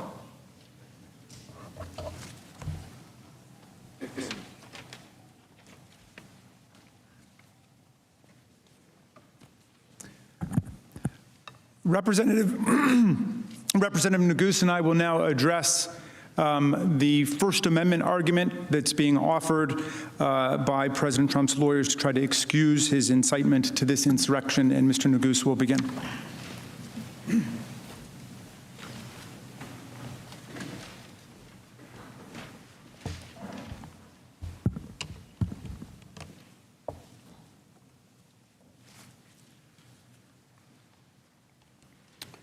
Mr. President, distinguished senators, good afternoon.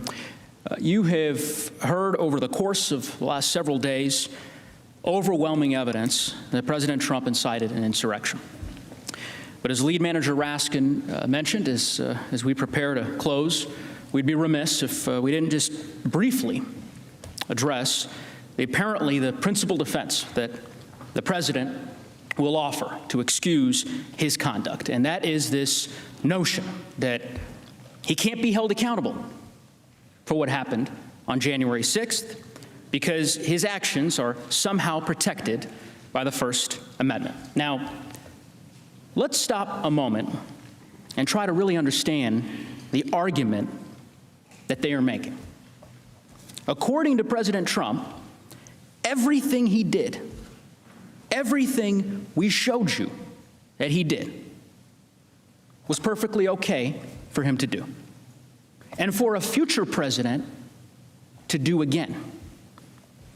And the Constitution, apparently, in their view, forbids you from doing anything to stop it. That can't be right. It can't be. And it isn't right. Their argument is meant as a distraction. They are concerned not with the facts that actually occurred, the facts that we've proven, but with an alternative set of facts, where President Trump did nothing but deliver a controversial speech at a rally. Of course, that's not what we've charged in the article of impeachment, and it's not what happened. You will hear from my colleague, Lead Manager Raskin, the many myriad reasons why this argument that they make is wrong on the law, completely.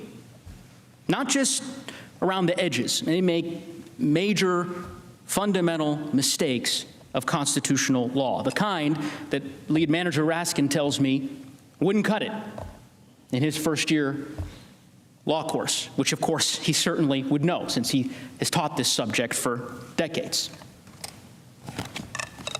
And that explains why so many lawyers who've dedicated their lives to protecting free speech, including many of the nation's most prominent conservative free speech lawyers, have described President Trump's First Amendment claims as, quote, legally frivolous. It's another quote from a recent letter from prominent free speech lawyers that, quote, the First Amendment is no bar to the Senate convicting former President Trump and disqualifying him from holding future office. Their argument is wrong on the facts, wrong on the law, and would flip the Constitution upside down. Let's start with the facts. Because as you'll see, his free speech claim depends on an account of what he did, of why we're here, that has no basis in the evidence. To hear his lawyers tell it, he was just some guy at a rally expressing unpopular opinions. They would have you believe that this whole impeachment is because he said things that one may disagree with. Really? And make no mistake, they will do anything to avoid talking about the facts of this case. That I can assure you. Instead, we expect they will talk about a lot of other speeches, including some given by Democratic officials, and they will insist with indignation that the First Amendment protects all of this as though it were exactly the same. We trust you to know the difference because you've seen the evidence that we've seen. You've seen, as we've proven over the last 3 days, that his arguments completely misdescribe the reality of what happened on January 6th. They leave out everything that matters about why we're here and what he did. Because President Trump wasn't just some guy with political opinions who showed up at a rally on January 6th and delivered controversial remarks. He was the President of the United States. And he had spent months using the unique power of that office, of his bully pulpit, to spread that big lie that the election had been stolen, to convince his followers to stop the steal, to assemble them just blocks away from here on January 6th, at the very moment that we were meeting to count the electoral college votes, where he knew, where it had been widely reported that they were primed and eager and ready for violence at his signal. And then, standing in the middle of that explosive situation, in that powder keg that he had created over the course of months, before a crowd filled with people that were poised for violence, at his signal, he struck a match, and he aimed it straight at this building, at us. You've seen all that evidence. There's no denying it. That's why the House impeached him. That's why he's on trial. No president, no matter their politics or the politics of their followers, conservative, liberal, or anything else, no president can do what President Trump did. Because this isn't about politics. It's about his refusal to accept the outcome of the election and his decision to incite an insurrection. And there's no serious argument that the First Amendment protects that. And it would be extraordinarily dangerous for the United States Senate to conclude otherwise. To tell future presidents that they can do exactly what President Trump did and get away with it. To set the precedent that this is an acceptable, now a constitutionally protected way to respond to losing an election. And you'll notice something, certainly something Lead Manager Raskin and I noticed, which is that by all accounts, it doesn't appear that President Trump's lawyers disagree. I mean, they don't insist that if the facts we've charged, the facts that we have proven, the facts supported by overwhelming evidence are true, as of course you now know they are, that there's nothing you can do. They're not arguing that it's okay for a person to incite a mob to violence. At least I don't think they're arguing that. Instead, what they are doing is offering a radically different version of what happened that day, totally inconsistent with the evidence. And then they insist that if that fictional version of events, if that alternate reality were true, well then he may be protected by the First Amendment. That's their argument. But you are here to adjudicate real evidence, real facts, not hypothetical ones. And for that reason alone, you should reject their argument, because it has been advanced to defend a situation that bears no resemblance to the actual facts of this case. With that, I want to turn it over to my colleague, Lead Manager Raskin, to address the many legal flaws, as I mentioned, in President Trump's position.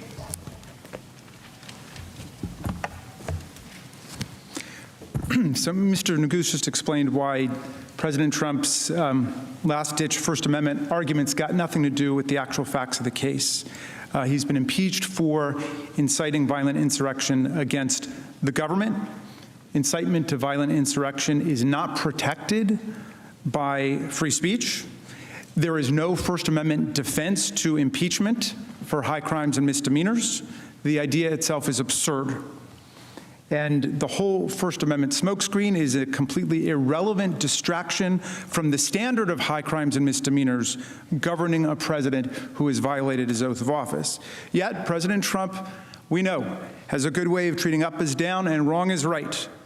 He tried to pull off the biggest election fraud in American history by overturning the results of the 2020 election, even as he insisted that his own fraud was in fact an effort to stop the steal, to stop a fraud, a vast conspiracy that he blamed on local and state officials of both political parties, the media, election officials, the judiciary, federal, state, members of Congress, many others. Anybody who wouldn't go along with him was part of the conspiracy. He violated his own oath of office by inciting mob violence to prevent Congress from counting the Electoral College votes as we're assigned to do by the 12th Amendment and the Electoral Count Act, even as he attacked Vice President Pence at a rally for violating his oath of office and going along with an egregious assault on democracy. Now he argues that the Congress is violating his free speech rights when it was Donald Trump who incited an insurrectionist attack against us that halted speech and debate on the floor of the House and the Senate during the peaceful transfer of power, and that imperiled the very constitutional order that protects freedom of speech in the first place, along with all of our other fundamental rights. As a matter of law, as a matter of logic, President Trump's brazen attempt to invoke the First Amendment now won't hold up in any way. The basic flaw, of course, is that it completely ignores the fact that he was President of the United States, a public official. He swears an oath as president that nobody else swears. In exchange, he's given greater powers than anybody else in the entire country, maybe on earth. He or she promises to preserve, protect, and defend the Constitution of the United States and our government institutions and our people. And as we all know, the power we entrust to people in public office, in government office, especially our presidents, comes with special obligations to uphold the laws and the integrity of our republic. And we all swear that oath.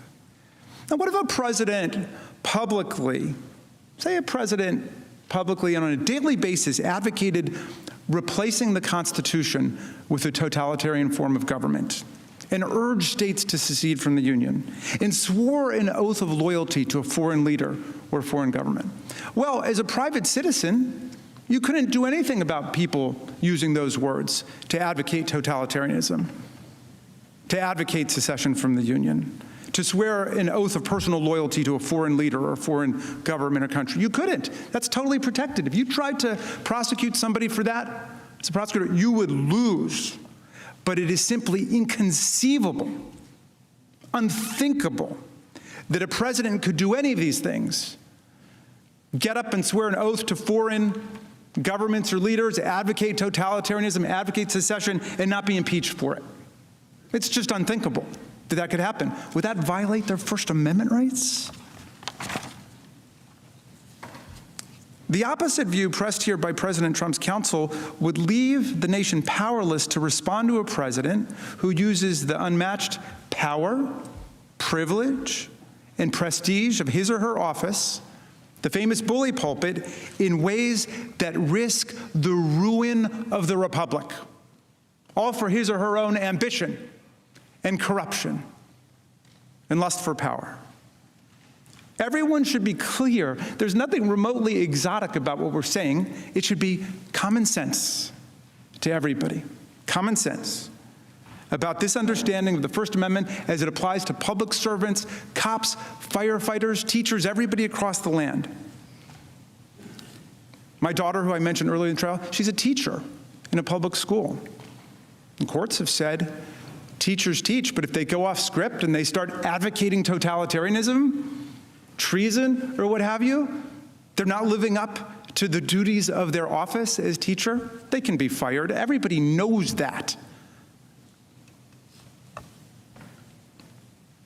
And it happens all the time, by the way, including to cops and firefighters and people on the front lines. It happens all the time. In fact, it happened countless times to people fired by President Trump for their statements or ideas about things, including on election fraud, not long ago. There were people in the government who lost their jobs because the president didn't like what they said or what they wrote. Now, as I mentioned yesterday, and I can't help but repeat it, Justice Scalia got it exactly right on this. He wrote on these cases about how the First Amendment affects people who take on a public office, who take on public employment. And he summed it up like this. He said, you can't ride with the cops, but root for the robbers. You can't ride with the cops, but root for the robbers. That's what Justice Scalia said. And when it comes to the peaceful transfer of power, to the rule of law, to respecting election outcomes, our president, whoever he or she is, must choose the side of the Constitution. Must. And not the side of the insurrection or the coup or anybody who's coming against us. And if he or she chooses the wrong side, I'm sorry, there's nothing in the First Amendment or anywhere else in the Constitution that can excuse your betrayal of your oath of office. It's not a free speech question. But there's more. Let's play make-believe and pretend that President Trump were just a run-of-the-mill private citizen, as my colleague Mr. Neguse said, just another guy at the rally who's just expressing a deeply unpopular opinion, because we shouldn't overlook the fact that while there were thousands of people in that violent mob, they represent a tiny, tiny, tiny part of less than 1% of the population, and the vast majority of the American people reject the kind of seditious mob violence that we saw on January 6th. But let's say that you were just another guy in the crowd that day. It is a bedrock principle that nobody can incite a riot. The First Amendment doesn't protect it. Key case, Brandenburg versus Ohio. There's no First Amendment protection for speech directed to inciting or producing imminent lawless action and likely to produce such action. And for all the reasons you've heard, based on the voluminous, comprehensive, totally unrefuted, and we think irrefutable, but we're eager to hear our colleagues, based on all the evidence you've heard, and for all the reasons you've heard, that definition of proscribable speech fits President Trump's conduct perfectly. This is a classic case of incitement. And you don't have to take my word for it. The 144 free speech lawyers Mr. Neguse mentioned, who include many of the nation's most dedicated, most uncompromising free speech advocates, unlike Mr. Trump, of course, but these people agree that there is a powerful case for conviction under the Brandenburg standard, even if the President of the United States were just to be treated like some guy in the crowd. And they add, the First Amendment is no defense to the article of impeachment leveled against the former president. And I mention the Brandenburg standard not because it applies here. Of course it doesn't, since this is an impeachment. It's not a criminal trial, and there's no risk of jail time. Let's be clear about that. The president doesn't go to jail for 1 week, 1 day, 1 hour, or 1 minute based on impeachment and conviction and disqualification from further office. Rather, I mention it to emphasize that absolutely nobody in America would be protected by the First Amendment if they did all the things that Donald Trump did. Nobody made Donald Trump run for president and swear an oath to preserve, protect, and defend the Constitution on January 20th, 2017. But when he did, by virtue of swearing that oath and entering this high office, he took upon himself a duty to affirmatively take care that our laws would be faithfully executed under his leadership. All of the laws against federal destruction of property, all of the laws.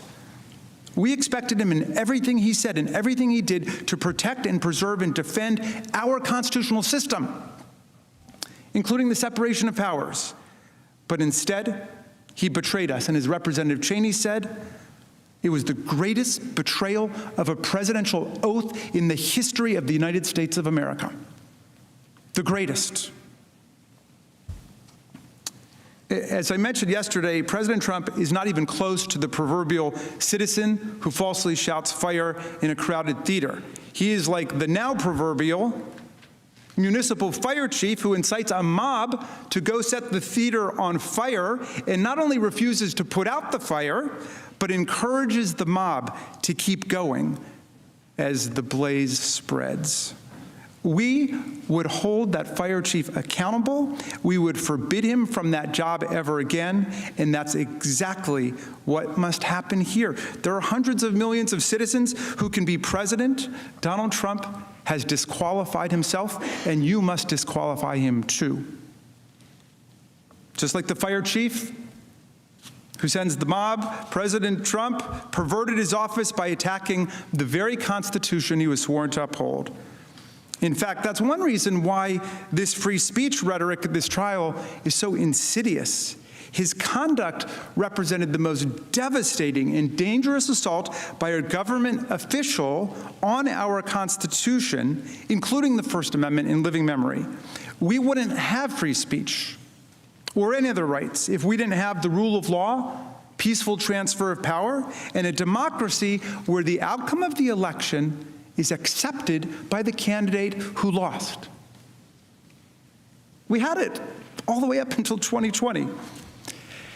And the central purposes of the First Amendment are democratic self-government and civic truth-seeking, two purposes that President Trump sought to undermine, not advance, in the course of his conduct, as we have definitively demonstrated at this trial.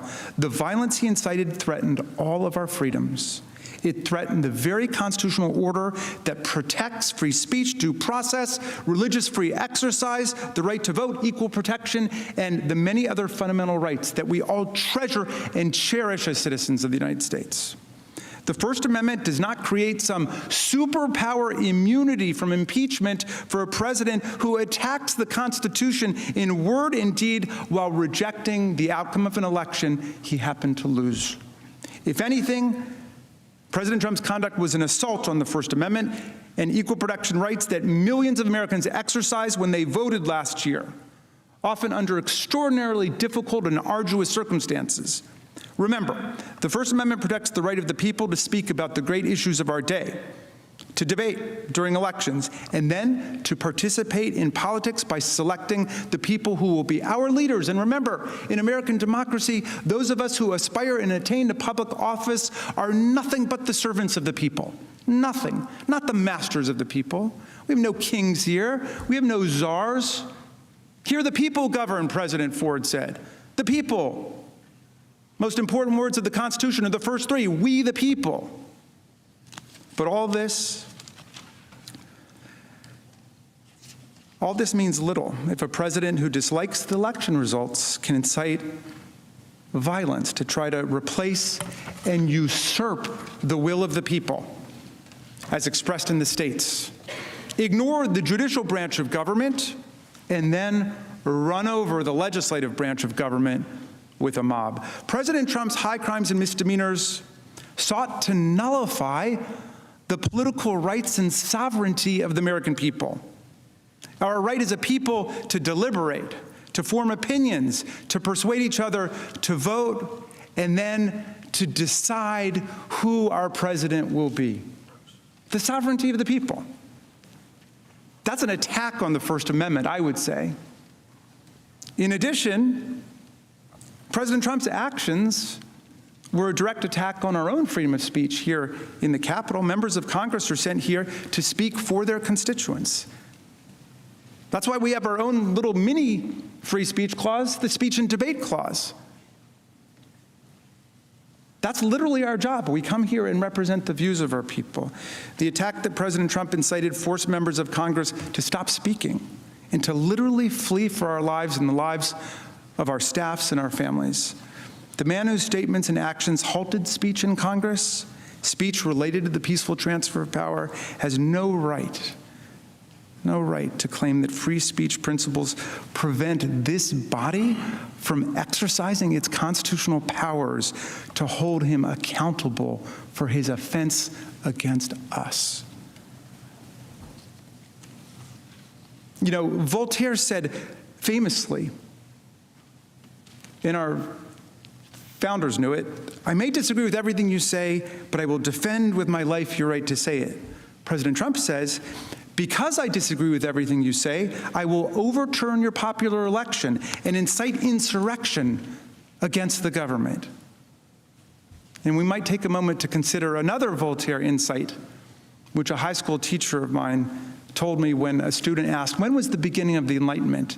And she said, "I think it was when Voltaire said, anyone who can make you believe absurdities can make you commit atrocities." There's no merit whatsoever to any of the free speech rhetoric, the empty free speech rhetoric you may hear from President Trump's lawyers. He attacked the First Amendment, he attacked the Constitution, he betrayed his oath of office. Presidents don't have any right to do that. It's forbidden, so that our republic may survive. The people are far more important than that. The precedent he asks you to create, which would allow any future president to do precisely what he did, is self-evidently dangerous. And so there can be no doubt, none at all, the president lacks any First Amendment excuse or defense or immunity. He incited a violent insurrection against our government. He must be convicted.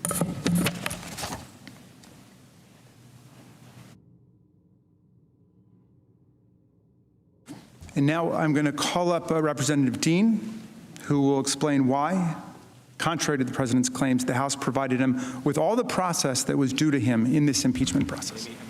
Oh, I'm sorry, Mr. Lieu is going to do that.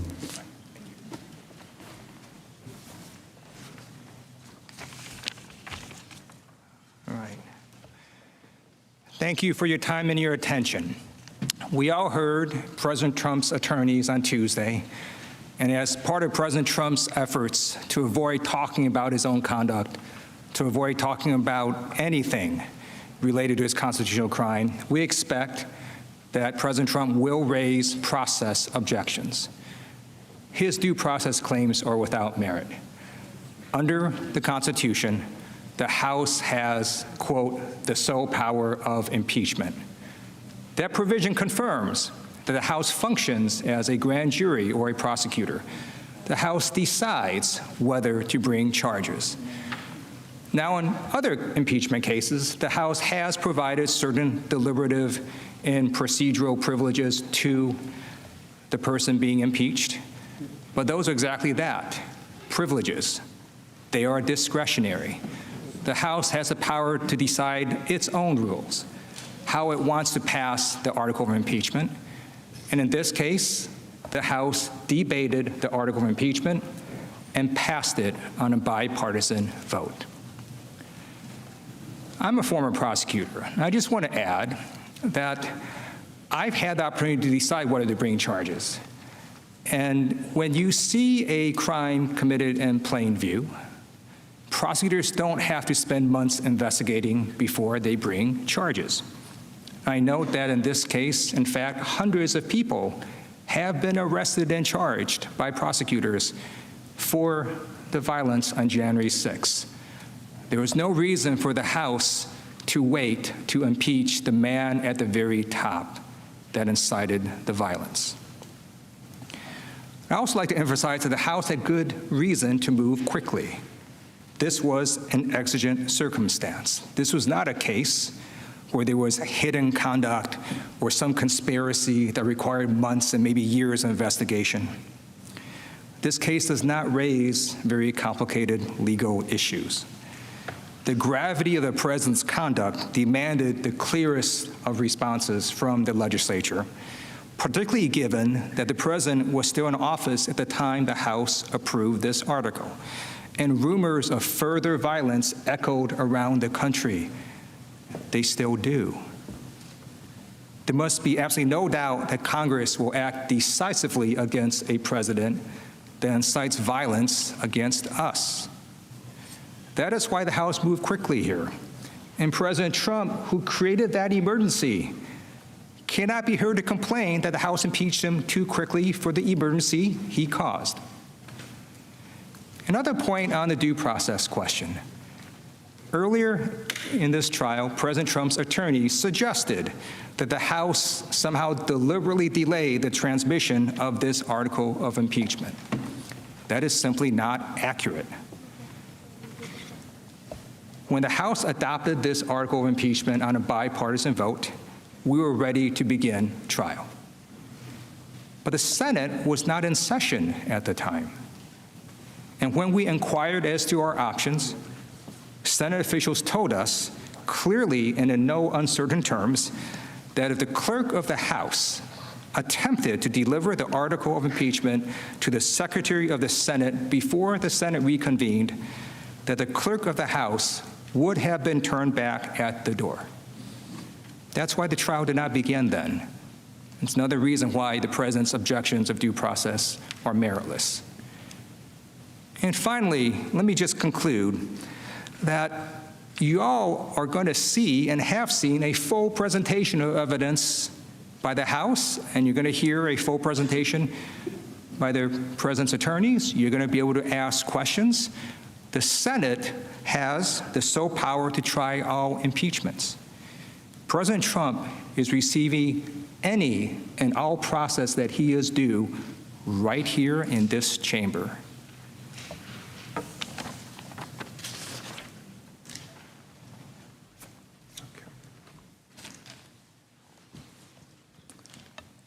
Mr. President, Senators, in just a moment, my colleague, Mr. Neguse, will return to show that we've established with overwhelming evidence that President Trump engaged in high crimes and misdemeanors. Before Mr. Neguse comes up, though, I'd like to emphasize what should be an uncontroversial point, but is really key to understand. If we have proven to you the conduct that we've alleged in this article, then President Trump has indeed committed a high crime and misdemeanor under the Constitution.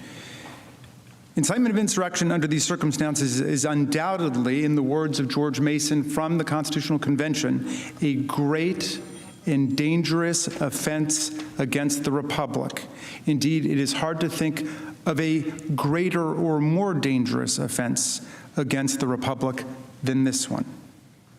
So, to be very precise about this, I hope we all can agree today that if a president does incite a violent insurrection against the government, he can be impeached for it.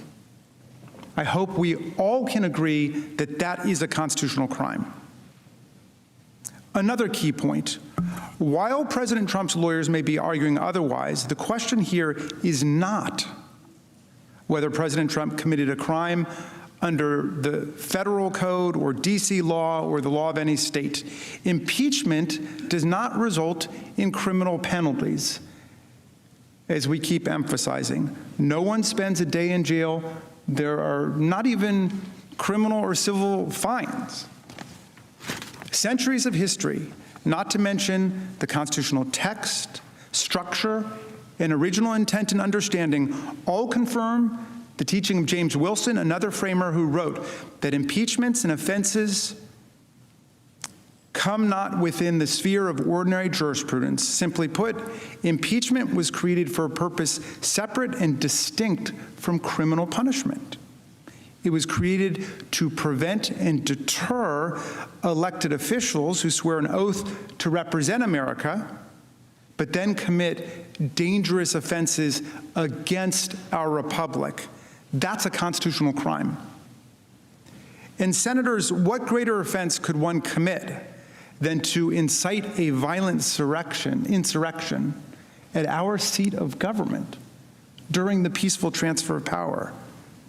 In circumstances where violence is foreseeable, where a crowd is poised for violence to provoke a mob of thousands to attack us with weapons and sticks and poles, to bludgeon and beat our law enforcement officers and to deface these sacred walls and to trash the place, and to do so while seeking to stop us from fulfilling our own oaths, our own duties to uphold the Constitution by counting the votes from our free and fair elections, and then to sit back and watch in delight as insurrectionists attack us, violating a sacred oath and engaging in a profound dereliction and desertion of duty?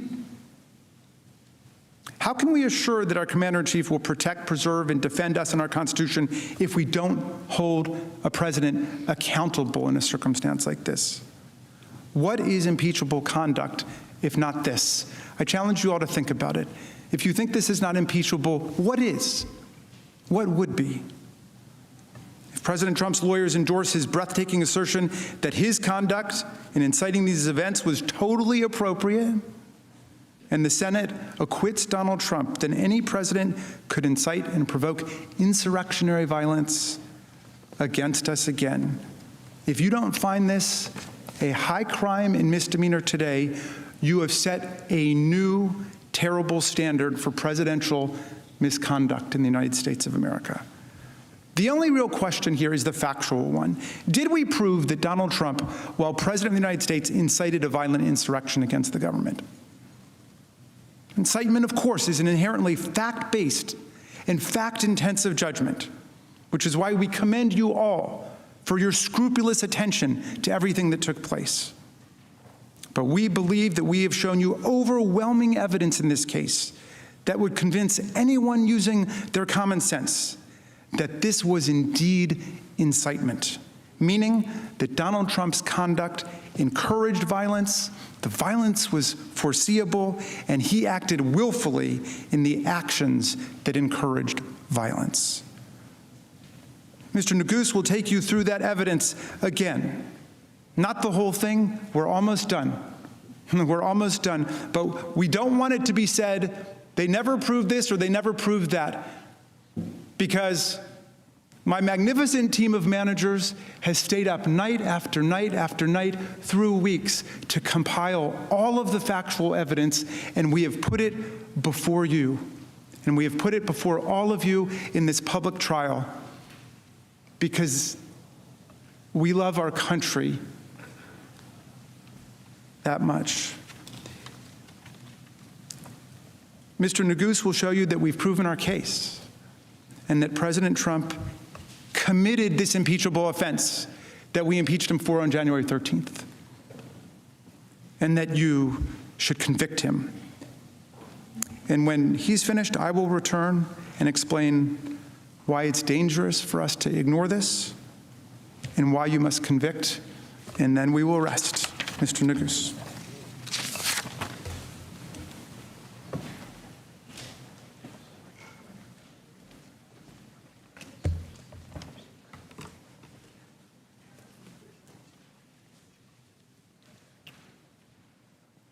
Mr. President, distinguished senators, good afternoon again. As my colleague, Lead Manager Raskin, mentioned, I know it's been a long few days, and I want to say thank you, that we're very grateful for your patience, for your attention, and the attention that you have paid to every one of our managers as they have presented our case. As Lead Manager Raskin mentioned, I hope, I trust that we could all agree that if a president incites a violent insurrection against our government, that that's impeachable conduct. So what I'd like to do as we close our case is just walk you through why our evidence overwhelmingly establishes that President Trump committed that offense. Now, as you consider that question of whether the president incited an insurrection, there are three questions that reasonably come to mind. Was violence foreseeable? Did he encourage violence? And did he act willfully? And I'm going to show you why the answer to every one of those questions has to be yes. First, let's start with foreseeability. Was it foreseeable that the violence would erupt on January 6th if President Trump lit a spark? Was it predictable that the crowd at the Save America rally was poised on a hair trigger for violence, that they would fight, literally, if provoked to do so? Of course it was. When President Trump stood up to that podium on January 6th, he knew that many in that crowd were inflamed, were armed, were ready for violence. It was an explosive situation, and he knew it. We've shown you the evidence on this point. You've seen it. The images, the videos, the articles, and the pattern, which show that the violence on that terrible day was entirely foreseeable. We've showed you how this all began with the big lie, the claim that the election was rigged and that President Trump and his supporters were the victims of a massive fraud, a massive conspiracy to rip away their votes. We've showed you how President Trump spread that lie and how over the course of months, with his support and encouragement, it inflamed part of his base, resulting in death threats, real-world violence, and increasingly extreme calls to stop the steal. We established that after he lost the election, the president was willing to do just about anything to prevent the peaceful transfer of power, that he tried everything he could do to stop it. You'll recall the evidence on the screen. Him pressuring and threatening state election officials, attacking them to the point of literally calling them enemies of the state, threatening at least one of them with criminal penalties. Then attacking senators, members of Congress, all across the media. Pressuring the Justice Department, prompting outcries from assistant U.S. attorneys, not to mention his own attorney general, reportedly telling him that the stolen election claims were, quote, BS, not my phrase, his. And then, as January 6th approached, he moved on to attacking his own vice president, openly and savagely. We recounted throughout that entire period all the ways in which President Trump inflamed his supporters with lies that the election was stolen. And as every single one of us knows, nothing in this country is more sacred, nothing, than our right to vote, our voice. And here you have the President of the United States telling his supporters that their voice, that their rights as Americans were being stolen from them, ripped away. That made them angry. Angry enough to stop the steal, to fight like hell to stop the steal. And we showed you this. You saw the endless tweets, the rallies, the statements encouraging and spreading that big lie. You saw that he did this over and over again with the same message each time. You must fight to win it back.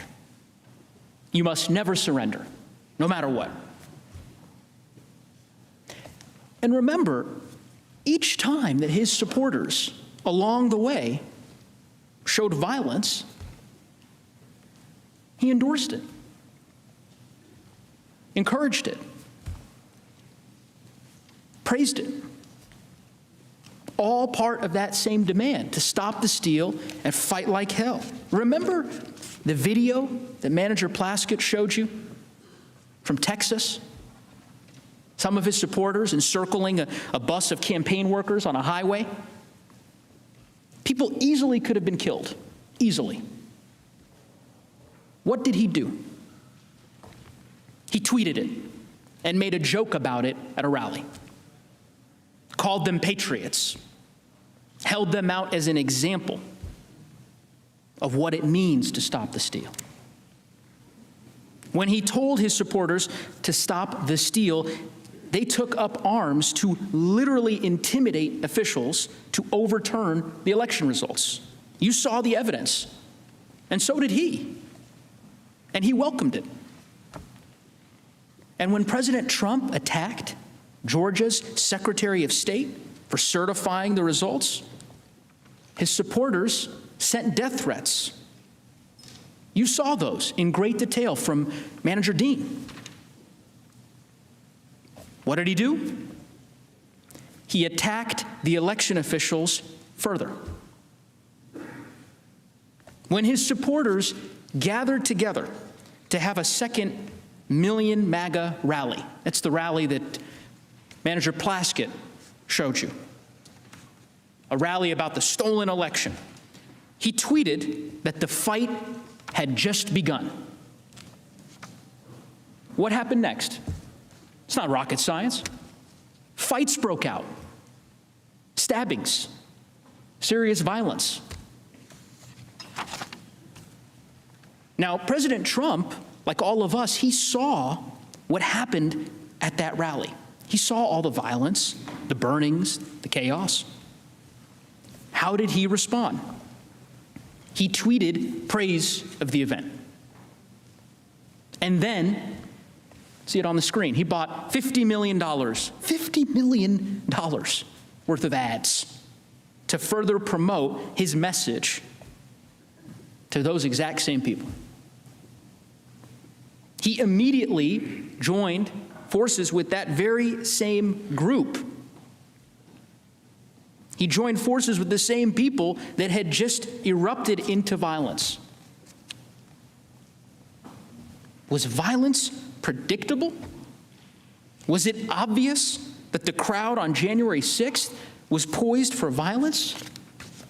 Prepared for it? Absolutely. And this isn't just clear, looking back in time. It was widely recognized at the time. In the days leading up to January 6th, there were dozens, hundreds of warnings. And he knew it. He knew the rally would explode if provoked. He knew all it would take is a slight push. Remember, you heard from Manager Plaskett, the chatter on social media, websites that the Trump administration monitored and were known to the Trump operation. It showed that the people he invited to the January 6th rally took this as a serious call to arms. That this was not just any attack. It was to storm the Capitol if necessary, to stop the steal. And it wasn't just clear on these websites that the Trump administration was monitoring. I mean, the FBI issued reports about this as a credible threat, a threat to target us. Law enforcement made 6 arrests that night before. 6 arrests. Newspapers across the city warned of the risk of the violence. There can be no doubt that the risk of violence was foreseeable. And what did he do in the days leading up to the rally? Did he calm the situation? Ask yourself. Did he call for peace? No. He didn't do that. He spread his big lie more. The most dangerous lie, as I mentioned, that Americans' votes were being stolen and that the final act of theft would occur here in the Capitol. And then he assembled all of those supporters. He invited them to an organized event on a specific day, at a specific time, matched perfectly to coincide with the joint session of Congress, to coincide with the steal that he had told them to stop. by any and all means. Again, he was told by law enforcement and all over the news that these people were armed and ready for real violence. He knew it. I mean, he knew it perfectly well, that he had created this powder keg at his rally. He knew just how combustible that situation was. He knew there were people before him who had prepared, who were armed and armored. He knew they would jump to violence at any signal, at any sign from him that he needed them to fight, that he needed them to stop the steal. And we all know what happened next. Second question. Did he encourage the violence? Standing in that powder keg, did he light a match? Everyone knows the answer to that question. The hours of video you all have watched leave no doubt. Just remember what he said on January 6th. All of us here today do not want to see our election victory stolen. There's never been anything like this. It's a pure theft in American history. Everybody knows it. Make no mistake, this election was stolen from you, from me, and from the country. At the opening of... We will never give up. We will never concede. It doesn't happen. You don't concede when there's theft involved. And to use a favorite term that all of you people really came up with, we will stop the steal. We must stop the steal. We will not let them silence your voices. We're not going to let it happen. Not going to let it happen.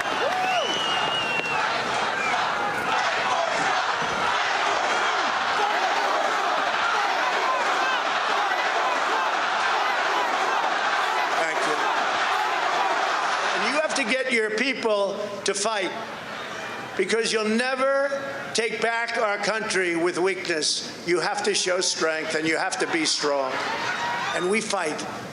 We fight like hell. And if you don't fight like hell, you're not going to have a country anymore. You may remember at the outset of this trial that I told you you'd hear three phrases over and over and over again. The big lie that the election had been stolen, stop the steal and never concede, and fight like hell to stop that steal. You heard those phrases throughout the course of this trial, video after video, statement after statement, telling his supporters that they should be patriots, to fight hard to stop the steal. And on that day,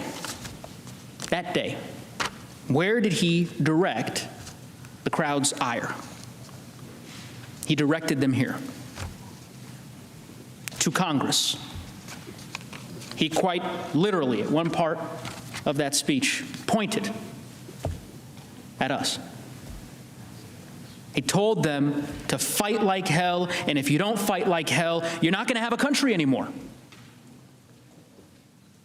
And here's the thing, that wasn't metaphorical. It wasn't rhetorical. He'd already made it perfectly clear that when he said fight, he meant it. And that when followers, in fact, fought, when they engaged in violence, that he'd praise and honor them as patriots. He implied that it was okay to break the law because the election was being stolen. You heard it. You remember the clip that Manager Dean showed you earlier in this trial. He told them, the quote is on the screen, when you catch somebody in a fraud, you're allowed to go by very different rules. Remember how all of his supporters, some of his supporters across social media were treating this as a war, talking about bringing in the cavalry? Well, President Trump made clear what those different rules were. He'd been making it clear for months. So, let's have trial by combat. And Rudy, you did a great job. He's got guts. You know what? He's got guts, unlike a lot of people in the Republican Party. He's got guts. He fights.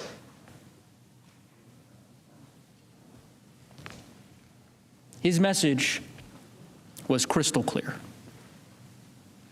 And it was understood immediately, instantly, by his followers. And we don't have to guess. We don't have to guess as to how they reacted. We can look at how people reacted to what he said. You saw them, and you saw the violence. It's pretty simple. He said it, and they did it.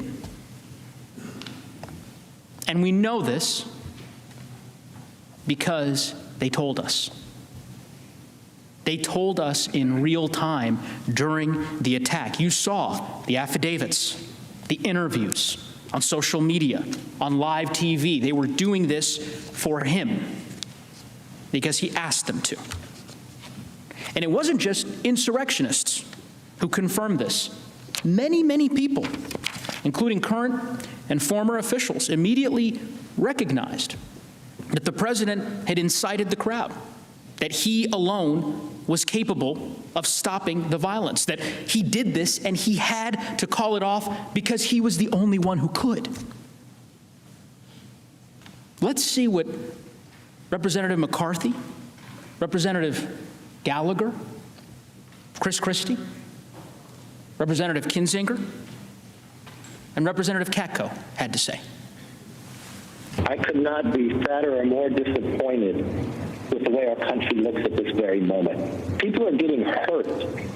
Anyone involved in this, if you're hearing me, hearing very loud and clear, this is not the American way. Mr. President, you have got to stop this. You are the only person who can call this off.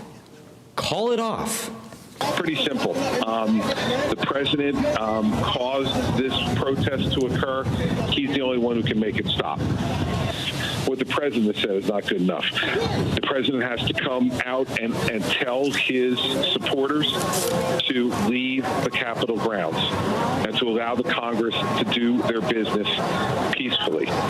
And anything short of that is an abrogation of his responsibility.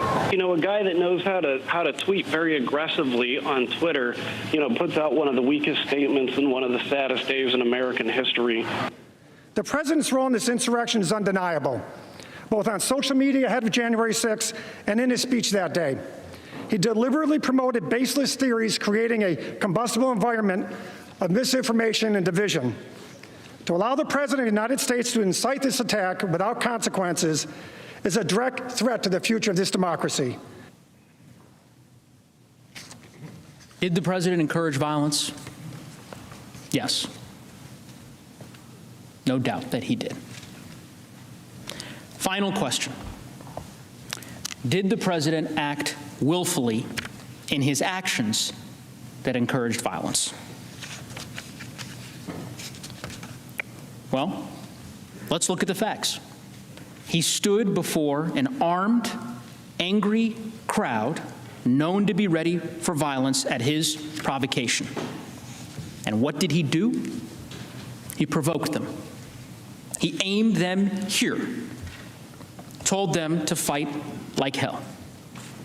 And that's exactly what they did.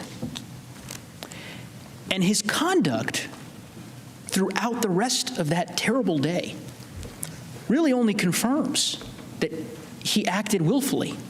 I mean, that he incited the crowd and then engaged in a dereliction of duty while he continued inflaming the violence. And again, we don't have to guess what he thought because he told us. Remember the video he released at 4:17 p.m.? Lead Manager Raskin showed that to you yesterday. The one where he said, quote, "We had an election that was stolen from us." Remember the tweet that he put out just a couple hours later, 6:01 p.m. on January 6th. You've seen it many times. You can see it on the slide.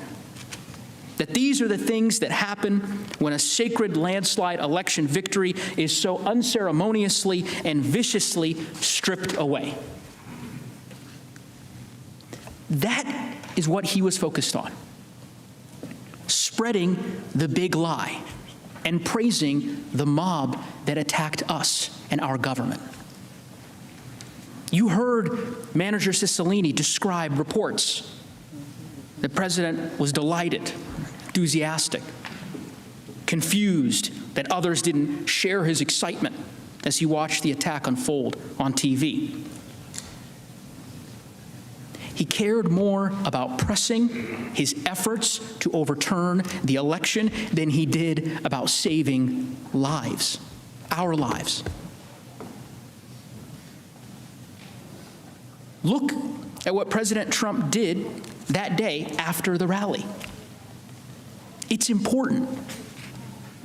He did virtually nothing.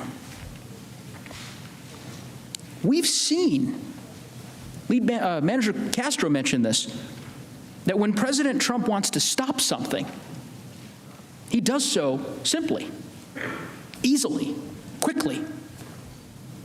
But aside from 4 tweets and a short clip during the over 5-hour-long attack, he did nothing.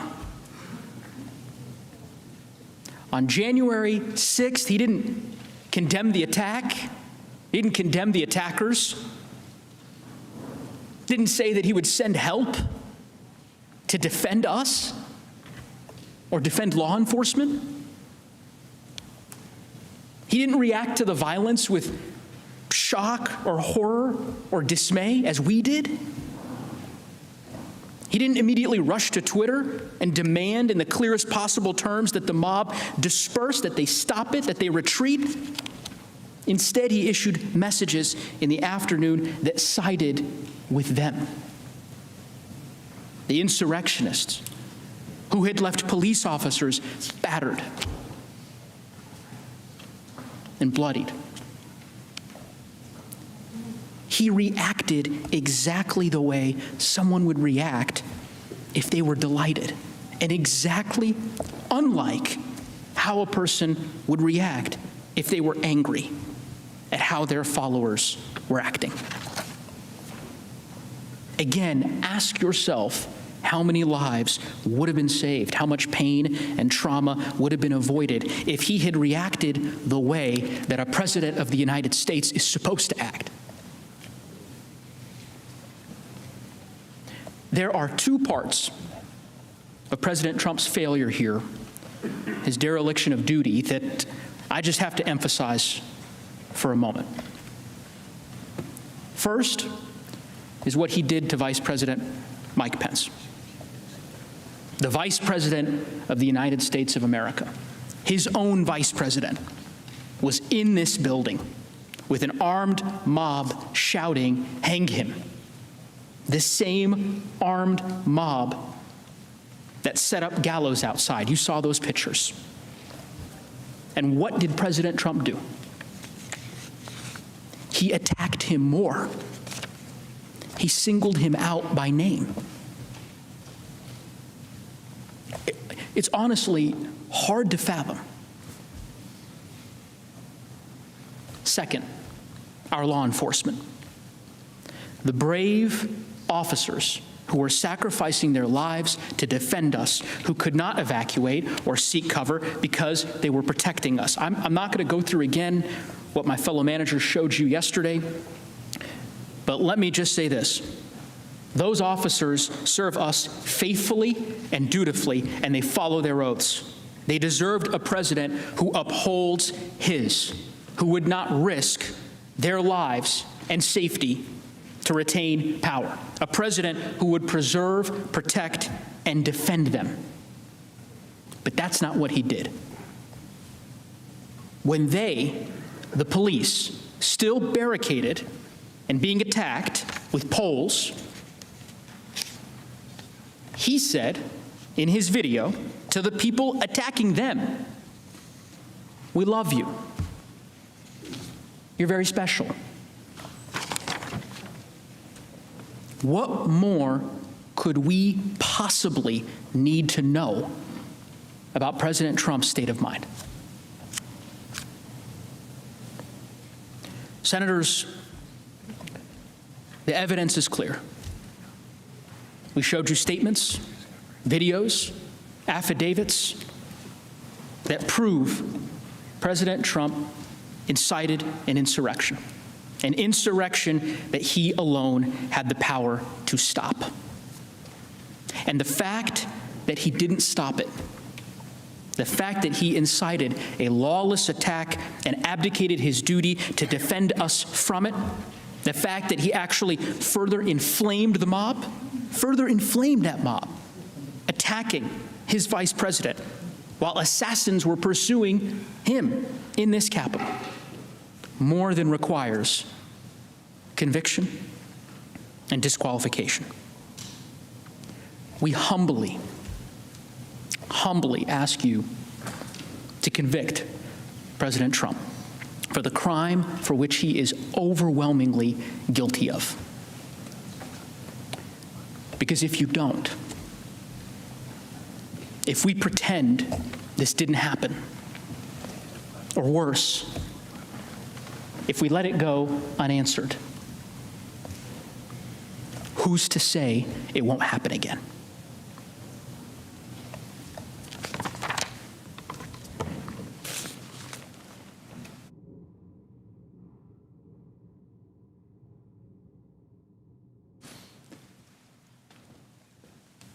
Mr. President, members of the Senate, first of all, thank you for your close attention and seriousness of purpose that you've demonstrated over the last few days. Thank you also for your courtesy to the House managers as we've come over here, strangers in a strange land, to make our case before this distinguished and august body.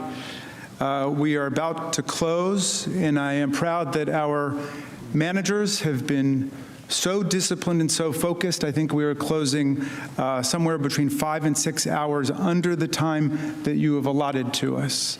But we think we have been able to tell you everything we need to say. We will obviously have the opportunity to address your questions and then to do a final closing when we get there.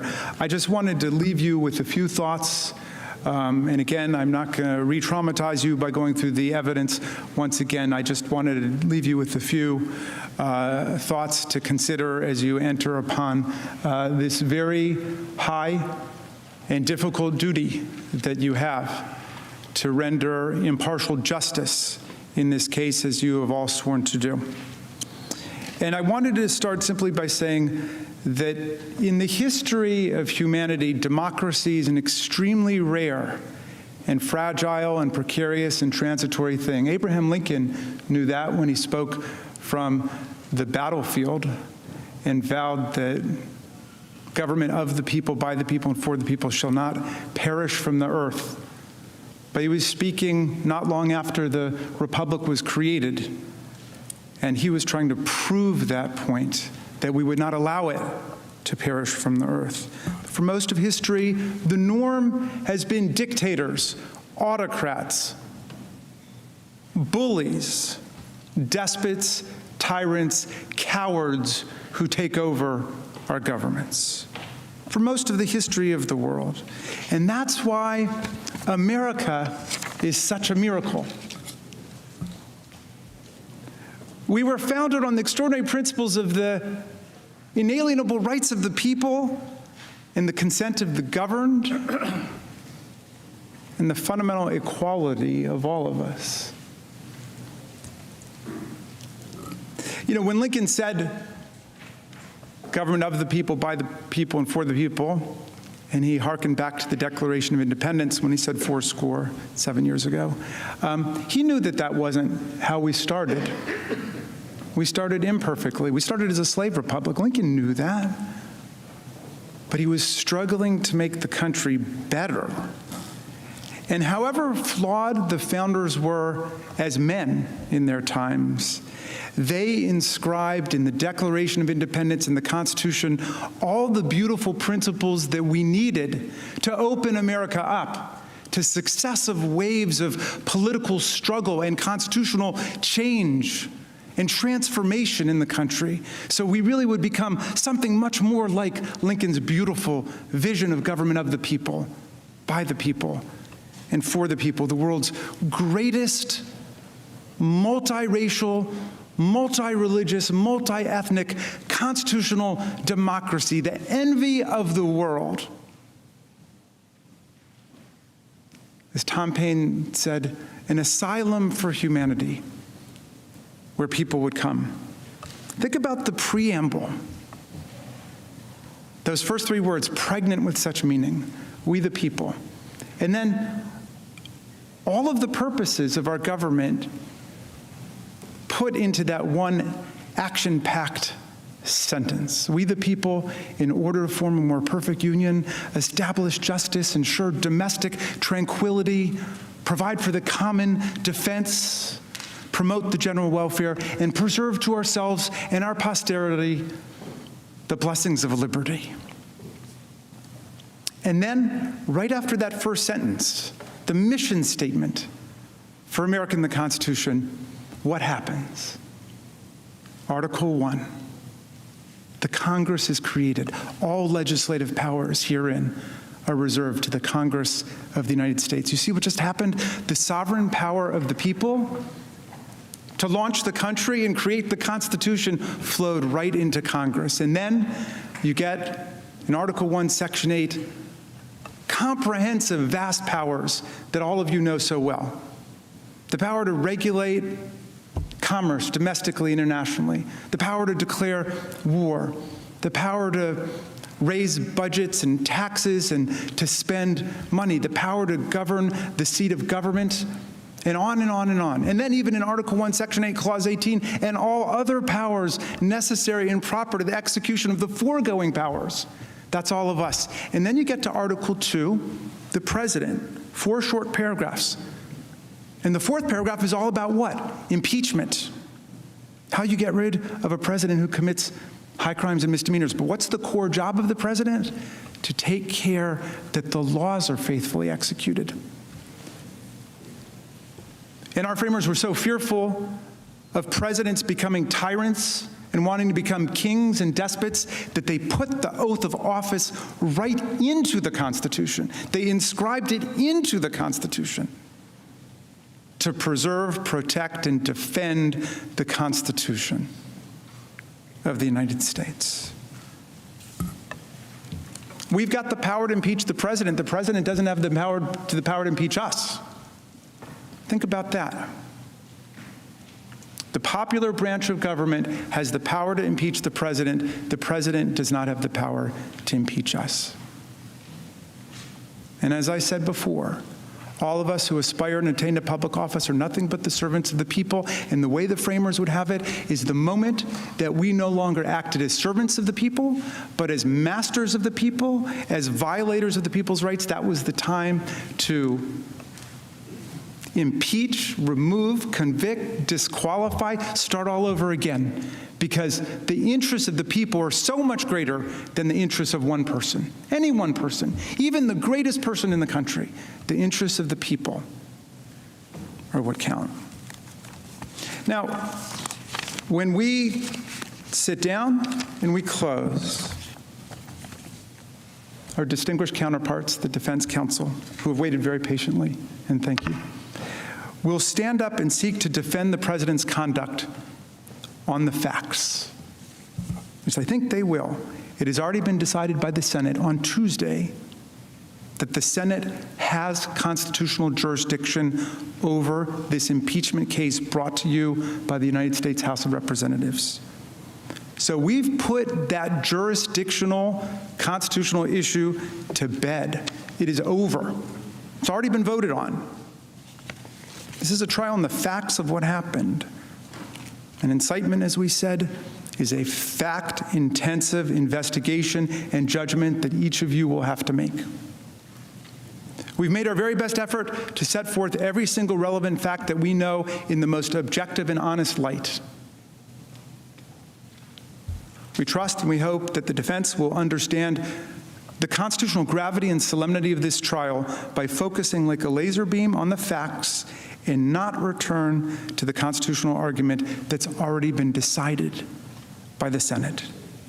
Just as a defense lawyer who loses a motion to dismiss on a constitutional basis in a criminal case must let that go and then focus on the facts which are being presented by the prosecutors in detail, they must let this constitutional jurisdictional argument go. Not just because it's frivolous and wrong, as nearly every expert scholar in America opined, but because it's not relevant to the jury's consideration of the facts of the case. So our friends must work to answer all of the overwhelming, detailed, specific, factual, and documentary evidence we have introduced of the president's clear and overwhelming guilt in inciting violent insurrection against the Union. Now, Donald Trump last week turned down our invitation to come testify about his actions, and therefore we've not been able to ask him any questions directly as of this point. Therefore, during the course of their 16-hour allotted presentation, we would pose these preliminary questions to his lawyers, which I think are on everyone's minds right now, in which we would have asked Mr. Trump himself if he had chosen to come and testify about his actions and inactions when we invited him last week. One, why did President Trump not tell his supporters to stop the attack on the Capitol as soon as he learned of it? Why did President Trump do nothing to stop the attack for at least 2 hours after the attack began? As our constitutional commander-in-chief, why did he do nothing to send help to our overwhelmed and besieged law enforcement officers for at least 2 hours on January 16th after the attack began? On January 6th, why did President Trump not at any point that day condemn the violent insurrection and the insurrectionists? And I'll add a legal question that I hope his distinguished counsel will address. If a president did invite a violent insurrection against our government, as of course we allege and think we've proven in this case, but just in general, if a president incited a violent insurrection against our government, would that be a high crime and misdemeanor? Can we all agree at least on that? Senators, I've talked a lot about common sense in this trial because I believe that's all you need to arrive at the right answer here.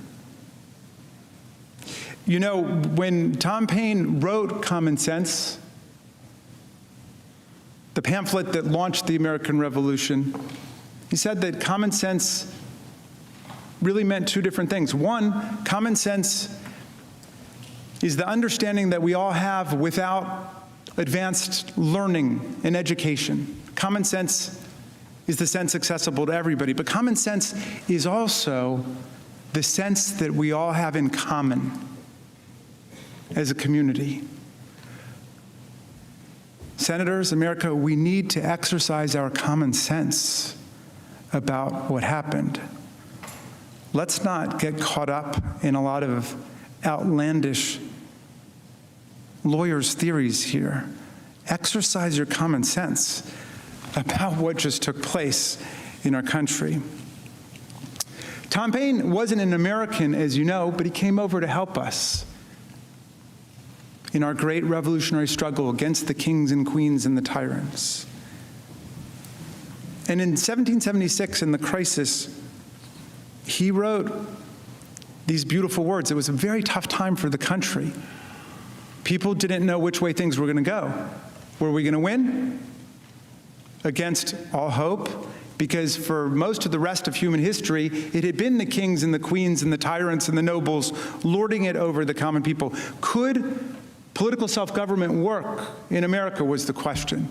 And Paine wrote this pamphlet called The Crisis, and in it he said these beautiful words. And with your permission, I'm going to update the language a little bit, pursuant to a suggestion of Speaker Pelosi, so as not to offend modern sensibilities, okay? But he said, These are the times that try men and women's souls. These are the times that try men and women's souls. The summer soldier and the sunshine patriot will shrink at this moment from the service of their cause and their country. But everyone who stands with us now will win the love and the favor and the affection of every man and every woman for all time. Tyranny, like hell, is not easily conquered, but we have this saving consolation. The more difficult the struggle, the more glorious in the end will be our victory. Good luck in your deliberations. Lead House impeachment manager Jamie Raskin came back to the microphone briefly, but essentially wrapping up the prosecution's initial presentation. There will be time for a more formal closing argument, if you will, later on in the trial, but essentially done with their presentation, not using nearly the allotted 16 hours that they had been given.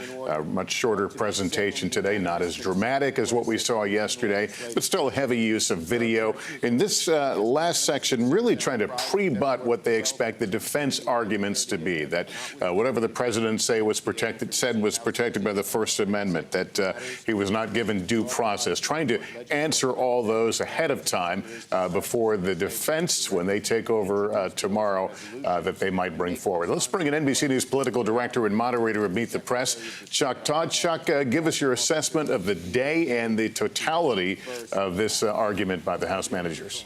Well, look, I think in this most recent 2-hour session, I think Jamie Raskin just obliterated the First Amendment argument that the Trump attorneys are going to try to make. And in that sense, I think that's where the presentation today was at its strongest.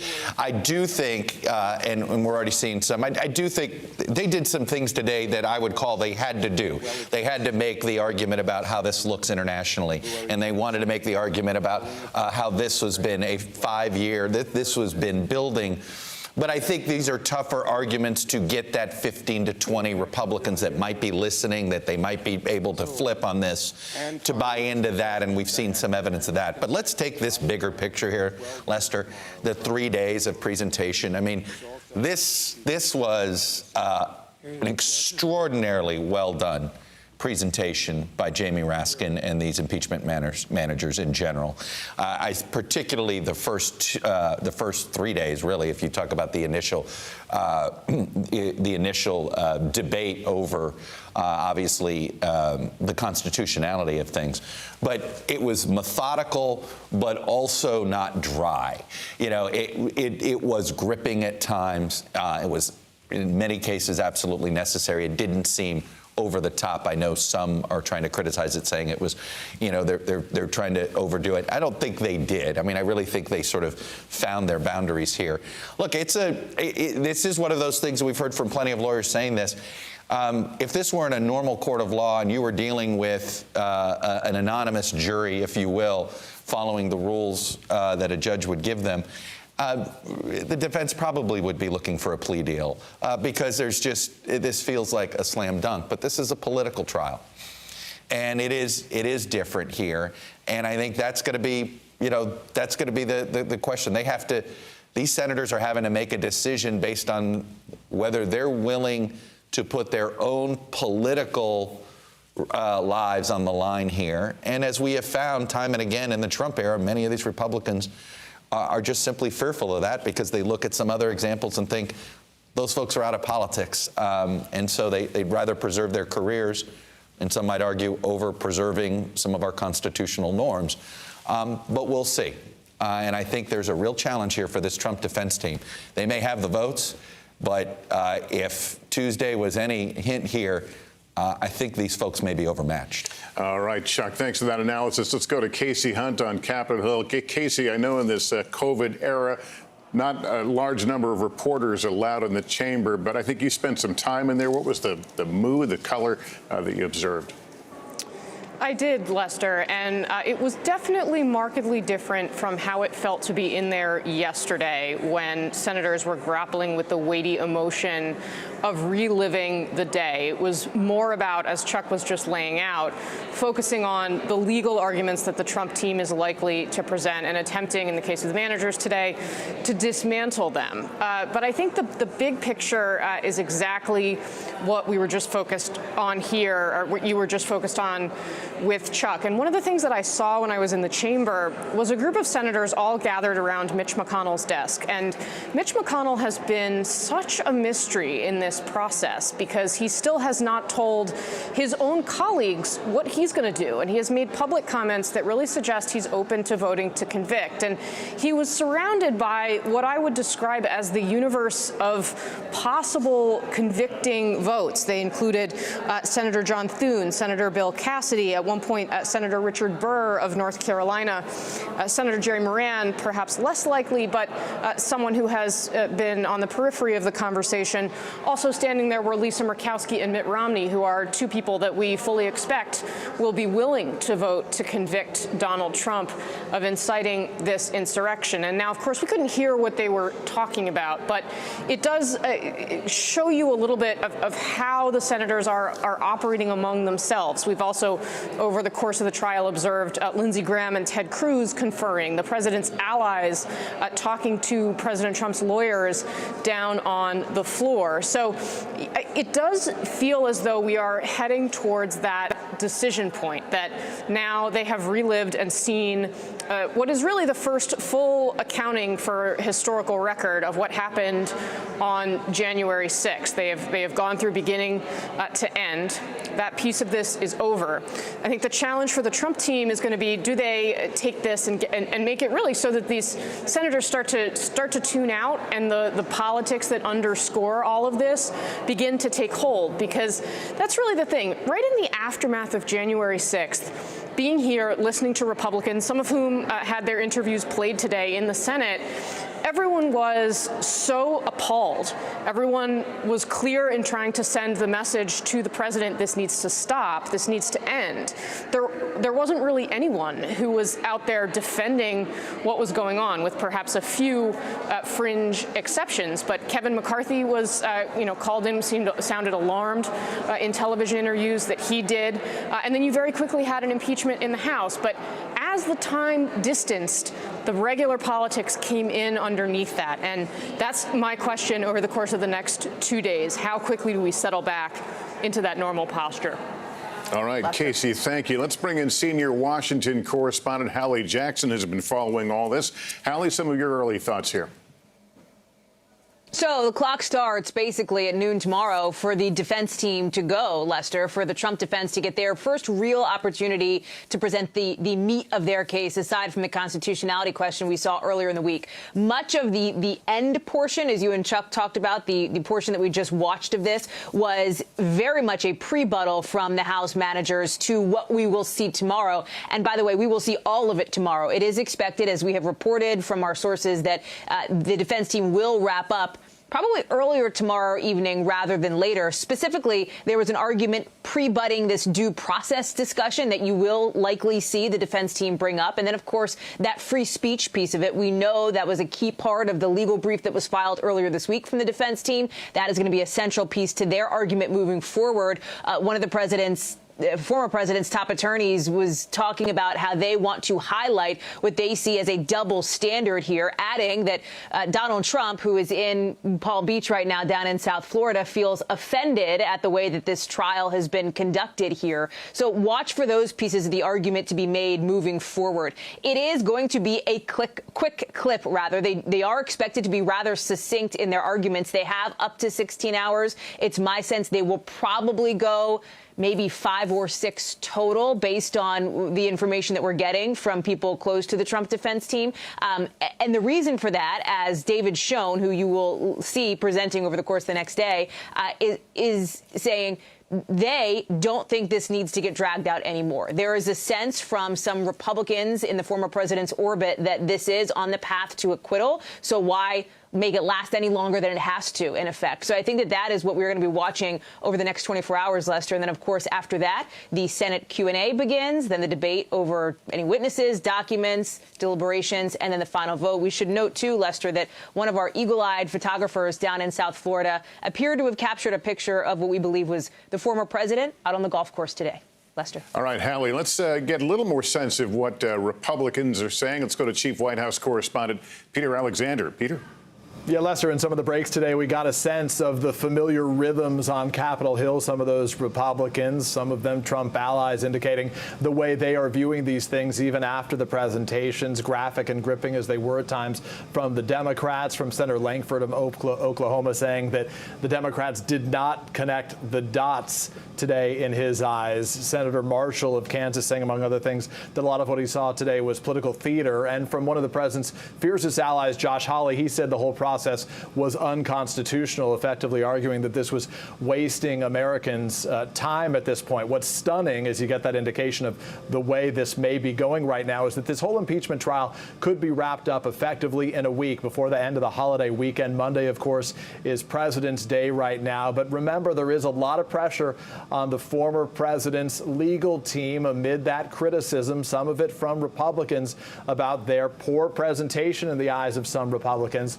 So we've still got a matter of hours to go, and in a way, things can still change. But the Democrats feel strongly that as best possible in the current climate we live in, they made the best argument that if this is not impeachable, nothing is. They covered a lot of ground, indeed. All right, Peter, thank you. That concludes today's coverage of the Senate impeachment trial of Donald J. Trump. I'll be back with a complete wrap-up on NBC Nightly News, and we'll see you, of course, tomorrow at 12 noon as the trial resumes and former President Trump's lawyers begin to lay out his defense. I'm Lester Holt in New York. For all of us at NBC News, thank you for joining us. Good day, everyone.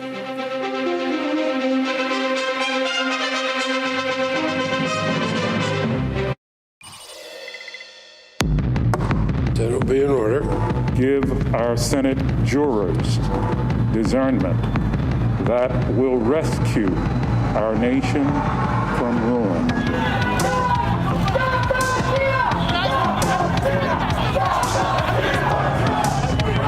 Does he not realize President Trump called us to siege the place? They were not hiding. Let's call Trump, yes! No, he'll be happy. What do you mean? We're fighting for Trump. If we don't draw the line here, what's next? What makes you think the nightmare with Donald Trump and his lawmaking and violent mobs is over? If it comes down to war, guess what? I'm going to be there. We're all going to be up here, and we're going to be breaking those windows. Hey everyone, I'm Allison Morris. You're watching special coverage of the second impeachment trial of Donald Trump on NBC News Now. The prosecution rests the House impeachment managers today, using the rioters' words to link former President Trump to the attack on the Capitol, outlining a pattern and practice of inciting violence for years. The defense team now on deck, preparing to make their case tomorrow and tomorrow only. We start off with NBC News senior political editor Mark Murray and NBC News political correspondent Ali Vitale on Capitol Hill. Ali, the House managers talking about former President Trump's lack of remorse after the January 6th riot. What evidence did they use to back that up? Well, Allison, all of this was really taking the arguments that they laid out yesterday, that narrative structure of how President Trump fomented this insurrection even months before the election had even taken place. Now they carried it through to the implications of what January 6th meant. And part of that was talking about, yes, Trump's lack of remorse, but how he evidenced it in the tweets that he sent out, the video messages that he sent out in the hours after the Capitol Hill insurrection, but also talking about the actions that he did not take, specifically as it relates to sending extra law enforcement to the Hill when it was clear that this situation was out of control. Listen to how they talked about it here in the early moments of today's arguments. On January 12th, President Trump had seen the violent attack on the Capitol. He knew the people that died. And his message to all of us was that his conduct was totally appropriate. I'm a former prosecutor, and we're trained to recognize lack of remorse. But it doesn't take a prosecutor to understand that President Trump was not showing remorse. He was showing defiance. So So there was that piece of it, trying to explain the way that Trump's emotions, as they would argue them, were backed up with the things that he was doing or not doing in the hours and even days after January 6th. But there was another point that was made here. Throughout the trial, we saw the team start to pre-butt certain parts of the argument that we've already heard from Trump's legal team. One of those things that Trump's lawyers said is that this is partisan, in that Democrats are afraid of President Trump being on the ballot once again. Ted Lieu made the point here that he's not afraid of Trump running again. The thing that he's afraid of is Trump running again and losing, because this is something that took place not because Trump won the election, but because he lost. Mark, the impeachment managers said their goal today was to bring home the goods. Did they deliver?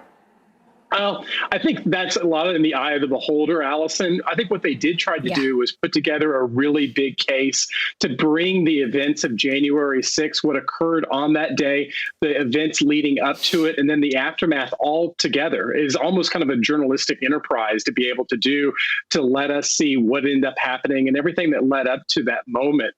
In a lot of ways, for history's sake, that even if you aren't able to get the 17 Republicans that you need for a conviction, that they're laying out the evidence and saying that this is a worthwhile effort to be able to revisit that day instead of actually kind of forget about it and move on. So that to me was like the goods were just everything that was there, from the footage that we had not seen before, from linking the tweets to how the people in the crowd reacted, and of course, just to see what ended up happening on the Capitol, and of course, how much worse that day could have possibly have been. So, you know, whether or not there's the goods, the entire effort to be able to talk about the gravity of that day and the situation was probably what they were going for. Allie, House Manager Diana DeGette spoke today for the first time, making the case that the rioters believed they were following Trump's orders. Take us inside her arguments a little bit further, if you will. Yeah, she had a really fascinating piece of the puzzle here, because yesterday's arguments really hinged on the experience of the lawmakers, the experience of law enforcement officials who were here on Capitol Hill that day. But her argument today focused on the view from the insurrectionist point of view, really trying to connect the dots through the legal filings that we've seen now that so many of these insurrectionists have been taken into court and are now being prosecuted for what they did. Linking those things in real-time videos and from those court filings to show that these folks thought that they were acting on Trump's behalf and following his explicit instructions. Listen to how she did that. They truly believed that the whole intrusion was at the president's orders, and we know that because they said so. Many of them actually posed for pictures, bragging about it on social media, and they tagged Mr. Trump in tweets. Folks, this was not a hidden crime. The president told them to be there, and so they actually believed they would face no punishment.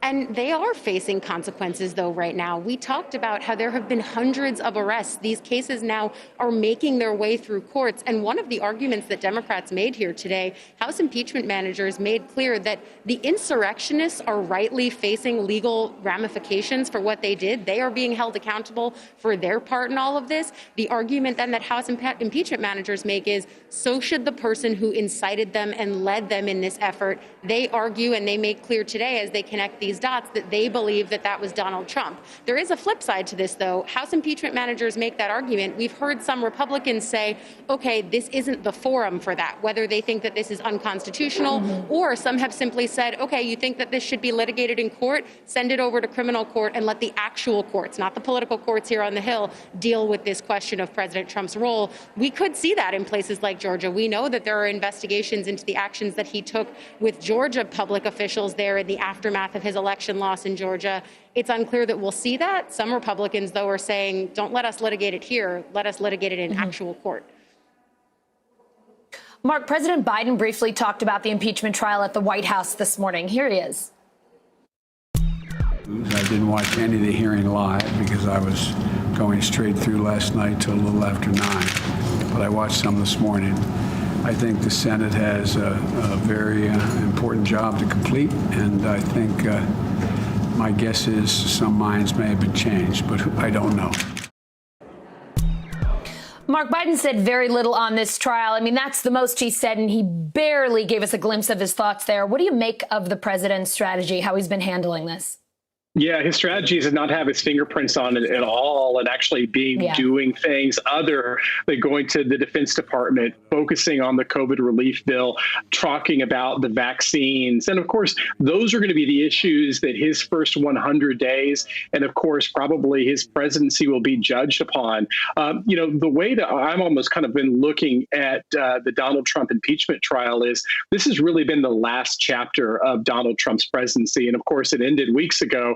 But really, this was kind of the last kind of litigation of the Donald Trump era in a lot of ways. And Joe Biden focusing on other things and including getting his cabinet set up, getting those nominees through the United States Senate. I do think that once this trial wraps up in the next couple of days, that we end up getting fully 100% attention to the Joe Biden presidency.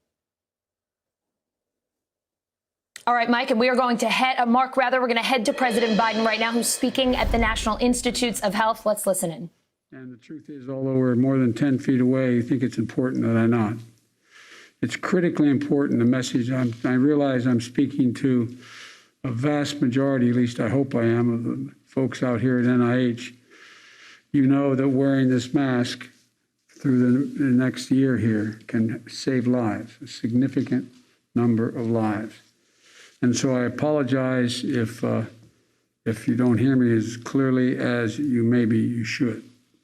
I'd like to start off by thanking Dr. Collins and Dr. Fauci for hosting me today. I spent a lot of time working with Dr. Collins on the Cancer Institute matters. And I said he's the first person I called to ask if he'd stay. But then I was reminded, I called Dr. Fauci before I got elected to say, would you stay if I came? So thank you both for staying. Our nation is fortunate to have both of you in these critical roles. And that goes for the world-class doctors, scientists, researchers here at NIH. And I just toured the Vaccine Research Center with Dr. Collins and Dr. Fauci and Dr. Graham and Dr. Colbert. It's incredible. It's a place to go where our top minds spend years researching vaccines and treatments for all kinds of viruses and partnering with academia and industry to prepare for the next one, because there will be others. HIV, influenza, SARS, MERS, West Nile, Zika, Ebola, and today, COVID-19. To all of you, your work made possible the remarkably rapid development of COVID-19 vaccines we have today. It's incredible. Initially, people were talking years, if not decades, before we'd have a vaccine. On behalf of a grateful nation, and I don't say that lightly, on behalf of a grateful nation, I want to thank you and your families for your work and your sacrifice. For there is no doubt your family sacrificed a great deal for the endless hours you put in to save the rest of us. And I know it wasn't easy. The devastation of this pandemic, the loss of life and livelihoods, hasn't spared the scientific community. Labs closed, research delayed, careers disrupted, especially for those in training. Yet with every moment of despair in this past year, you and all the heroes and heroines on the front lines and the frontiers of this pandemic remind us who we are. We are America. We never give up. We never give in. We give back, and we follow the science and find the answers. That's what all of you do here. That's what we've seen all across the country. The scientific community repurposed labs to work on COVID-19, develop therapeutics, new diagnostic technologies, and vaccines in record time. And you're highlighting lessons learned on the importance of pandemic preparedness, public-private partnerships, real-time data sharing, and most of all, speed and efficiency without compromising science and good conscience. Look, you're an incredible group of people. I've been out here many times. trying to help you, trying to help my son who passed away with cancer. You're an incredible, incredible group of people. And that's not hyperbole. We still have a long way to go.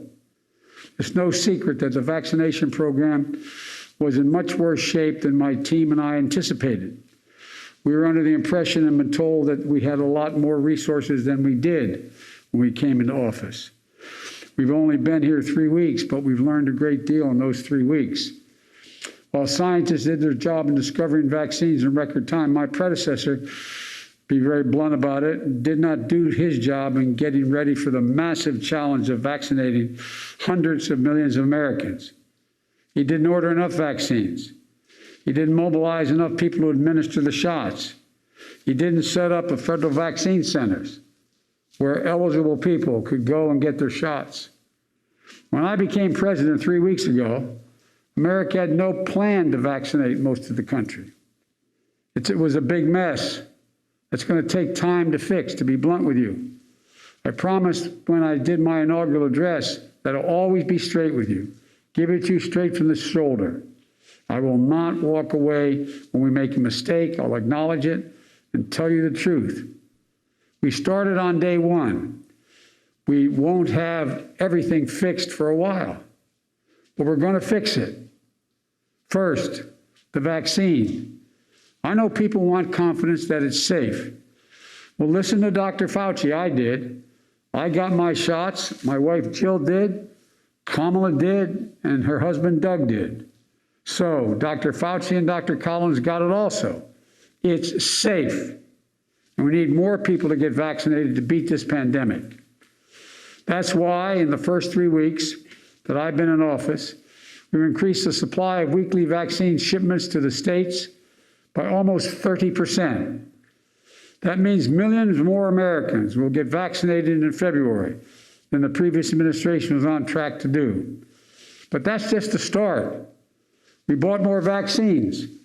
2 weeks ago, I directed Jeff Zients, who's here with me, my COVID-19 response coordinator, to work with the Department of Health and Human Services to purchase more vaccines. Just this afternoon, we signed the final contracts for 100 million more Moderna and 100 million more Pfizer vaccines. We're also able to move up the delivery dates with an additional 200 million vaccines to the end of July, faster than we expected. And in further good news, both companies agreed, and we're now contractually obligated to expedite delivery of 100 million doses that were promised by the end of June to deliver them by the end of May. That's a month faster. That means lives will be saved. That means we're now on track to have enough supply for 300 million Americans by the end of July. It may not sound like the urgent progress we need, but let's be clear. When I took office just 3 weeks ago, this country did not have a plan or enough vaccines or people to vaccinate Americans. All Americans, anytime, at any point in 2021. Within 3 weeks, round-the-clock work with so many people standing behind me and in front of me, we've now purchased enough vaccine supply to vaccinate all Americans. And now we're working to get those vaccines into the arms of millions of people. In just 3 weeks, we deployed over 1,000 federal staff to vaccination sites around the country. We're helping give shots and set up and speed up vaccination operations. To date, we've also provided $3 billion to 37 states and territories and tribes to bolster existing vaccination centers and create more of the centers to administer, where we administer the vaccine. For example, 3 days ago, Vice President Harris and we had a virtual tour of a federally supported vaccine center in a parking lot of the Arizona Cardinals Stadium in Glendale, Arizona. It's open 24/7. Folks who are eligible can call by phone or sign up online for an appointment. They literally drive in, stay in their cars, get a shot, get a card, and schedule the next shot. On average, it's about 30 minutes from start to finish. In just 3 weeks, the site has administered 160,000 doses, now averaging 8,000 vaccinations through day and night. Look, its coordination between state and federal government and the private sector partnership is essential. One of the nurses coordinating the effort in Arizona said the work was like administering, and I love this phrase, Doc, she said, like administering a dose of hope. Like administering a dose of hope. Let me say that, a dose of hope. We're going to get those doses of hope out at new and large-scale vaccination centers that were set up by the federal government. During the Super Bowl, we got a call from the NFL. The commissioner of football, Goodell, said we could have access to all 30 of the NFL stadiums for mass vaccination sites. We just announced we've worked with the governors to set up these new federally run sites in California, New York, Texas, with many more to come. We're going to target communities that have been the hardest hit and will be staffed by our military, the Federal Emergency Management Association, FEMA, same people who respond to hurricanes and storms and the like, and other federal experts at the Department of Health and Human Services and the Department of Agriculture to get vaccinators to make sure it gets in people's arms. When I got to office, there was no federal plan, none, to ship vaccines directly to local pharmacies. So folks who are allowed to get a vaccination under the state rules as the allocation of who gets in line are allowed to get one, can schedule an appointment now and get COVID-19 vaccine shots like they would a flu shot from their pharmacy.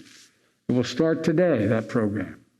And for folks who can't get to a pharmacy, we're deploying mobile units and sending vaccines to community health centers, federally run community health centers, to take care of the poorest of the poor that reach the hardest hit and the most underserved areas in the country, Black, Latino, Native American, and rural communities. This is an important piece to ensure racial equity remains at the center of our COVID-19 response, which is something I know Dr. Collins and Dr. Fauci are focused on as well. Another point of progress is we're deploying more vaccinators. We're now allowing retired doctors and nurses to come back and administer shots. We're deploying federal vaccinators, and over the last 3 weeks, we put hundreds of new vaccinators in the field and are lining up thousands more. These include medical personnel from our Commission Corps at the Department of Health and Human Services, as well as personnel from FEMA, the Defense Department, and more departments to come. All told, we're on track to surpass the goal I set on day one. When I was sworn in, just before I was sworn in, I indicated that my hope was to administer 100 million shots in the first 100 days of our term. I believe we'll not only reach that, but we'll break that. But like I said before, that's just the floor. That's just the floor. Our end goal is beating COVID-19, which brings us to the challenge that remains. We remain in the teeth of this pandemic. January of 2021 was the deadliest month we've had. We lost over 100,000 of our fellow citizens.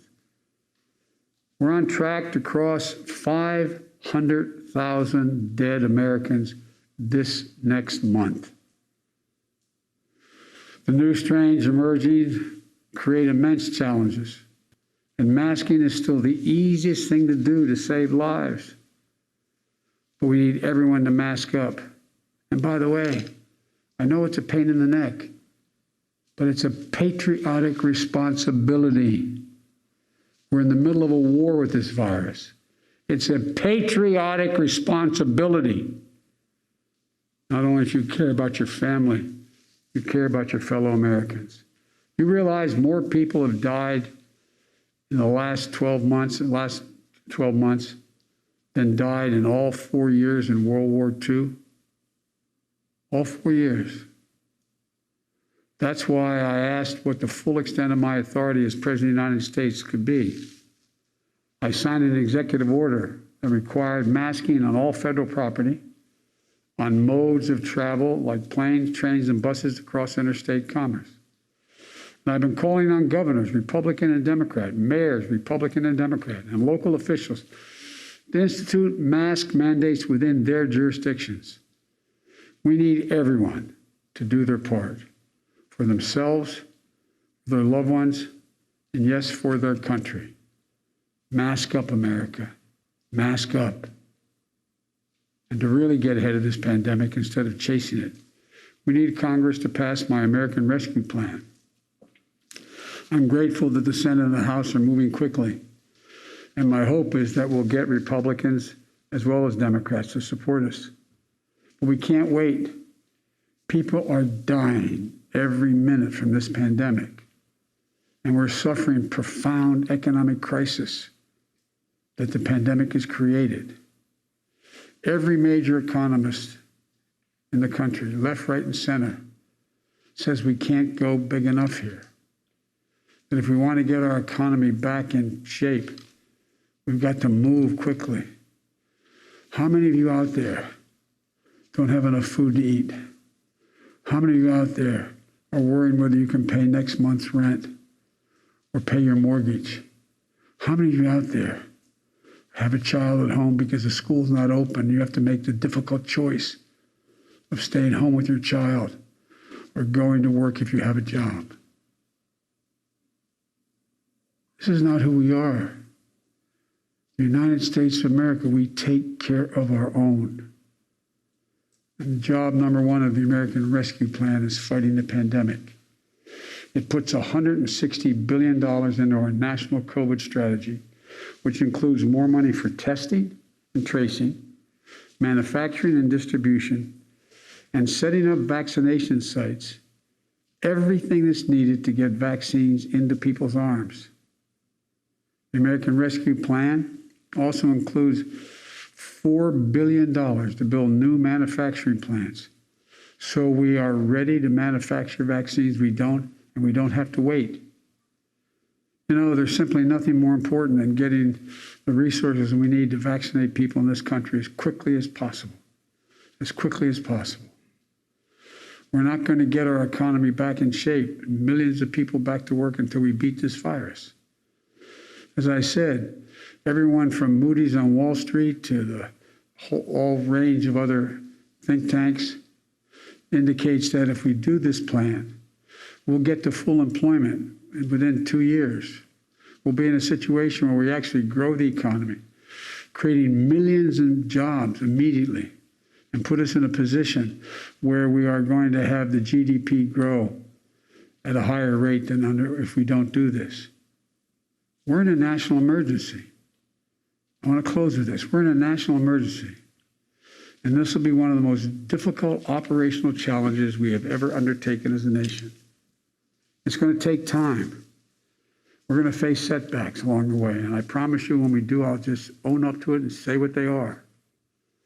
But we have to stay vigilant. We have to stay focused. And for God's sakes, we have to remember who we are. We are the United States of America. We can do this. We have the resources. We just have to choose to use them.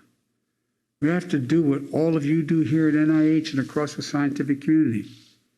Keep the faith with purpose, vision, and with every dose of hope we have. Folks, remember, like I said, this is America. We have never, never, never failed. We've decided to stand together and act together. That's who we are. That's not chauvinism. That's just a fact. We've never failed when we stood together. If there's ever a time we need to stand together, it's now. May God bless you all. And may God bless everyone here at NIH, all the doctors, scientists, and researchers fighting this pandemic and saving lives. And may God protect our troops. Thank you very, very much. You're the best America has to offer here at NIH. Thank you from the bottom of my heart.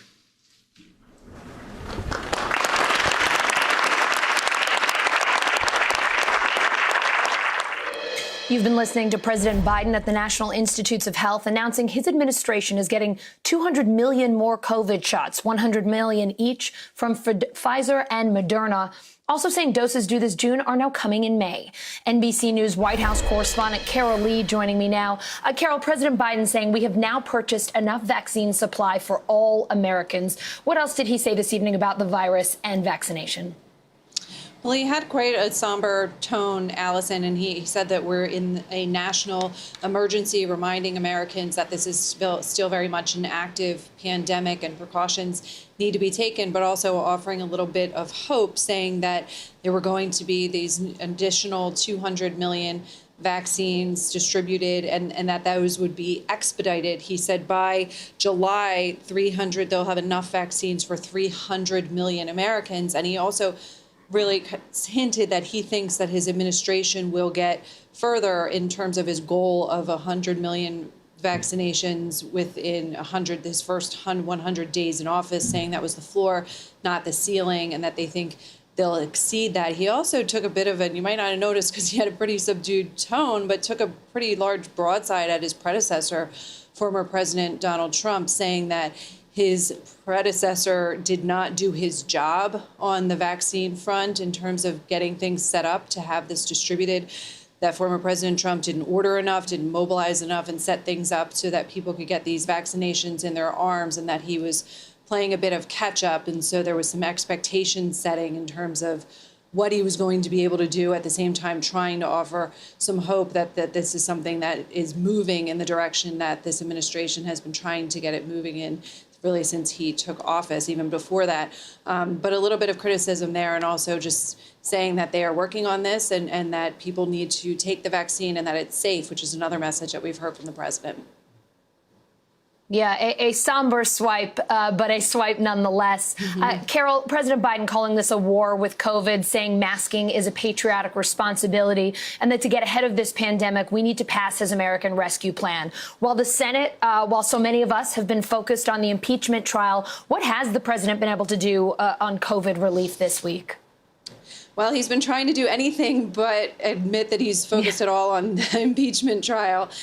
He's had some meetings this week. Today, he met with a bipartisan group of senators in the Oval Office, and they're pretty proud of that, the White House, saying that even during impeachment, he can get a bipartisan group of senators to come over to the White House and meet with him. That was to discuss his infrastructure plan, which is a step ahead of and further down the road from this coronavirus relief proposal that the president's put forward, its $1.9 trillion package. But he also met with business leaders trying to get their support earlier this week for the coronavirus relief package and his larger infrastructure package. And then tomorrow he'll meet with a bipartisan group of mayors and governors. So he's trying to stay busy, even though he's trying to also act like he's not staying busy paying attention to the impeachment trial.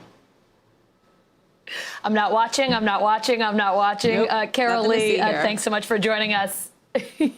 For joining us to talk about something other than impeachment today. Appreciate it.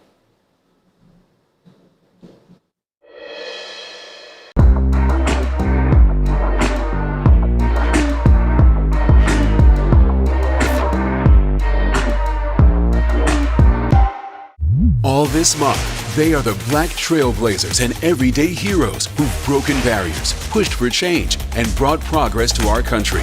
Join us as we share their stories and celebrate groundbreaking changemakers all this month on Today. The impeachment trial, COVID relief, we're going to find out quickly whether this is going to be a functional bipartisan government. Would you support some raise in the minimum wage? Asking about vaccine distribution, where is the bottleneck? If it's Sunday, it's Meet the Press.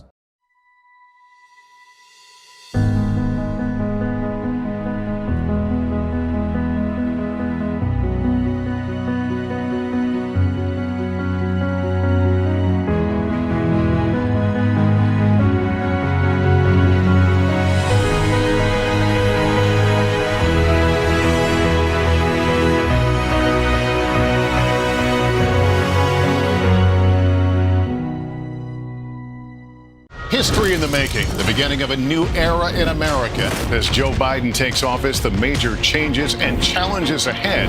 The vaccine effort picks up. Where are the majority of those doses? NBC Nightly News with Lester Holt.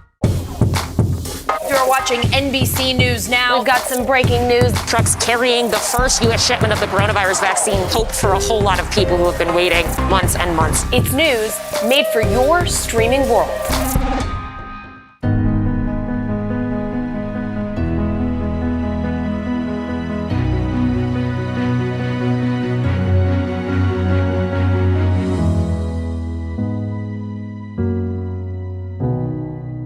For breaking news in our changing world, download the NBC News app. Are we vaccinating right now to keep ahead of these mutant strains? We still have a demand that far exceeds supply. He's the first African-American crew member on an extended mission on the International Space Station. To be able to see someone that looks like them, that is super important. Perhaps the most successful gospel artist today. Where you're going is a lot bigger than where you've been. I am looking forward to seeing you in Tokyo. Thank you, Today Show family. Love you guys. You're back. History in the making, the beginning of a new era in America. As Joe Biden takes office, the major changes and challenges ahead. What about the vaccines? The vaccines we have now, can they stop the South African variant? The first youth poet laureate captivating the nation and capturing our story. I had this understanding that the world is watching us, that we have the eyes of history and the future upon us. NBC Nightly News with Lester Holt.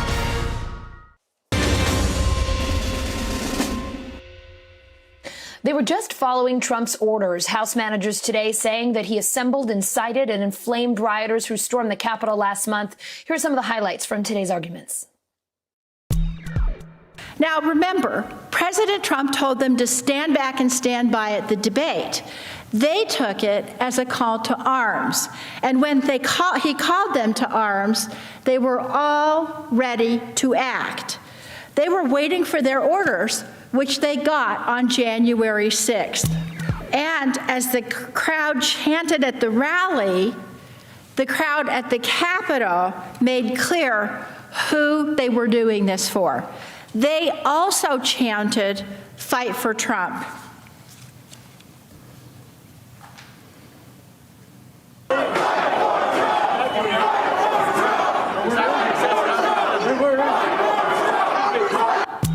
They were following his instructions.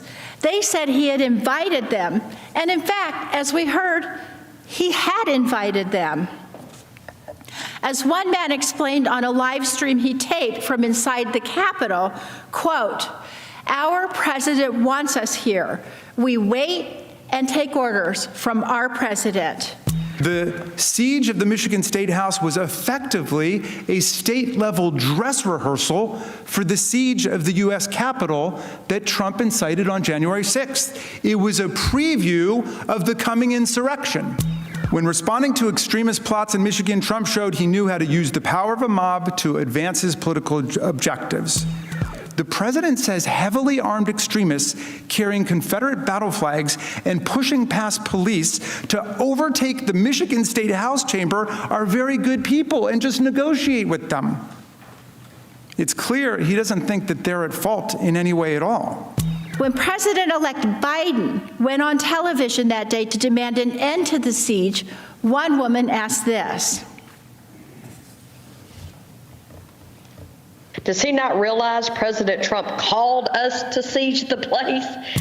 When it became clear that Donald Trump was not going to save these folks from prosecution, when it became clear that the commander-in-chief had given false commands that went against this country, some of his supporters even expressed regret, and they said they felt duped.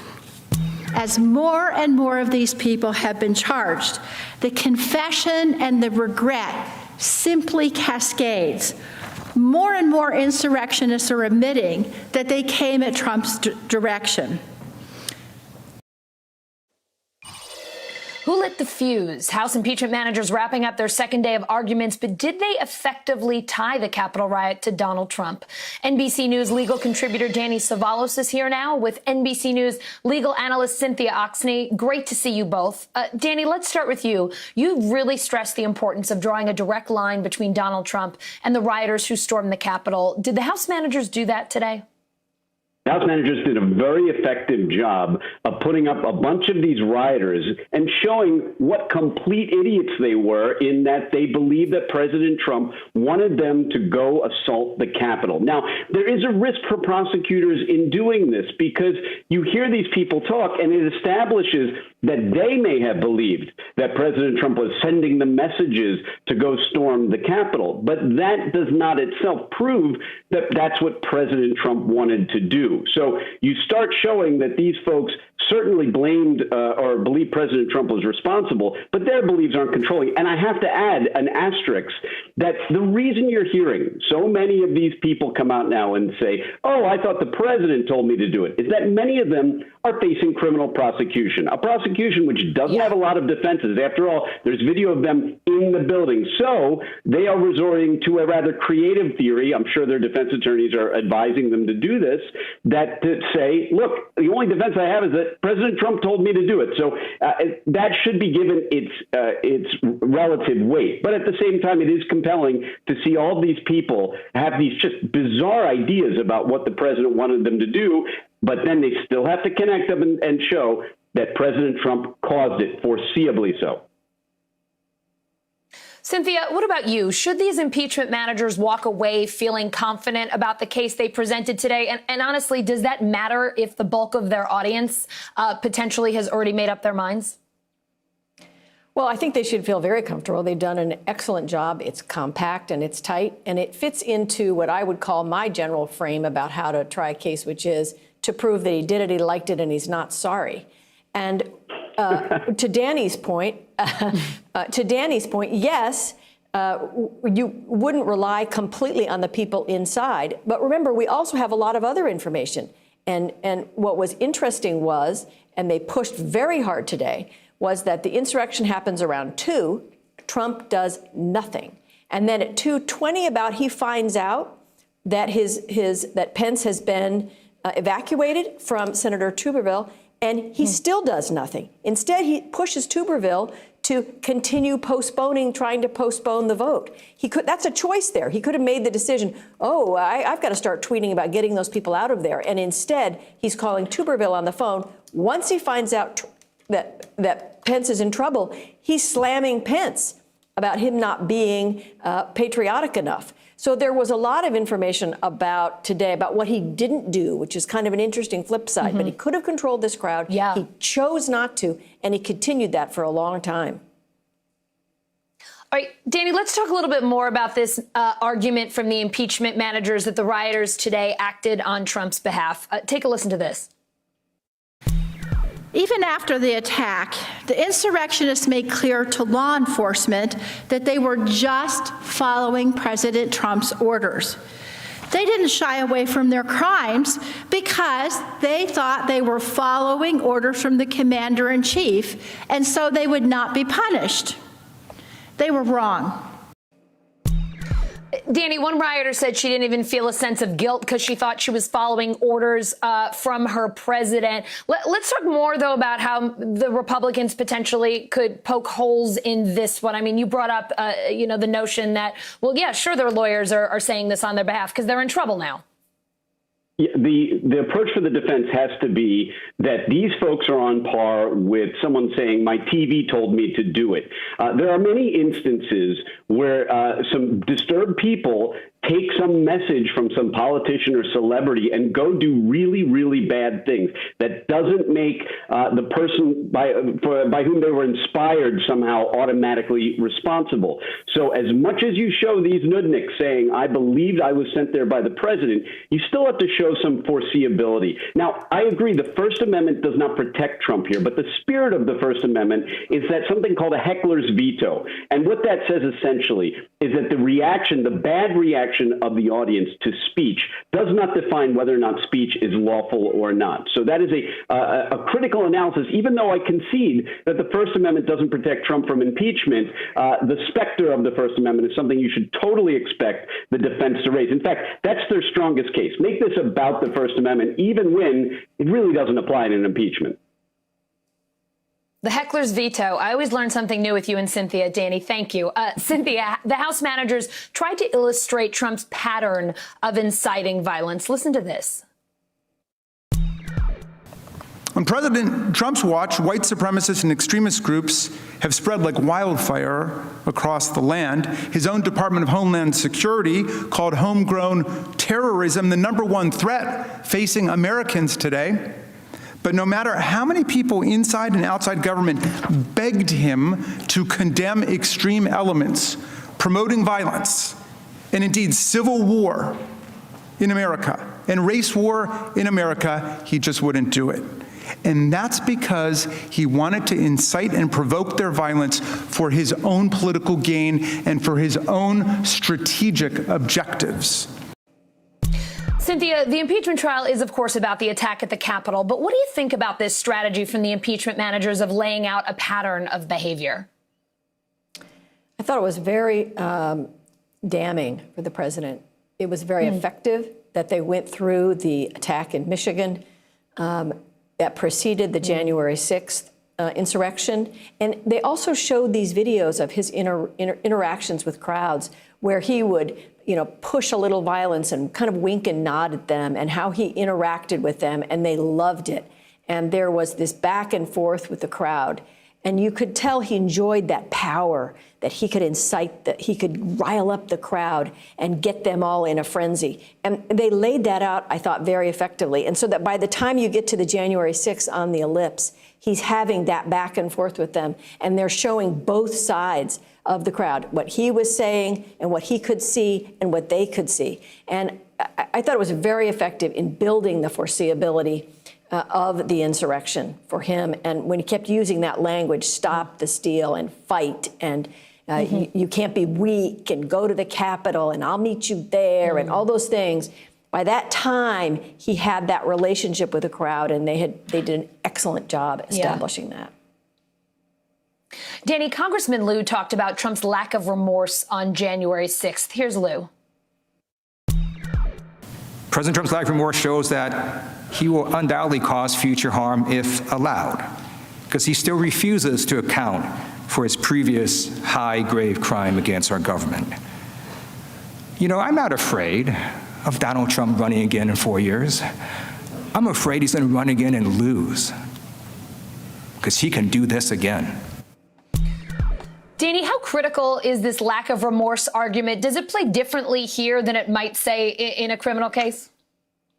Lack of remorse is a cousin of consciousness of guilt. It's the idea that, look at this defendant now. Look at how he's behaving. I mean, he's even magnifying his guilt by the way he behaves, not just as we sit here today, but even around the time of the assault. The very effective presentation in the last couple days of real-time comparisons between what the president was doing and what was going on at the Capitol in the meantime. And the managers over the last 2 days have done just a brilliantly produced, almost Paramount Pictures quality recreation or presentation, one that I shudder to think has really raised the bar for trial attorneys in terms of demonstrative exhibits, because it really helped. It brought the viewer in and made them feel like they were there. And even something as simple as the president's lack of remorse, they can put it up there in Technicolor and really make us recognize it in real time through the use of video, imagery, and sound.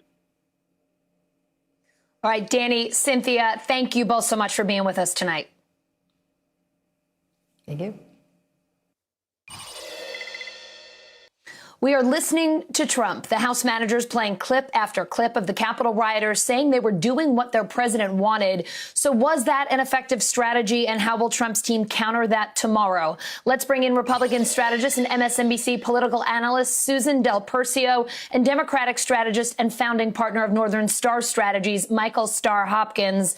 Susan, it is terrific to see you. I've been hanging out with Michael all week, but I haven't seen you in a real long time. So thanks for being with us. Michael, we're going to give you the first question. House Manager Diana DeGette showing several clips like this to start off the day. Take a look. We weren't invited here! We weren't invited! Hey, we weren't invited here! They swore it off against you! You're leaving so you can take that. They're leaving so you can... We were invited by the President of the United States! So, Michael, what did you think of this strategy from the Dems? Did it establish a direct link between Trump and the rioters? Was it effective? Your take?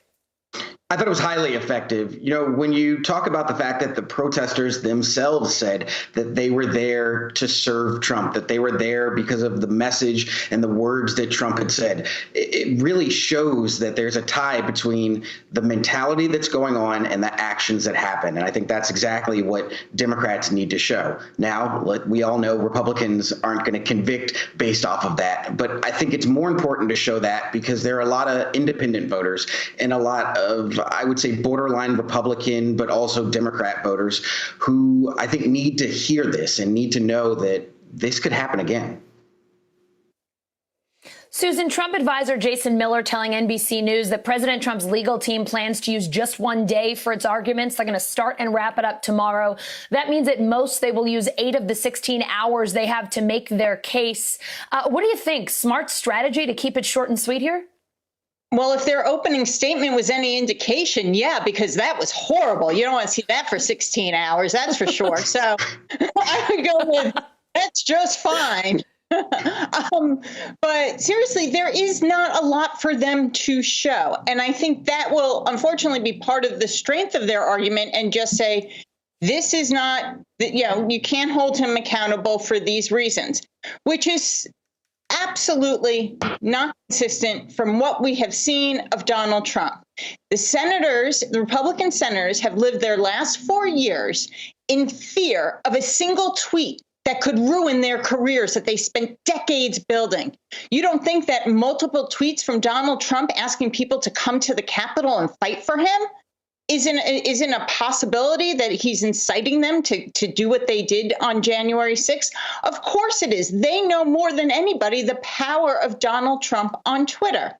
And Donald Trump's actions, it is clear. He egged them on. He enjoyed seeing the violence. The Republican senators know what happened. This has been a very important part of our history, seeing this trial laid out, and the House managers did a fantastic job, and I'm happy it'll be recorded. But the Republican senators, they have no souls left, the majority of them, because if they did, they would do the right thing and protect the institution that they took an oath to do so. Michael, lead House manager Jamie Raskin made the case that Trump's actions leading up to January 6th proved that he incited the riot and were basically par for the course. Listen. January 6th was a culmination of the president's actions, not an aberration from them. The insurrection was the most violent and dangerous episode so far in Donald Trump's continuing pattern and practice of inciting violence. Michael, Raskin talked about Trump's encouragement of the Proud Boys after Charlottesville, his attacks on Governor Gretchen Whitmer after the plot to kidnap her, saying if Trump gets back into office and incites violence again, we'll have no one to blame but ourselves. What'd you think of that line of arguing? Was that for the American people or the Republicans? That was absolutely for the American people. That was for voters. You know, whether it's Charlottesville, like you mentioned, whether it was supporting a candidate who body slammed Ben Jacobs, at every step, Donald Trump has made the wrong decision. He always backs the violent people, the people who are at the fringes of society, rather than figuring out a way to bring us together and appeal to our better angels. And that's why we saw in Georgia people like Brad Raffensperger and other election officials come out and say that he's going to get someone killed. Well, he did get people killed. He got Republicans killed, he got police killed, and he could have gotten Nancy Pelosi or Mike Pence killed. This is a pattern, and when you have a pattern, you've got to do something about it, or else it'll continue. Susan, let me ask you about this one. I mean, given the GOP argument that this impeachment trial is just an effort to keep Trump from running again, did Raskin play into the Republicans' hands too easily here, or was it worth it to try to connect with the broader American public? Oh, I think it was worth it. I think, Michael makes a great point that this was definitely meant for voters and for people to see as far as what the role that Donald Trump had and the fact that he is a danger and will continue. And that's the really big, important part here, and will continue to be a danger unless he's held accountable, because that's what needs to happen right now.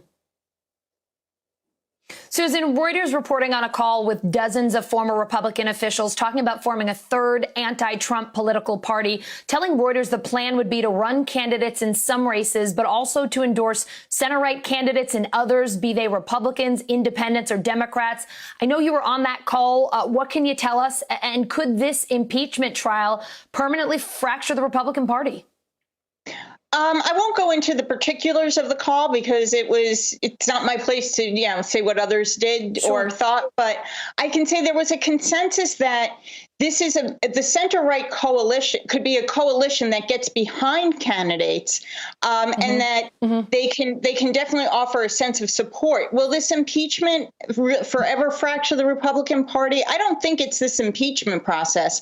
I think it's Donald Trump and what he has done at the local level that has created a problem. But there are a lot of people out there who are dedicated now, not just for the sake of having a political party for power, but to get something done. That's the biggest frustration, is we're not seeing anything happen. We're not seeing a good discussion of policies. Michael and I can go back and forth and have a respectful conversation and get to a better policy than either one of us offer initially, because we talk it out. But there's no one doing that. And the Republican Party right now is just about appeasing Donald Trump. Michael, I have to get your take on this. I mean, how could this, in fact, if there were to be a third anti-Trump party, how could this affect the Democrats? What worries you about this one? It worries me in places like Ohio and Florida, where moderate Democrats could lose races if you have a split among independents and Republicans. But more importantly, I think we got to pull back to 30,000 feet. Behind me, I wrote on that board, are we who we say we are? And that's really the question that we're going to have to ask each other, not whether we're Republicans or Democrats, but are we America, the country, the idea, who we say we are. And right now, we're not living up to who we say we are. If the things that happen here happen in other countries, we'd call them banana republics. We'd say that there was an insurgency coming to take over the government. Well, an insurgency coming, and we've got to deal with it, and we've got to talk about it, and we've got to be serious about it and not play politics. Anyone who says Republicans and Democrats can't have respectful discourse is certainly not watching NBC News Now. Susan and Michael, wonderful to have you both. Thank you so much for your insights. Thanks so much. Great to see you.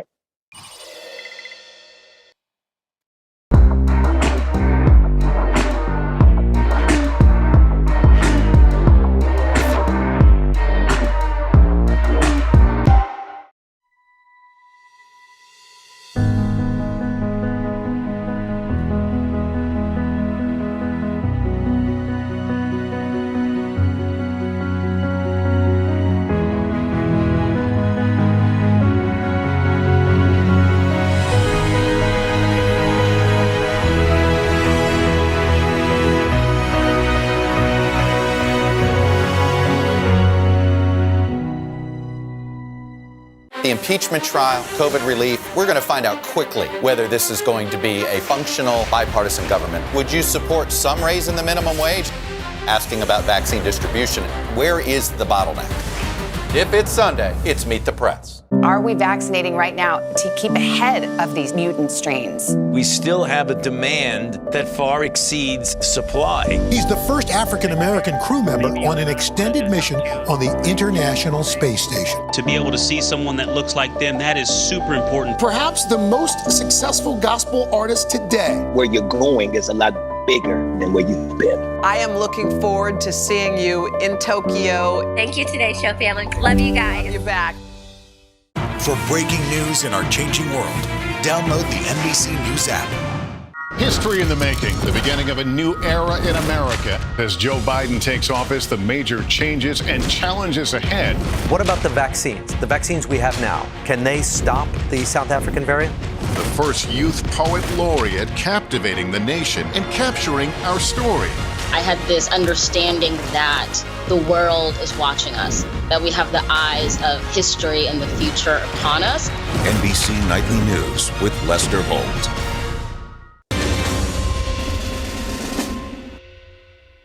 The GOP's identity crisis taking center stage in the Senate this week. So how is it playing out across the country? In Beaver County, Pennsylvania, most GOP voters are sticking with Trump. In Kent County, Michigan, Republicans feel like their parties deserted them. NBC News Now correspondent Dasha Burns has more from voters in both battleground states.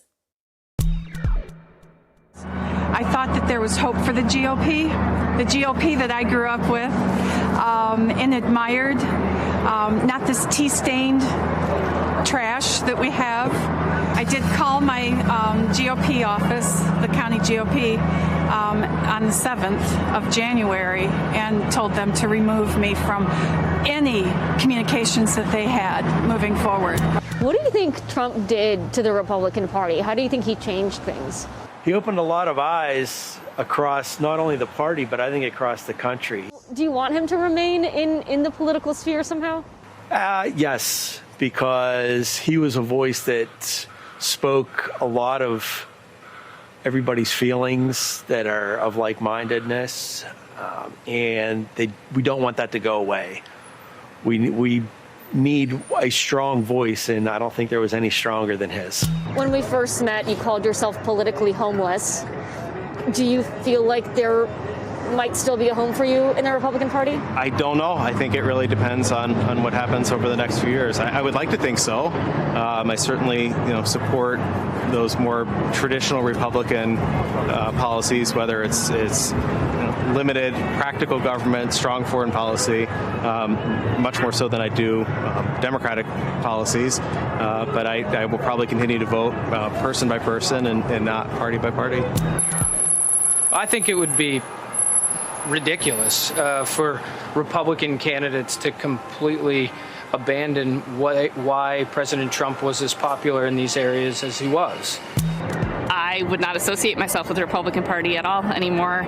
Their values aren't my values, and it's been pretty evident the way that we watched all of this play out over the last couple of years and what they continue to endorse and stand up for.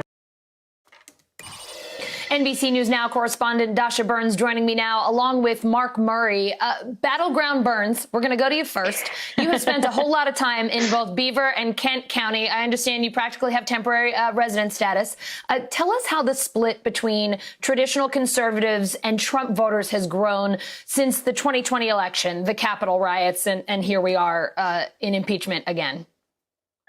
Allison, Battleground Burns, I love it so much. I think I'm going to have to get T-shirts made. But these battlegrounds that we've been following for our county-to-county project, Beaver County and Kent County, they really represent what we're talking about here with this civil war within the Republican Party. And we've seen those divisions among voters really grow over the last year or so that we've been talking to folks in these places. And this is playing out across the country with voters, by the way. Look, Kent County, you've got this sort of bastion of moderate Republicanism. It's the hometown of Gerald Ford. And Allison, I've said this before, but if I had $1 for every time someone there called themselves a Jerry Ford Republican, I would be sitting here a very rich woman at this point. Look, these are folks that grew up in the Republican Party. They view themselves as part of the traditional version of the party. They identify with those traditional values, and they've been uncomfortable with Donald Trump sort of since the beginning, even though some of them did vote for him at least once. Then you go to Beaver County, which actually was once a Democratic stronghold, but has grown more and more Republican. And then Donald Trump really turned it deep red in 2016 and kept it that way in 2020. And many of the voters that we talked to there, they are not loyal to the Republican Party. They are loyal to Donald Trump. They view those things as synonymous now, and they want to keep seeing him as the future of the Republican Party. And where in Kent County, you've got Trump sort of pushing people out of the party. You heard several voters there say they don't really see themselves in the party anymore. They don't really consider themselves Republicans at this point because they just don't recognize the party. In Beaver County, he actually drew people in. He got new voters involved. He got Democrats to cross over and vote Republican. And so this is going to be the challenge for the Republican Party at the local, state, and national level now. How do they reconcile Trump pushing some people away, whereas he's bringing other people in? And they've got some important seats coming up for grabs next year in Pennsylvania, especially you've got Pat Toomey's seat coming up. And that's going to be a hot one to watch, Allison. All right, so Mark, let's bring this to Washington. Based on what we've heard from GOP senators so far, it is unlikely that Trump will be convicted. So what does that tell us about where this party is going and what they're up against? It tells us that right now this is still Donald Trump's political party. And of course, we see that in the impeachment votes that have already taken place. We've seen it in the polling that we've been able to crunch down, that right now there are more Republicans who are still in Donald Trump's corner than not. Now, the question is, does that still stay the same a year, 2 years from now? To me, it is very noticeable that Donald Trump has been without his Twitter account for a while. And does that take away some of his power? But I do think, to Dasha's great reporting that she's done over the course of the last 2 years, that this is a geographical divide, that where we have seen Donald Trump really take a stronghold are more in places like Beaver County than in Kent County and Grand Rapids, Michigan. So in some ways, it's been gains for Republicans in those rural bastions, but in more urban places, it's come at a cost to the GOP. So let's talk about this a little bit more. And it may be what you said, that it's just too early to tell. But if Trump's acquitted, what does that mean for, say, the 2022 midterms and beyond? I mean, will Republican candidates, will Republican politicians need to embrace Trump and Trumpism to either get elected or keep their jobs? Or is that something that it's just kind of, that's too long of a view to figure out right at this moment?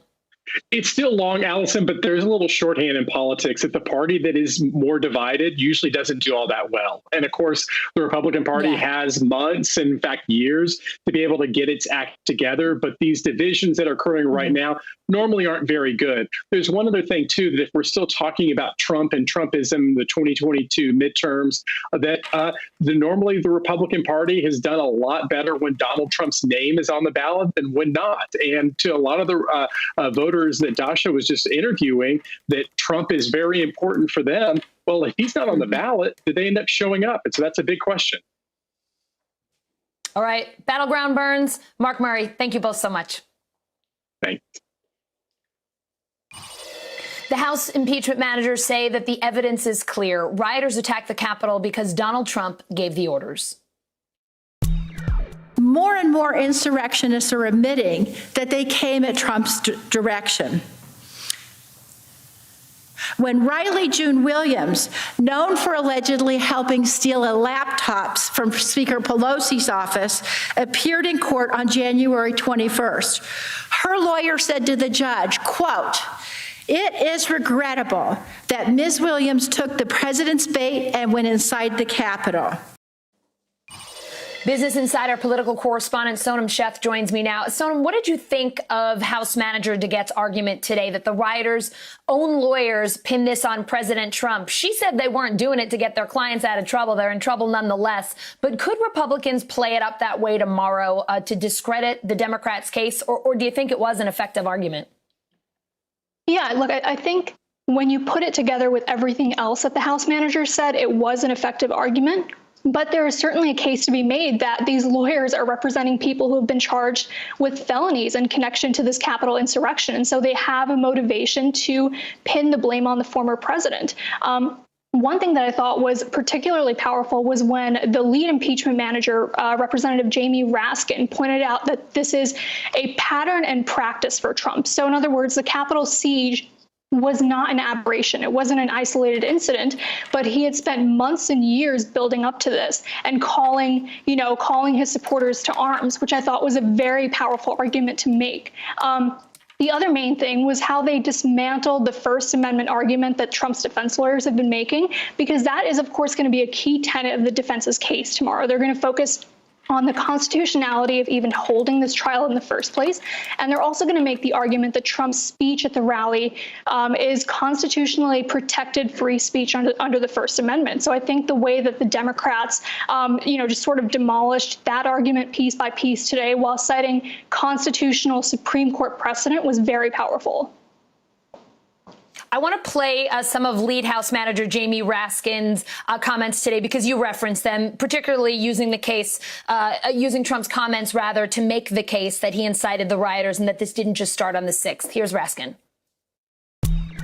And on October 27th, during a pre-election rally speech in Lansing, Michigan, where the Capitol had been stormed, Trump openly joked with the crowd about critics saying his words had provoked the violent plot against Governor Whitmer. Check it out. It's telling. We got to get her going. I don't think she likes me too much. See, I don't comment on that because every time if I make just even a little bit of a nod, they say, the president led them on. No, I don't have to lead you on. So you said you like this line of arguing, but do you think it's powerful enough that it could sway any Republicans? And does the argument even have to be powerful enough? Do you think the Republicans are just dead set here, or is this something that could have moved them? I think it'll depend a lot on what the defense's argument is tomorrow, because as we saw during the first day of their opening arguments, they were brutally mocked for essentially presenting a very lengthy and rambling and meandering case. So if they're able to effectively argue their case that this trial is not constitutional and that Trump's speech was protected by the First Amendment, then it may not sway any Republicans, but look, it depends a lot on what the Republican senators hear tomorrow.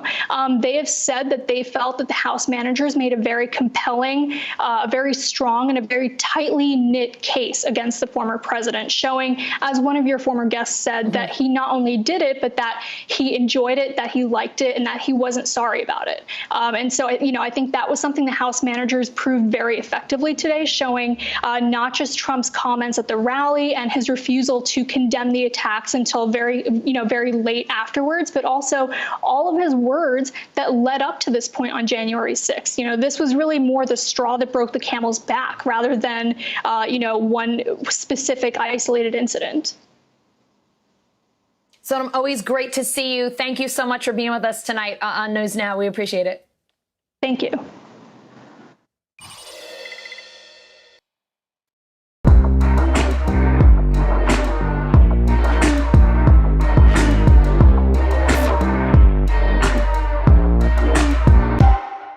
All this month, they are the Black trailblazers and everyday heroes who've broken barriers, pushed for change, and brought progress to our country.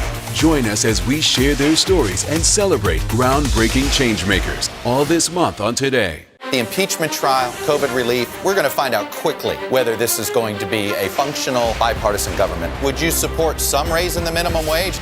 Asking about vaccine distribution, where is the bottleneck? If it's Sunday, it's Meet the Press.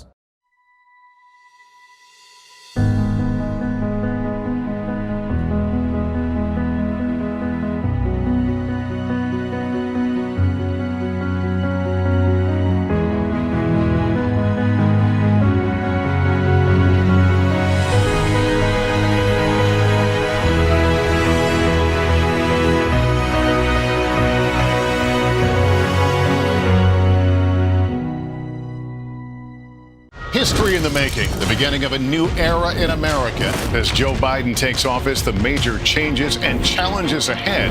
The vaccine effort picks up. Where are the majority of those doses? NBC Nightly News with Lester Holt.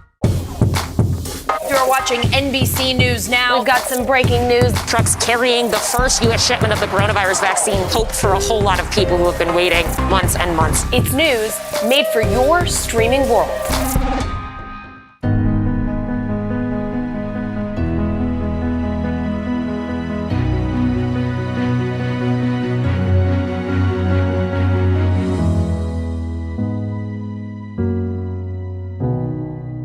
For breaking news in our changing world, download the NBC News app.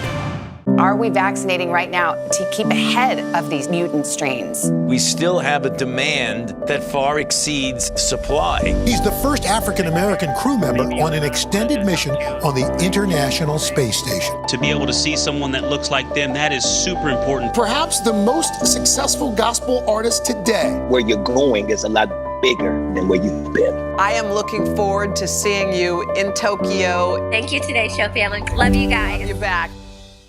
History in the making, the beginning of a new era in America. As Joe Biden takes office, the major changes and challenges ahead. What about the vaccines? The vaccines we have now, can they stop the South African variant? The first youth poet laureate captivating the nation and capturing our story. I had this understanding that the world is watching us, that we have the eyes of history and the future upon us. NBC Nightly News with Lester Holt. A history of violence. House managers painting a picture of extremists emboldened by Trump's dangerous talk today on the Senate floor. Here's what the Dems said during their final opening arguments. This pro-Trump insurrection did not spring into life out of thin air. We saw how Trump spent months cultivating America's most dangerous extremist groups.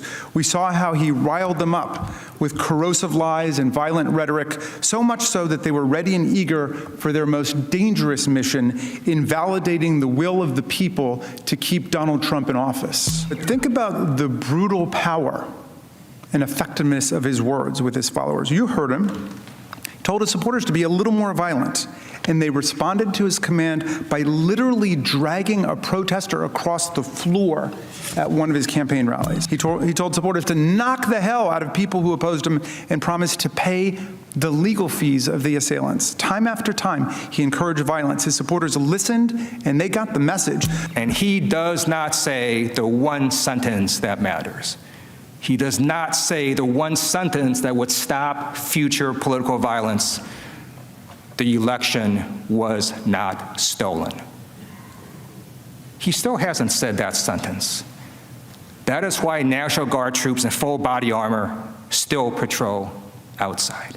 We saw firsthand how Donald Trump's conduct emboldened and escalated domestic violence extremists. These folks are known in the law enforcement community as DVEs. These threats were and are made worse by President Trump's refusal to take accountability and his refusal to forcibly denounce what his own FBI identified as some of the most dangerous elements of our country. On October 17th, a little over a week after these people were arrested for preparing to kidnap Gretchen Whitmer, Trump riled up a boisterous crowd in Muskegon with more slashing personal attacks on Whitmer, driving the crowd to chant, "Lock her up, lock her up."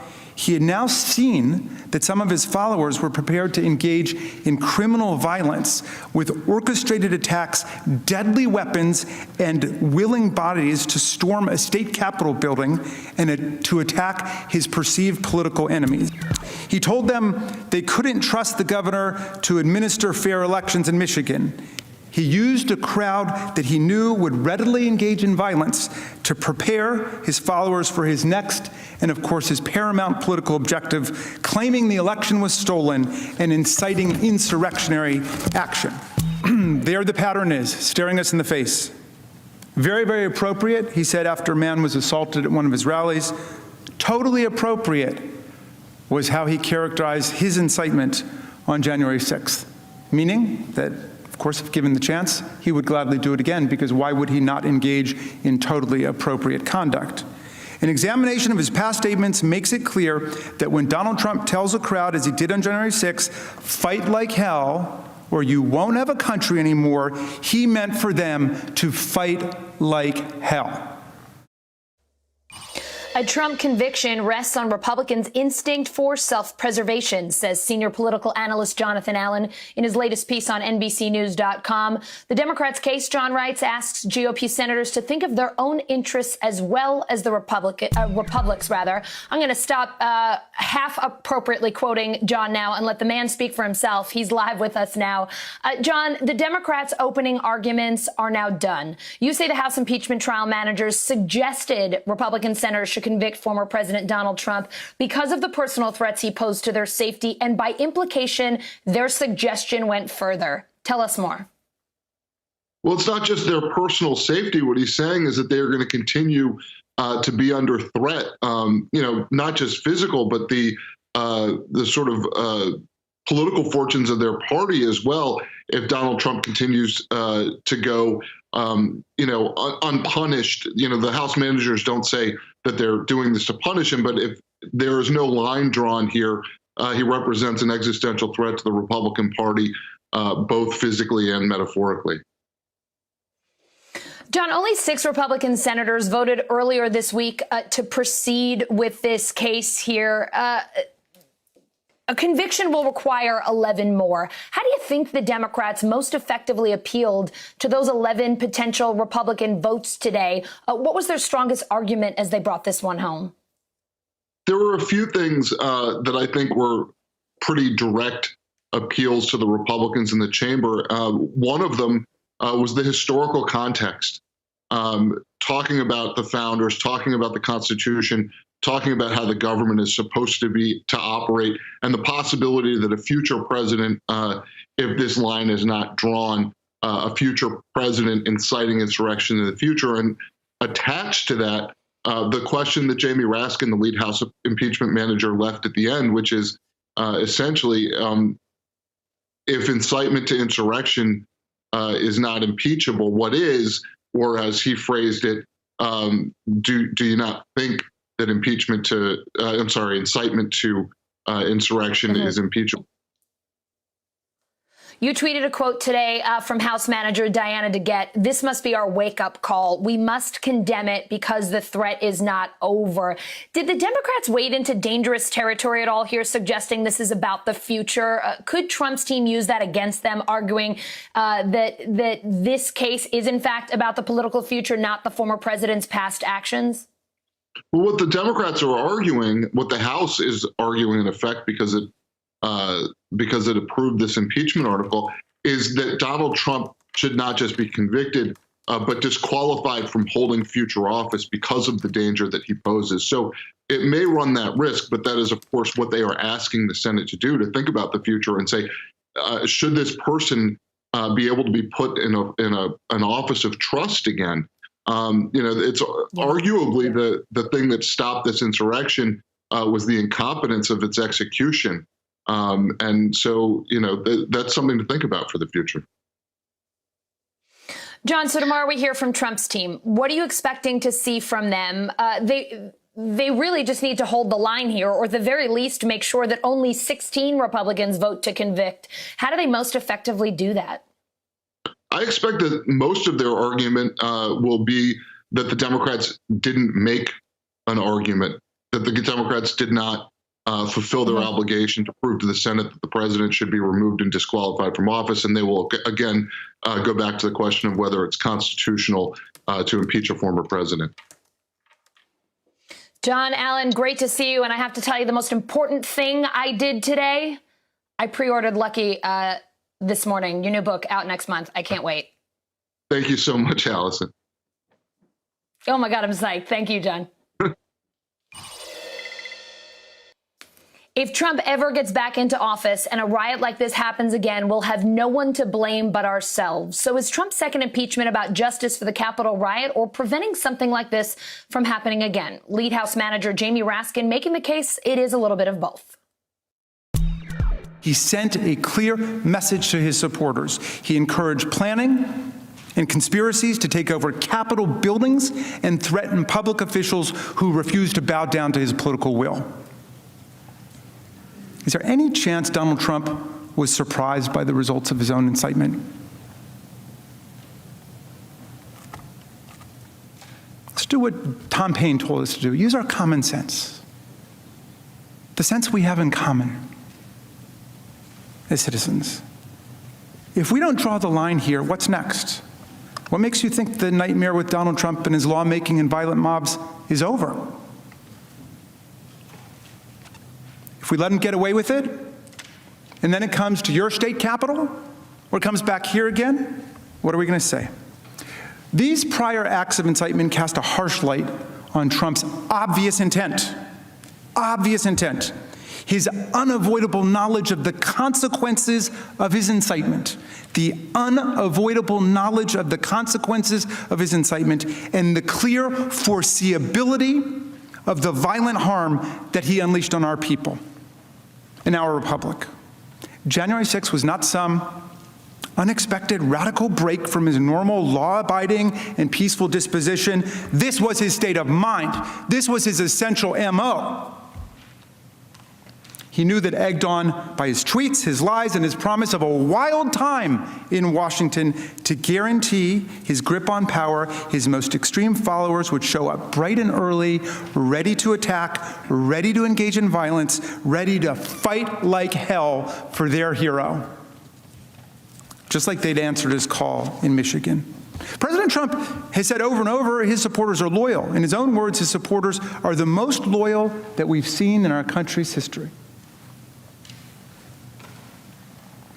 And he knew that his most hardcore supporters were willing to direct violence at elected officials, indeed to attack and lay siege to a Capitol building. And he knew they would be ready to heed his call on January 6th to stop the steal by using violence to block the peaceful transfer of power in the United States. He knew they were coming. He brought them here, and he welcomed them with open arms. We hear you and love you from the Oval Office. My dear colleagues, is there any political leader in this room who believes that if he is ever allowed by the Senate to get back into the Oval Office, Donald Trump would stop inciting violence to get his way? Would you bet the lives of more police officers on that? Would you bet the safety of your family on that? Would you bet the future of your democracy on that? President Trump declared his conduct totally appropriate. So, if he gets back into office and it happens again, we'll have no one to blame but ourselves. A term that all of you people really came up with. We will stop the steal. Standing before a crowd filled with people that were poised for violence, at his signal, he struck a match. And he aimed it straight at this building. We simply cannot sweep this under the rug. We must take a united stand, all of us, that this is not American. Nobody made Donald Trump run for president and swear an oath. He betrayed us, and as Representative Cheney said, it was the greatest betrayal of a presidential oath in the history of the United States of America. Hey everyone, I'm Allison Morris. You're watching special coverage of Donald Trump's second impeachment trial on NBC News Now. 2 days of arguments from the House impeachment managers now in the books. The managers trying to show former President Trump's been inciting violence among his supporters since 2015, arguing the threat isn't over even though he's out of office. Trump lawyer David Schoen calling today's presentation offensive as he gears up for tomorrow's arguments from his team. All right, let's get right to NBC News political correspondent Ali Vitale, who was on Capitol Hill. Ali, lead manager Jamie Raskin comparing the Capitol riots to the storming of Michigan's state capitol. How did he connect the dots during his arguments? Allison, all of this is part of that larger strategy that we've seen playing out from the House impeachment managers, which is to make sure that Trump's remarks on January 6th and his actions on that day aren't taken in a vacuum. We watched them draw the examples of the comments that he made about the only way he could lose this election was if it were rigged or stolen from him and his supporters. They carried those comments and actions all the way through to the eventual insurrection on January 6th. We also, though, showed them drawing those dots between what we saw happen in Michigan with the kidnapping and assassination plans against Governor Gretchen Whitmer there. Thankfully, those were foiled. But as we watched what went into those things, it really did show that they used it as an example of Trump basically knowing his power over extremist groups and supporters of his. And then they showed the way that he acted in the aftermath of that foiled plot, basically making light of the whole thing. Listen to how House Democrats laid this out. January 6th was not some unexpected radical break from his normal law-abiding and peaceful disposition. This was his state of mind. This was his essential MO. He knew that, egged on by his tweets, his lies, and his promise of a wild time in Washington to guarantee his grip on power, his most extreme followers would show up bright and early, ready to attack, ready to engage in violence, ready to fight like hell for their hero. Just like they'd answered his call in Michigan. And look, this is a clear attempt to show that President Trump had a chance to know what the weight of his words would mean even before January 6th. That plot in Michigan was weeks earlier, and so they're using this as to make that point that he knew the power of what would happen and the hold that he has over his supporters. They also, though, just used simple Trump tweets that showed him saying that he has the most loyal supporters. You and I, as people who have covered him over the last few years, we know that he regularly says this about his supporters. It's something that he has taken pride in. And so House impeachment managers trying to use all of that to tie with a bow the effect that Trump knew he had over his supporters as he incited them to insurrection on January 6th. Ali, Congressman Ted Lieu arguing that Trump's dangerous because he didn't take any responsibility for what happened. What was his specific message to the Senate? Yeah, he had a really great puzzle piece here in this hearing about accountability and the need for it. And it's something that several Republican senators at the end of the day today said that they took note of, that they wrote down. And it was when Congressman Ted Lieu made the argument that this is not about fear of Donald Trump running again and winning. In fact, it's quite the opposite. It's fear of Donald Trump running again and losing, because the insurrection is what America saw when Donald Trump laid the groundwork after his loss. Listen to how else Congressman Lieu argued this point. When you or I make a mistake and something very bad happens, we would show remorse. We would accept responsibility. President Trump didn't do any of that. Why not? Because he intended what happened on January 6th. And how do we know that? He told us. So, Allison, it was a question of lack of remorse, but also just trying to make this broader case that accountability has to be served here. And this has been a question throughout the trial.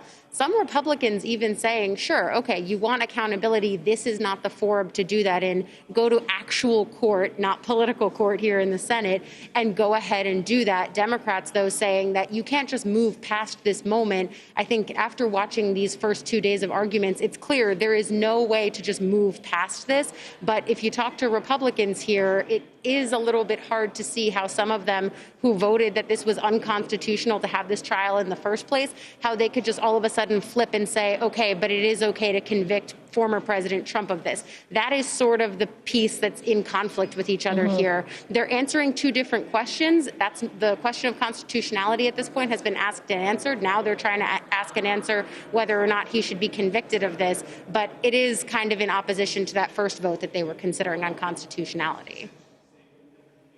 Ali, the House manager saying January 6th was not just about physical damage to the Capitol. Here's Congressman David Cicilline. This wasn't just an attack on the Capitol building and the dedicated people inside. It was an attack on what we were elected to preserve, our democracy. This attack on our elections, on the peaceful transfer of power from one president to the next, didn't even happen during the Civil War. But it did just happen because of the cold, calculated, and conspiratorial acts of our former president, Donald J. Trump. Ali, how did the Senate react to that? And also, Garrett Haake says that he counted 11 empty Republican seats while Cicilline was presenting. Do we know where those GOP senators were and what they were doing? Allison, there's a few different places that they can be because there are adjacent chambers in the Senate where they can sit. In part because of COVID, they want to give people the option to actually physically spread out. Remember, though, a lot of these folks have actually been vaccinated or are in the process of being vaccinated, but still those COVID restrictions are in place, giving them the option to be in a few different places. And we've seen that they've hung out in those adjacent chambers, or some, like Josh Hawley, have watched on the upper level in the gallery area of the Senate, not necessarily sitting in their seat on the Senate floor. So there are a few different places that they can be there. But nonetheless, they talked about today, the House impeachment managers, making the point that this is not just about physically what happened here on the Hill, but instead the implications of that, both from the perspective of the president not upholding his oath, the oath that all of them take to uphold the tenets of democracy, but also, Julian, Joaquin Castro, made the point that from a national security perspective, other countries were looking at this, and America, supposedly the model, the paradigm of upholding democracy, seeing this kind of imagery playing out here in America, there are a lot of ramifications on the world stage as well. All right, so Allie, the House managers are now done making their main arguments. How are Senate Republicans reacting tonight? Well, some of them are saying they're not going to talk at all until they hear all of the arguments from both sides. Others, though, are saying that they could be leaving the door open, that there are compelling points being made by Democrats. There are some people, though, who we're looking at a little bit more keenly, specifically someone like Senator Bill Cassidy of Louisiana, who surprised some people when he voted that this trial in the first place was constitutional to have. Listen to what he said as he was leaving tonight. There was a few things that they laid out with great care. The timeline in which you see the events unfold.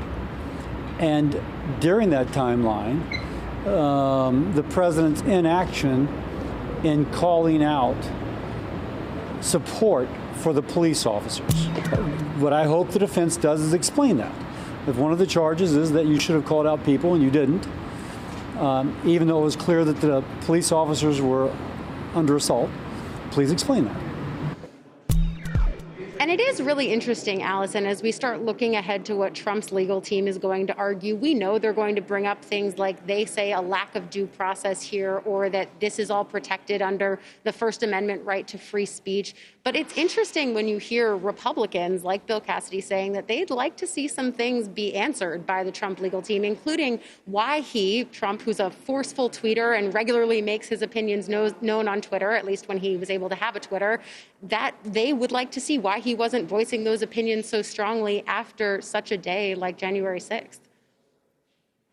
We will see what Trump's legal team has to say about that tomorrow. Ali Vitale, thank you so very much.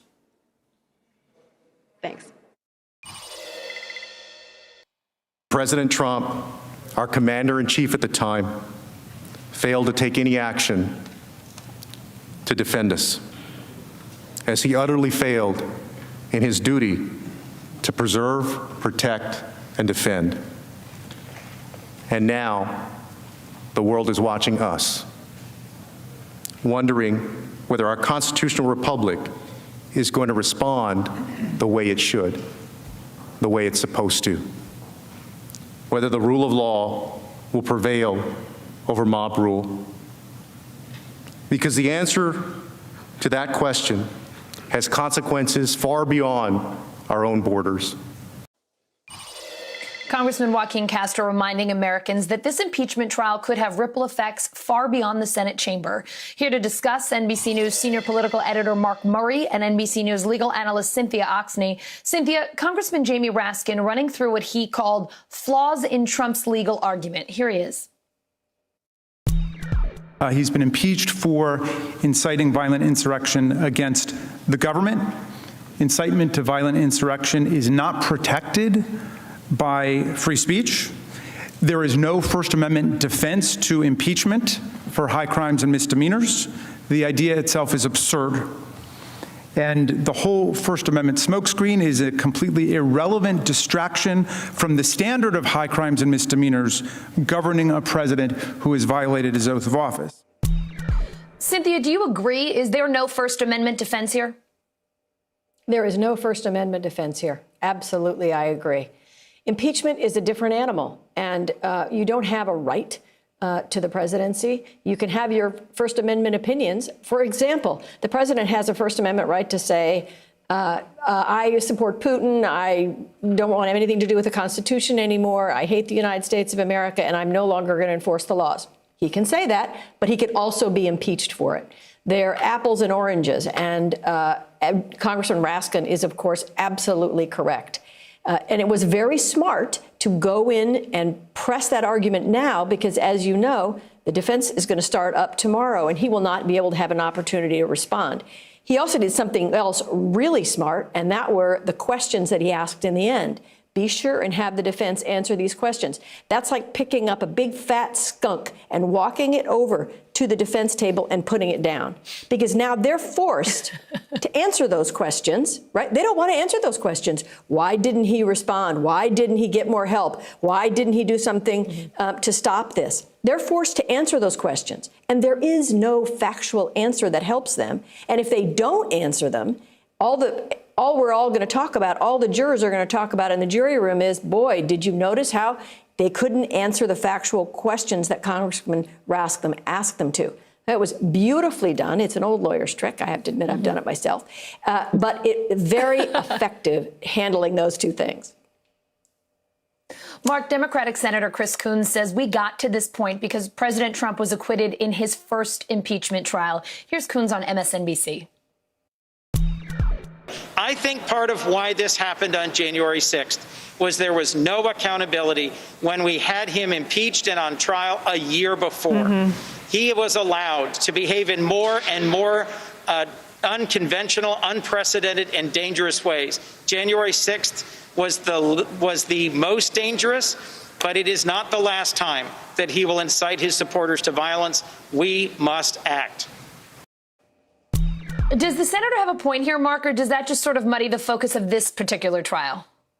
It really has become the closing argument that we've seen from Democrats, not only the House impeachment managers, we ended up seeing Congressman Joe Neguse as well as Congressman Jamie Raskin make that exact point. That you are going to see this happen again if Donald Trump ends up running for office, and even if he ends up losing. You know, Allison, what also is interesting to me was that was the argument that Adam Schiff made in the very first impeachment trial, too. This is going to come again. And so it does seem that Democrats are really trying to bring it home that if Donald Trump is not disqualified from office, if he runs again in 2024, that something like this will happen again. And you Republican senators are going to be on the hook for that. One other thing, Allison, that I thought the Democratic impeachment managers did quite well was just end up recycling all the past instances of the former president embracing political violence. Rough them up. The speeches on, hey, I'll pay for your legal bills, the rhetoric he had to Michigan's Governor Gretchen Whitmer, just playing that out and saying that January 6th just wasn't an isolated incident. Cynthia, Congressman David Cicilline explained how some rioters planned to harm particular leaders. Here he is. The charging documents show that the rioters said they would have killed Vice President Pence and Speaker Pelosi had they found them. Dawn Bancroft and Diane Santos Smith, two of the rioters charged in the attack, were caught on tape discussing the brutal violence that they hoped to inflict on Speaker Pelosi had she not been rushed out to safety. They said, quote, "We broke into the Capitol. We got inside. We did our part. And we were looking for Nancy to shoot her in the frigging brain, but we didn't find her." And Cynthia, how important is this intent to harm? Can the House managers blame Trump if he didn't literally ask supporters to hurt Pelosi and Pence? I think they can, because I think it really goes to his state of mind. What we know is that he was told Pence is in danger. And his response was not, oh, no, what can I do to help? What should I be doing? His response was to do nothing for Pence, just to leave him to these people who were attacking the Capitol. He knew that. And Senator Tuberville told him that. And instead, he was tweeting terrible things about Pence, that he was unpatriotic, that he wasn't standing up for them. This is a man who cares so little about his vice president, who's been licking his boots for 4 years, that he allowed him to be in a situation where he could have been killed. And we know she could have been killed as well, too. I don't know if you saw the video of them going in looking for Nancy Pelosi, doing some kind of imitation from a terrible horror movie, screaming, "Nancy, Nancy." They were going to kill her. And let's not forget also, not only were they armed, not only did some of them have zip ties, they had a noose on the Capitol grounds. These people were violent. And but for the heroism of the cops, they could have easily been killed. We got away with something. We were very lucky that this didn't get even more out of hand than it did. And the President of the United States did not care one bit. And it's beyond me that the Republicans don't care either. Mark, Senate Majority Leader Chuck Schumer says he's not sure if witnesses will be called in this trial. Here's what he said before today's arguments. We have given the House managers a free hand, and they said to us, we're not sure we want managers, but we want to preserve the right. In the bipartisan agreement that Leader McConnell and I negotiated, that is allowed, and they will make that decision, I think, after the opening arguments of both sides. Mark, what could witnesses bring to the trial that the impeachment managers haven't already presented here? Yeah, I'm not an attorney like Cynthia is, but to me, probably the biggest shortcoming of the entire Democratic presentation is to be able to get into what was then President Trump doing during January 6th and after his speech, and being able to bring in witnesses, people who were at the White House, knowing, was the former president just watching TV? Was he rooting on? What was his state of mind? Allison, there is reporting that the president really was captivated by his TV set.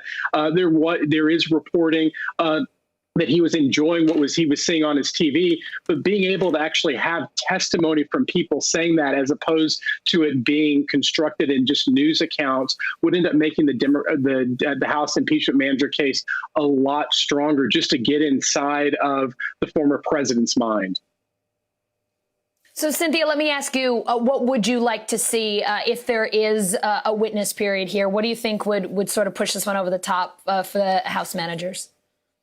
Well, I agree. I would love to see witnesses. I mean, I'm a trial lawyer, and we do witnesses. That's what we do. That's how you bring things to life. I would love to hear Pence. I would like to know about the conversations between the president and Pence as he was pressuring him.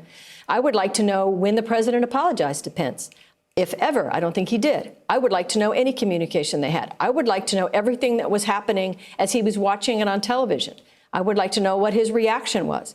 I would like to know what he said to Mulvaney. I would like to know why he didn't immediately call in the National Guard. Who was pressuring him to call in the National Guard? What did he say to them? There are many things I would like to see as a trial lawyer on witnesses. And apparently they have made the decision. It appears that they've made the decision not to, and we'll have to wait for history to bring that out for us.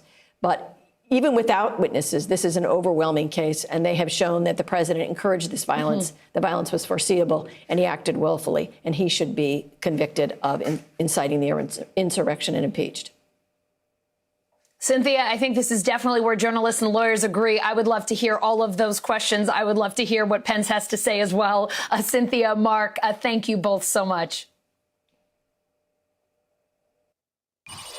President Trump's actions on January 6th were, quote, a dereliction of duty. House Manager Joe Neguse making that argument today. Take a listen.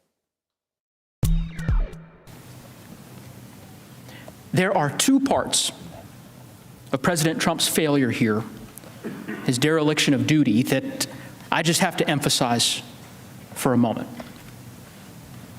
First is what he did to Vice President Mike Pence, the Vice President of the United States of America.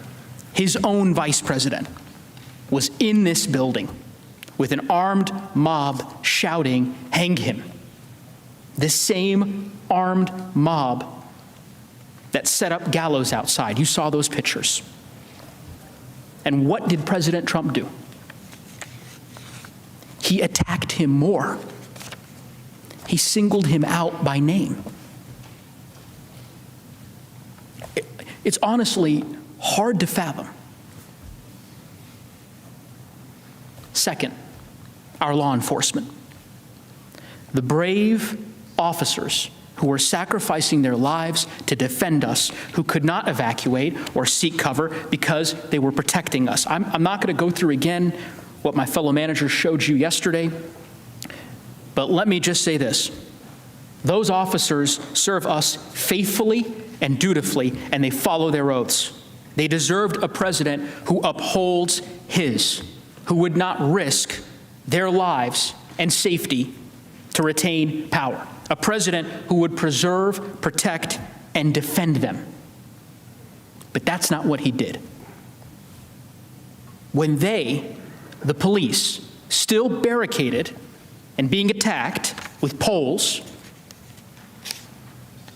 he said in his video to the people attacking them, "We love you. You're very special. What more could we possibly need to know about President Trump's state of mind? Senators, the evidence is clear.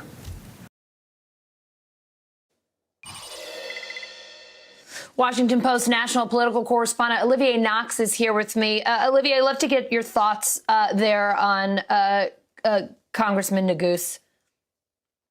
Well, there's been this effort by the House managers to strip away some of the partisan overtones of this impeachment trial. And so, they repeatedly praised Mike Pence and essentially dared Republican senators to sign on an effort to hunt him down in the halls of the Capitol.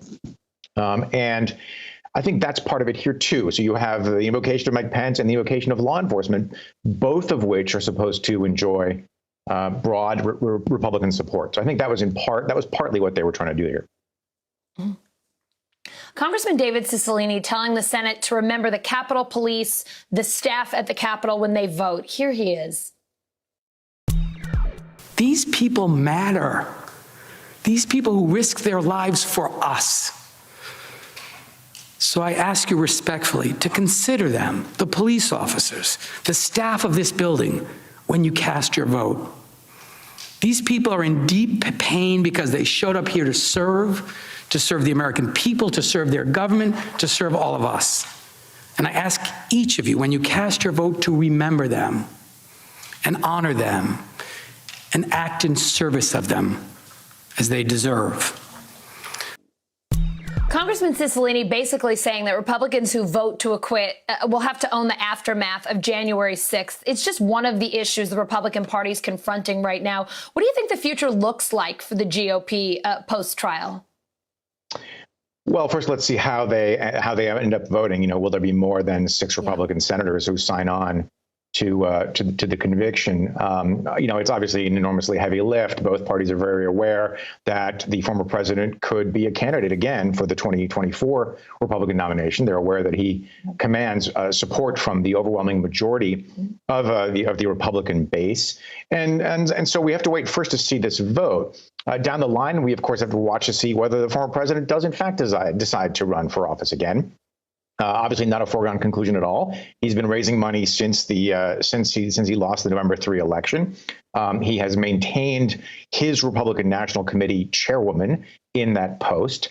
There's been ample reporting that he's looking to visit vengeance on Republicans who crossed him, those who voted in favor of impeachment in the House, for instance. So it's a little early yet to say. We also have tensions between the Republican Party and some of its traditional corporate donors who've warned that they're not going to support lawmakers who voted to overthrow the election. So we still have a lot of unknowns here and a lot of time to test them.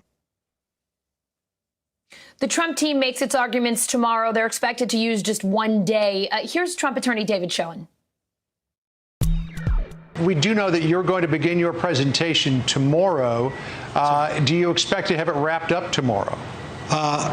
Well, we'll see how that goes, but there's no reason for us to be out there a long time. As I said from the start of this thing, this trial never should have happened, and if it happened, it should be as short as possible, given the complete lack of evidence and the harm that this is causing to the American people. Schoen saying there was a complete lack of evidence in the House manager's case, but we just saw 2 days of arguments, pretty disturbing security footage. Even Trump ally Senator John Cornyn called it pretty emotional. How does the defense make their case after all that? Or did we just really get a preview from Schoen that they're going to try to be brief and do their best to take the emotion out of the room? Well, I don't want to be glib about something as weighty and fraught as a Senate impeachment trial of a now former president. But there's a general sense here, as you look at the math ahead of the final vote, that he could get up and just say, nuh-uh, and they would still acquit the former president. I think what we're going to hear, what we're hearing in the hallways of Congress is Republicans making that initial process argument that as a private citizen now, Donald Trump is constitutionally beyond the reach of these proceedings. I don't think they're going to give up on that argument. when the lawyers rise to defend Donald Trump. We may hear this free speech argument that what the president said to that January 6th rally is protected speech, that what he said is no different. The fight like heck rhetoric is not really any different than the mainstream of political rhetoric. We'll probably hear that. And then they're going to go. The no evidence thing is going to be important. I think what they're going to argue is, okay, you've laid all these things out, but we still don't have a direct connection between the president and, he didn't give any specific orders to storm the Capitol, didn't give any specific orders to hunt for Mike Pence. Olivia Knox, thank you so much for being with us. My pleasure.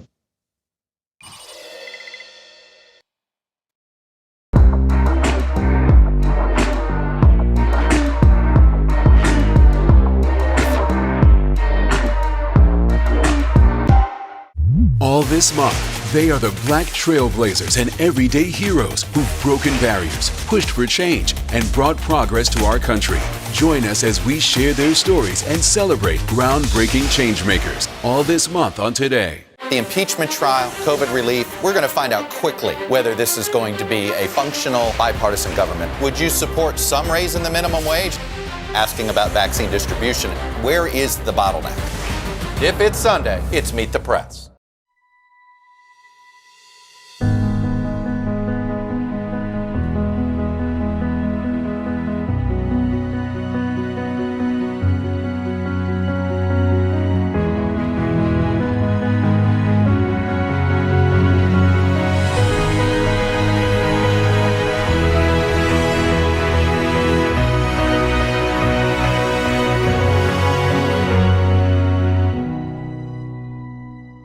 History in the making, the beginning of a new era in America. As Joe Biden takes office, the major changes and challenges ahead. The vaccine effort picks up. Where are the majority of those doses? NBC Nightly News with Lester Holt.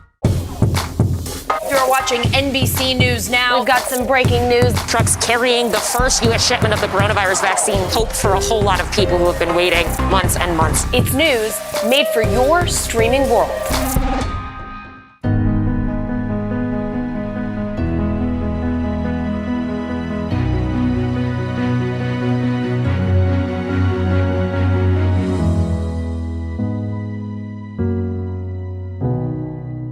For breaking news in our changing world, download the NBC News app.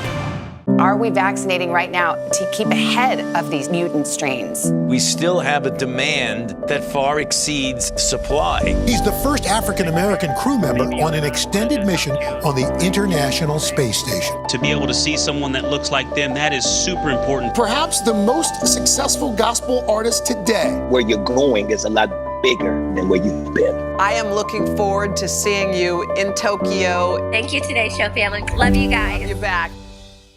History in the making, the beginning of a new era in America. As Joe Biden takes office, the major changes and challenges ahead. What about the vaccines? The vaccines we have now, can they stop the South African variant? The first youth poet laureate captivating the nation and capturing our story. I had this understanding that the world is watching us, that we have the eyes of history and the future upon us. NBC Nightly News with Lester Holt.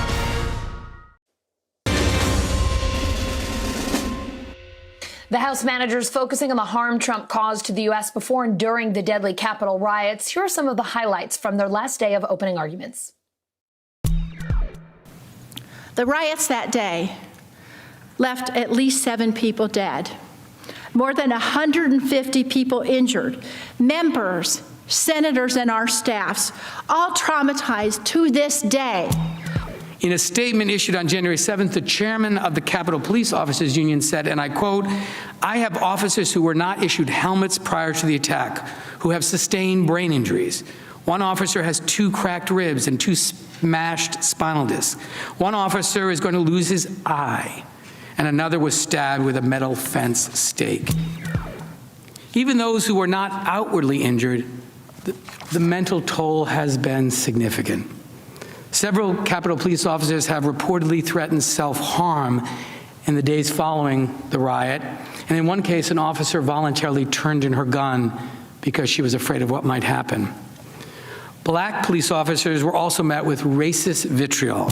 The Trump mob also damaged this building. They defiled some of the most sacred places. Statuary Hall, the Rotunda, where some of America's greatest champions, presidents, Supreme Court justices, civil rights heroes, and other defenders are honored after their death. Now, I'd like to spend some time talking about the harm to our national security and our standing in the world.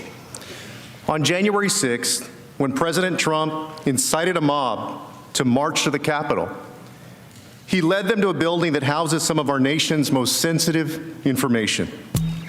If or how many foreign spies infiltrated the crowd, or at least coordinated with those who did, we can be sure that any enemy who wanted access to our secrets would have wanted to be part of that mob inside these halls. And the point is this: many of the insurrectionists that President Trump incited to invade this chamber were dangerous. People on the FBI watch list, violent extremists, white supremacists. And these insurrectionists, incited by President Trump, threatened our national security. The attack on January 6th was one of the bloodiest intrusions in the Capitol since the British invaded in the War of 1812 and burned it to the ground. And you've heard in painstaking detail that the president's mob posed an immediate and serious threat to the continuity and constitutional succession of the United States government. As the first, second, and third in line to the presidency, the vice president, the Speaker of the House, the President pro tem, were all together and faced a common threat in the same location. And we've seen the first and the second were purposely targeted by these attackers. This is not a man who showed remorse. House managers arguing today that acquitting the former president is a threat to our national security, but will that sway any Republicans? Let's bring in Republican strategist and MSNBC political analyst Susan Del Percio and Democratic strategist and founding partner of Northern Star Strategies, Michael Starr Hopkins. Michael, House Manager Diana DeGette arguing it's up to Congress to protect our democracy. Here she is. Let today be the day that we reclaim the definition of patriotism. Impeachment is not to punish, but to prevent. We are not here to punish Donald Trump. We are here to prevent the seeds of hatred that he planted from bearing any more fruit. We know the rioters call themselves patriots. So what do you make of her patriotism argument here? You know, I think she hit the nail on the head. At the end of the day, this isn't really about Donald Trump. This is about the next Donald Trump. This is about someone who is more disciplined and more has a more cogent argument and isn't as reckless as Donald Trump was. Because let's be honest, the only thing that really saved us from having a democracy that fell apart was Mike Pence making the right decision and people down in Georgia giving Democrats the majority. And so I think we've really got to make sure that we strengthen our institutions and prepare for someone who's smarter and more disciplined than Donald Trump was this go around. Susan, what's your take? How do you think Republicans will respond to the argument that acquittal is unpatriotic?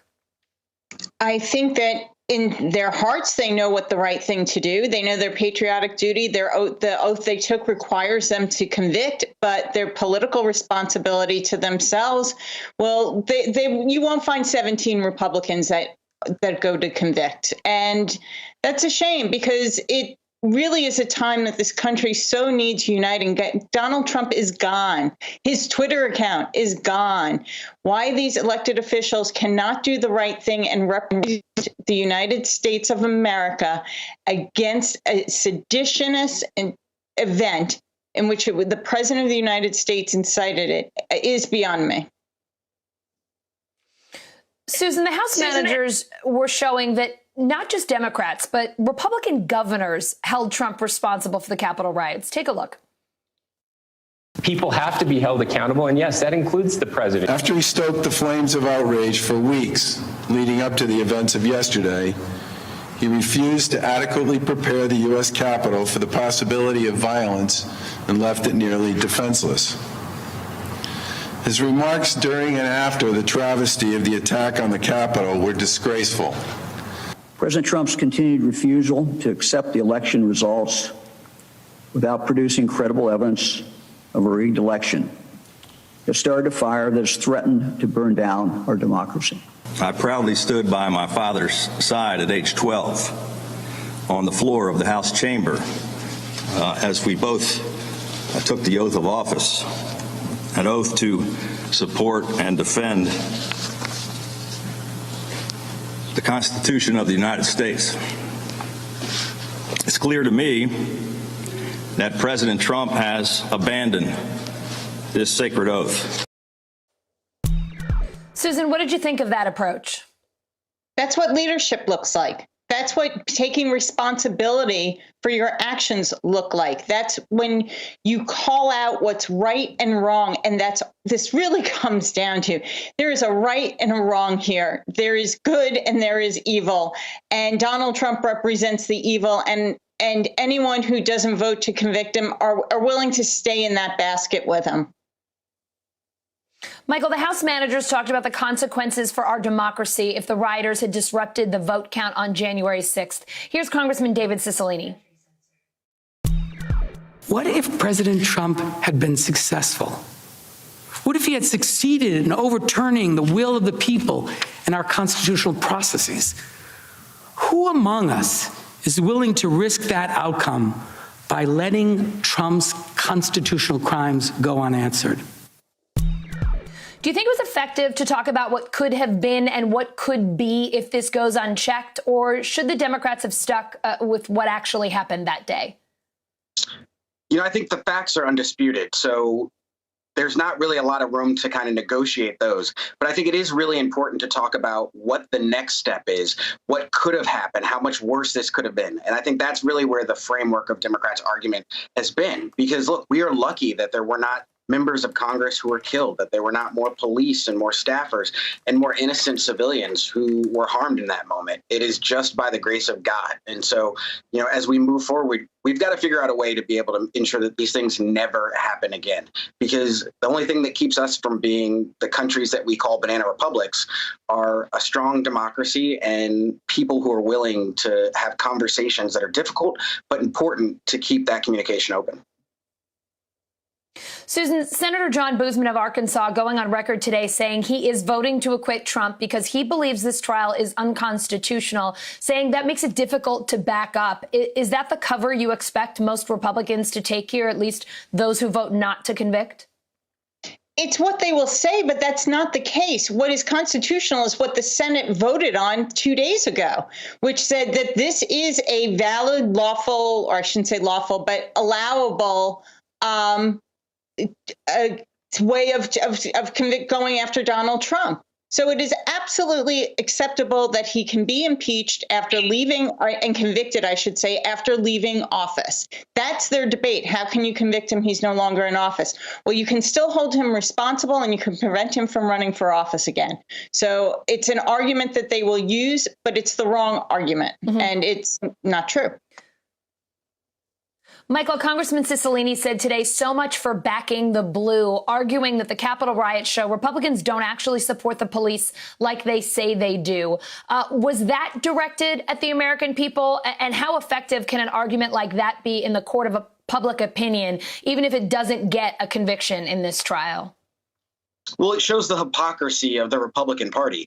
For all of the talk of, back the blue and law and order, we have yet to see Donald Trump actually come out and support Eugene Goodman. We have Donald Trump yet to come out and really talk about those officers that were hurt defending the Capitol. Donald Trump has politicized the police. He's politicized the flag.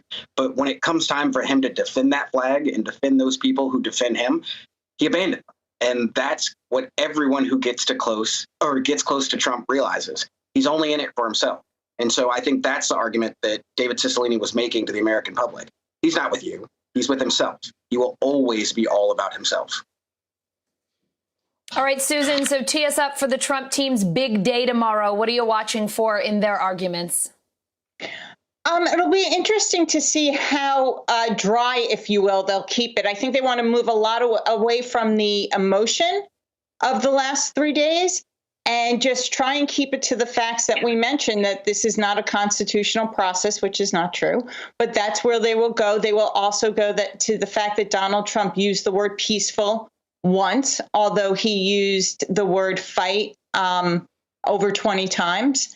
And they will basically I think they actually feel that they don't have much to do, frankly, because they feel that there will not be 17 Republicans to convict, which is why they can keep it brief.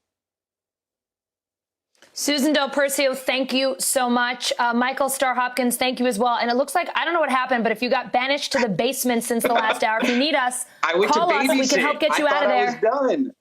I went to babysit and now I look like a hostage. You do. So if this is just what you're telling us on TV, call me when we get off air. We'll get you out of there. I'll give you a call. Thank you both. Bye.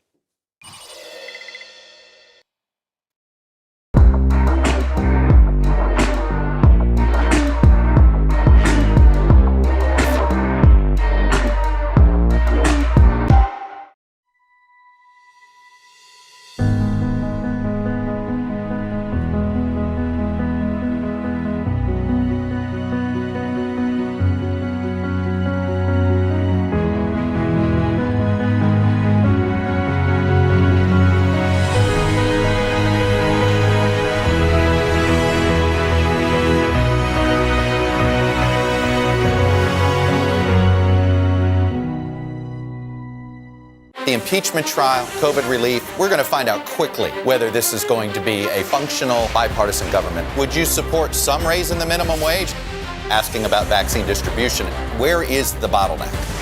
If it's Sunday, it's Meet the Press. Are we vaccinating right now to keep ahead of these mutant strains? We still have a demand that far exceeds supply. He's the first African-American crew member on an extended mission on the International Space Station. To be able to see someone that looks like them, that is super important. Perhaps the most successful gospel artist today. Where you're going is a lot bigger than where you've been. I am looking forward to seeing you in Tokyo. Thank you, Today Show family. Love you guys. You're back.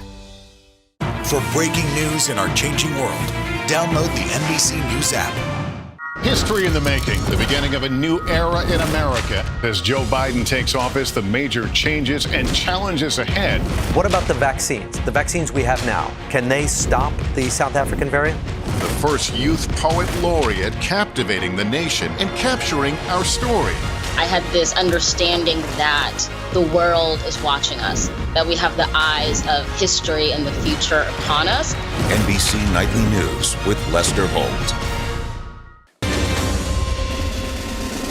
The House impeachment managers arguing today this trial isn't just about the Capitol siege, but also what happened after they claim former President Trump showed no remorse for the attack on the Capitol. Take a look.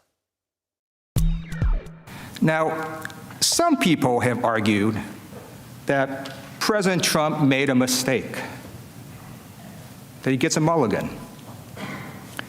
But we know President Trump didn't make a mistake. Because you see, when you or I make a mistake and something very bad happens, we would show remorse. We would accept responsibility. President Trump didn't do any of that. The president praised a Republican candidate who assaulted a journalist as my kind of guy. He said there were, quote, very fine people on both sides when the neo-Nazis, the Klansmen, and Proud Boys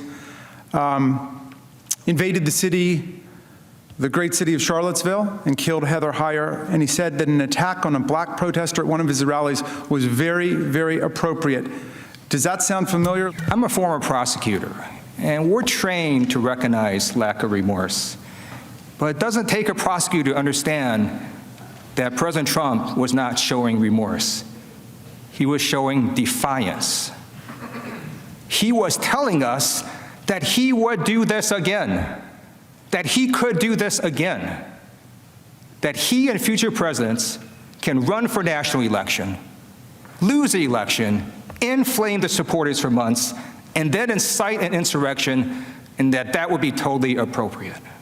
When President Trump incited a lawless mob to attack our process, he was attacking our democracy.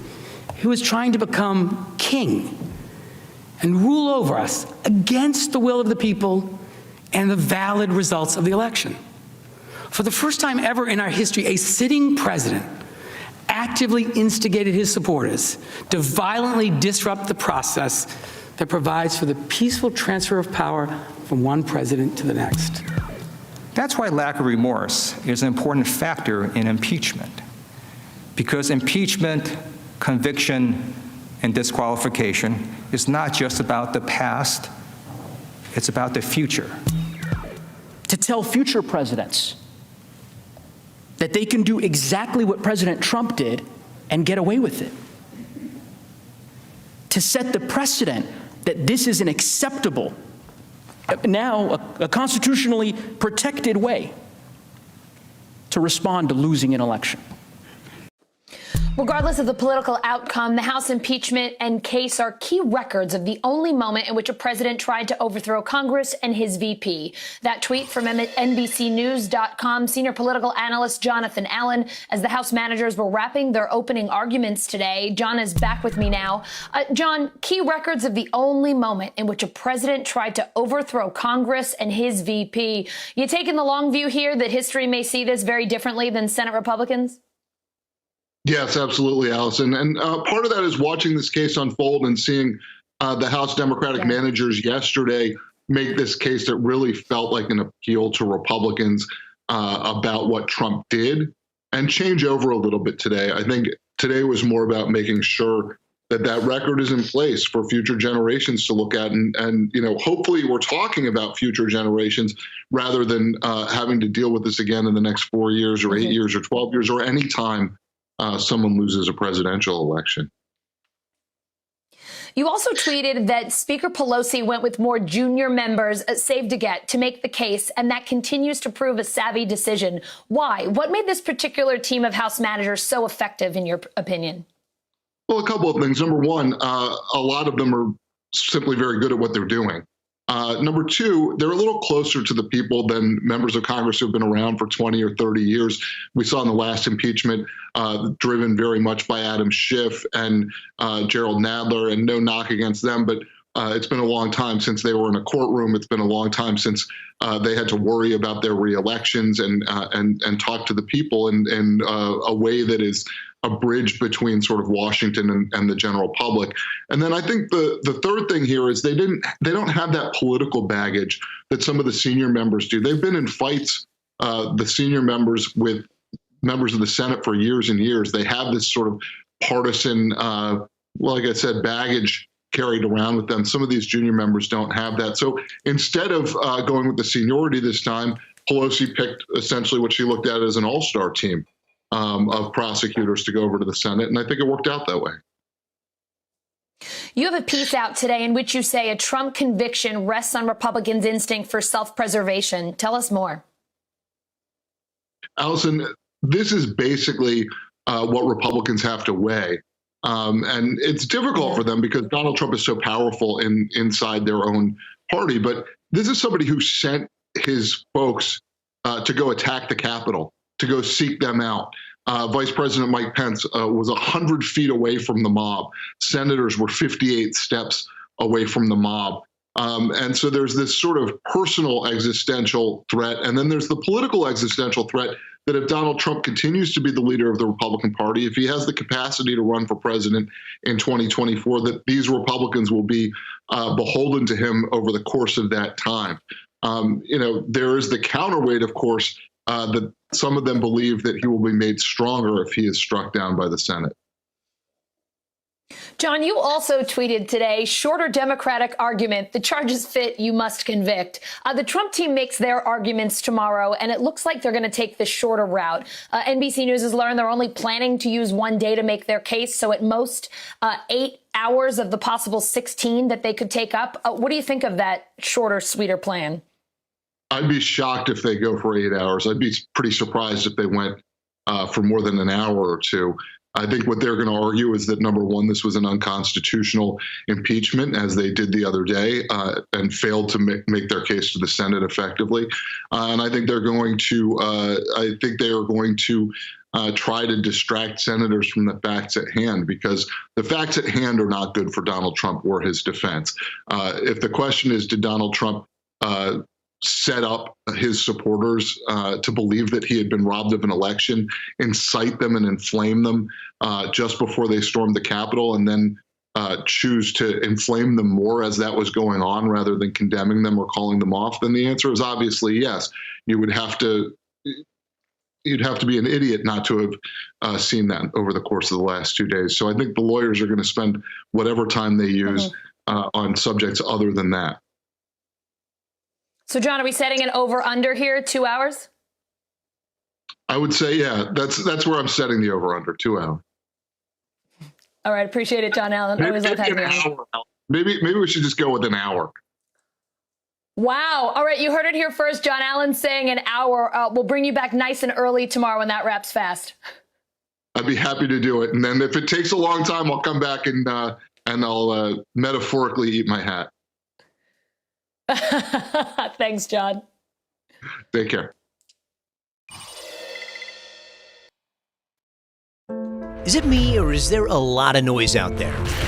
Politics, tech, culture, it's a lot. And we've got some questions. Why are we still voting like it's the 1800s? What's so hard to understand about climate change? Are we winning the fight against disinformation? I'm Gotti Schwartz with The Overview, where we take a critical look at the stories everyone's talking and posting about. We'll pull them apart and offer you a new perspective without the noise.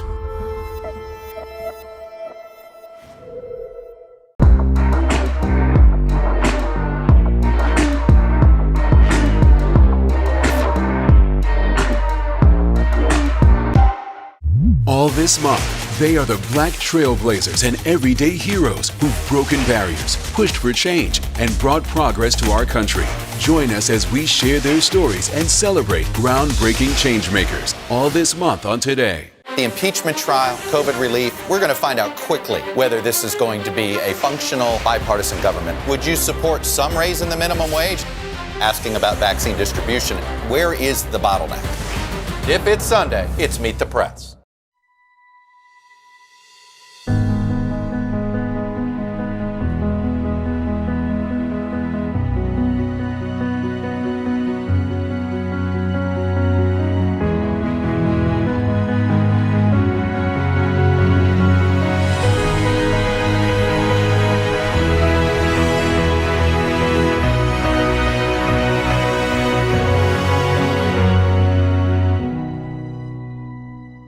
History in the making, the beginning of a new era in America. As Joe Biden takes office, the major changes and challenges ahead. The vaccine effort picks up. Where are the majority of those doses? NBC Nightly News with Lester Holt. You're watching NBC News Now. We've got some breaking news. Trucks carrying the first U.S. shipment of the coronavirus vaccine. Hope for a whole lot of people who have been waiting months and months. It's news made for your streaming world.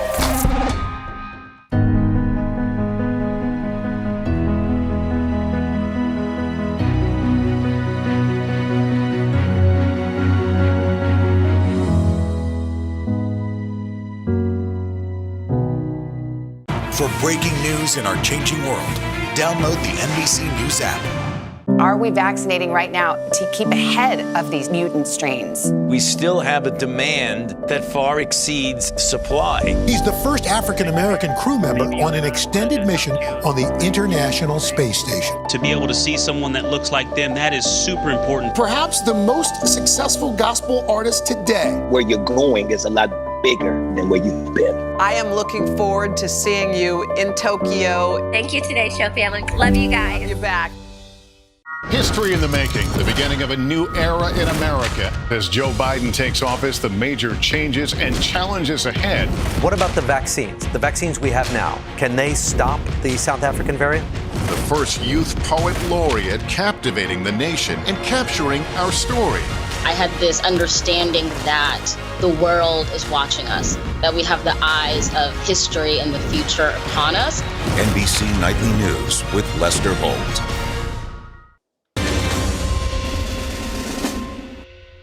The Democrats are in favor, most Republicans against. But what about the people who voted them into office? What do Americans think about convicting Donald Trump? The most recent Gallup poll shows our country is nearly as divided as the Senate. 52% of Americans say the Senate should convict Trump. 45% are against it. 3 still aren't sure.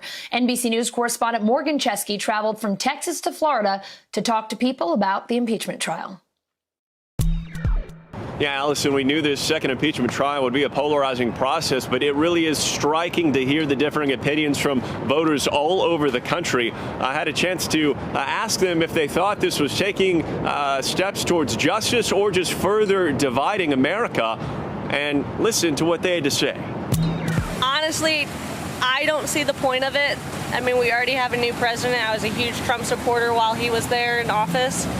But at this point and this late in the game, it just doesn't really make sense to me. If he's the president, he should have been somewhere and trying to stop it, but there was no stopping it. But they just let it happen. The far right is going to bunker down in their corner. Far left is going to bunker down in their corner. And the rest of America that's somewhere in the middle, we're saying, come on, let's move forward and let's help everyday Americans. And I think that's where the majority of the country is at. There's got to be a consequence. And the other thing besides the impeachment, what I'm hoping is that they will be able to vote to bar him from ever running for office again. Our country deserves better than this. You know, he's no longer president. Why waste $1 million on it? And I also did speak with a woman here in Dallas whose opinion was not shared in that collection of interviews. She works at a local business, and when I asked her what her thoughts were on impeachment, she says, I don't care about impeachment. Somebody needs to help solve this pandemic, because it's not until then that we can have a chance to bring employees back, hopefully make some money back that they've lost over the last year. Allison? House impeachment manager Jamie Raskin getting ahead of one of the Trump team's main arguments, saying the former president doesn't have the First Amendment right to incite violence. Here's Raskin. As I mentioned yesterday, President Trump is not even close to the proverbial citizen who falsely shouts fire in a crowded theater. He is like the now proverbial municipal fire chief who incites a mob to go set the theater on fire and not only refuses to put out the fire, but encourages the mob to keep going as the blaze spreads. We would hold that fire chief accountable. We would forbid him from that job ever again, and that's exactly what must happen here. There are hundreds of millions of citizens who can be president. Donald Trump has disqualified himself, and you must disqualify him too. Just like the fire chief who sends the mob, President Trump perverted his office by attacking the very Constitution he was sworn to uphold. In fact, that's one reason why this free speech rhetoric at this trial is so insidious. His conduct represented the most devastating and dangerous assault by a government official on our Constitution, including the First Amendment in living memory.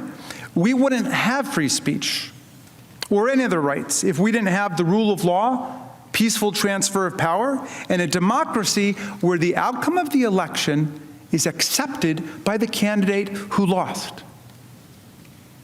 We had it all the way up until 2020. And the central purposes of the First Amendment are democratic self-government and civic truth-seeking, two purposes that President Trump sought to undermine, not advance, in the course of his conduct, as we have definitively demonstrated this trial. The violence he incited threatened all of our freedoms. It threatened the very constitutional order that protects free speech, due process, religious free exercise, the right to vote, equal protection, and the many other fundamental rights that we all treasure and cherish as citizens of the United States. The First Amendment does not create some superpower immunity from impeachment for a president who attacks the Constitution in word and deed while rejecting the outcome of an election he happened to lose. If anything, President Trump's conduct was an assault on the First Amendment and equal protection rights that millions of Americans exercised when they voted last year, often under extraordinarily difficult and arduous circumstances. Remember, the First Amendment protects the right of the people to speak about the great issues of our day, to debate during elections, and then to participate in politics by selecting the people who will be our leaders. And remember, in American democracy, those of us who aspire and attain to public office are nothing but the servants of the people. Nothing. Not the masters of the people. We have no kings here. We have no czars. Here the people govern, President Ford said. The people. Most important words of the Constitution are the first three, we the people.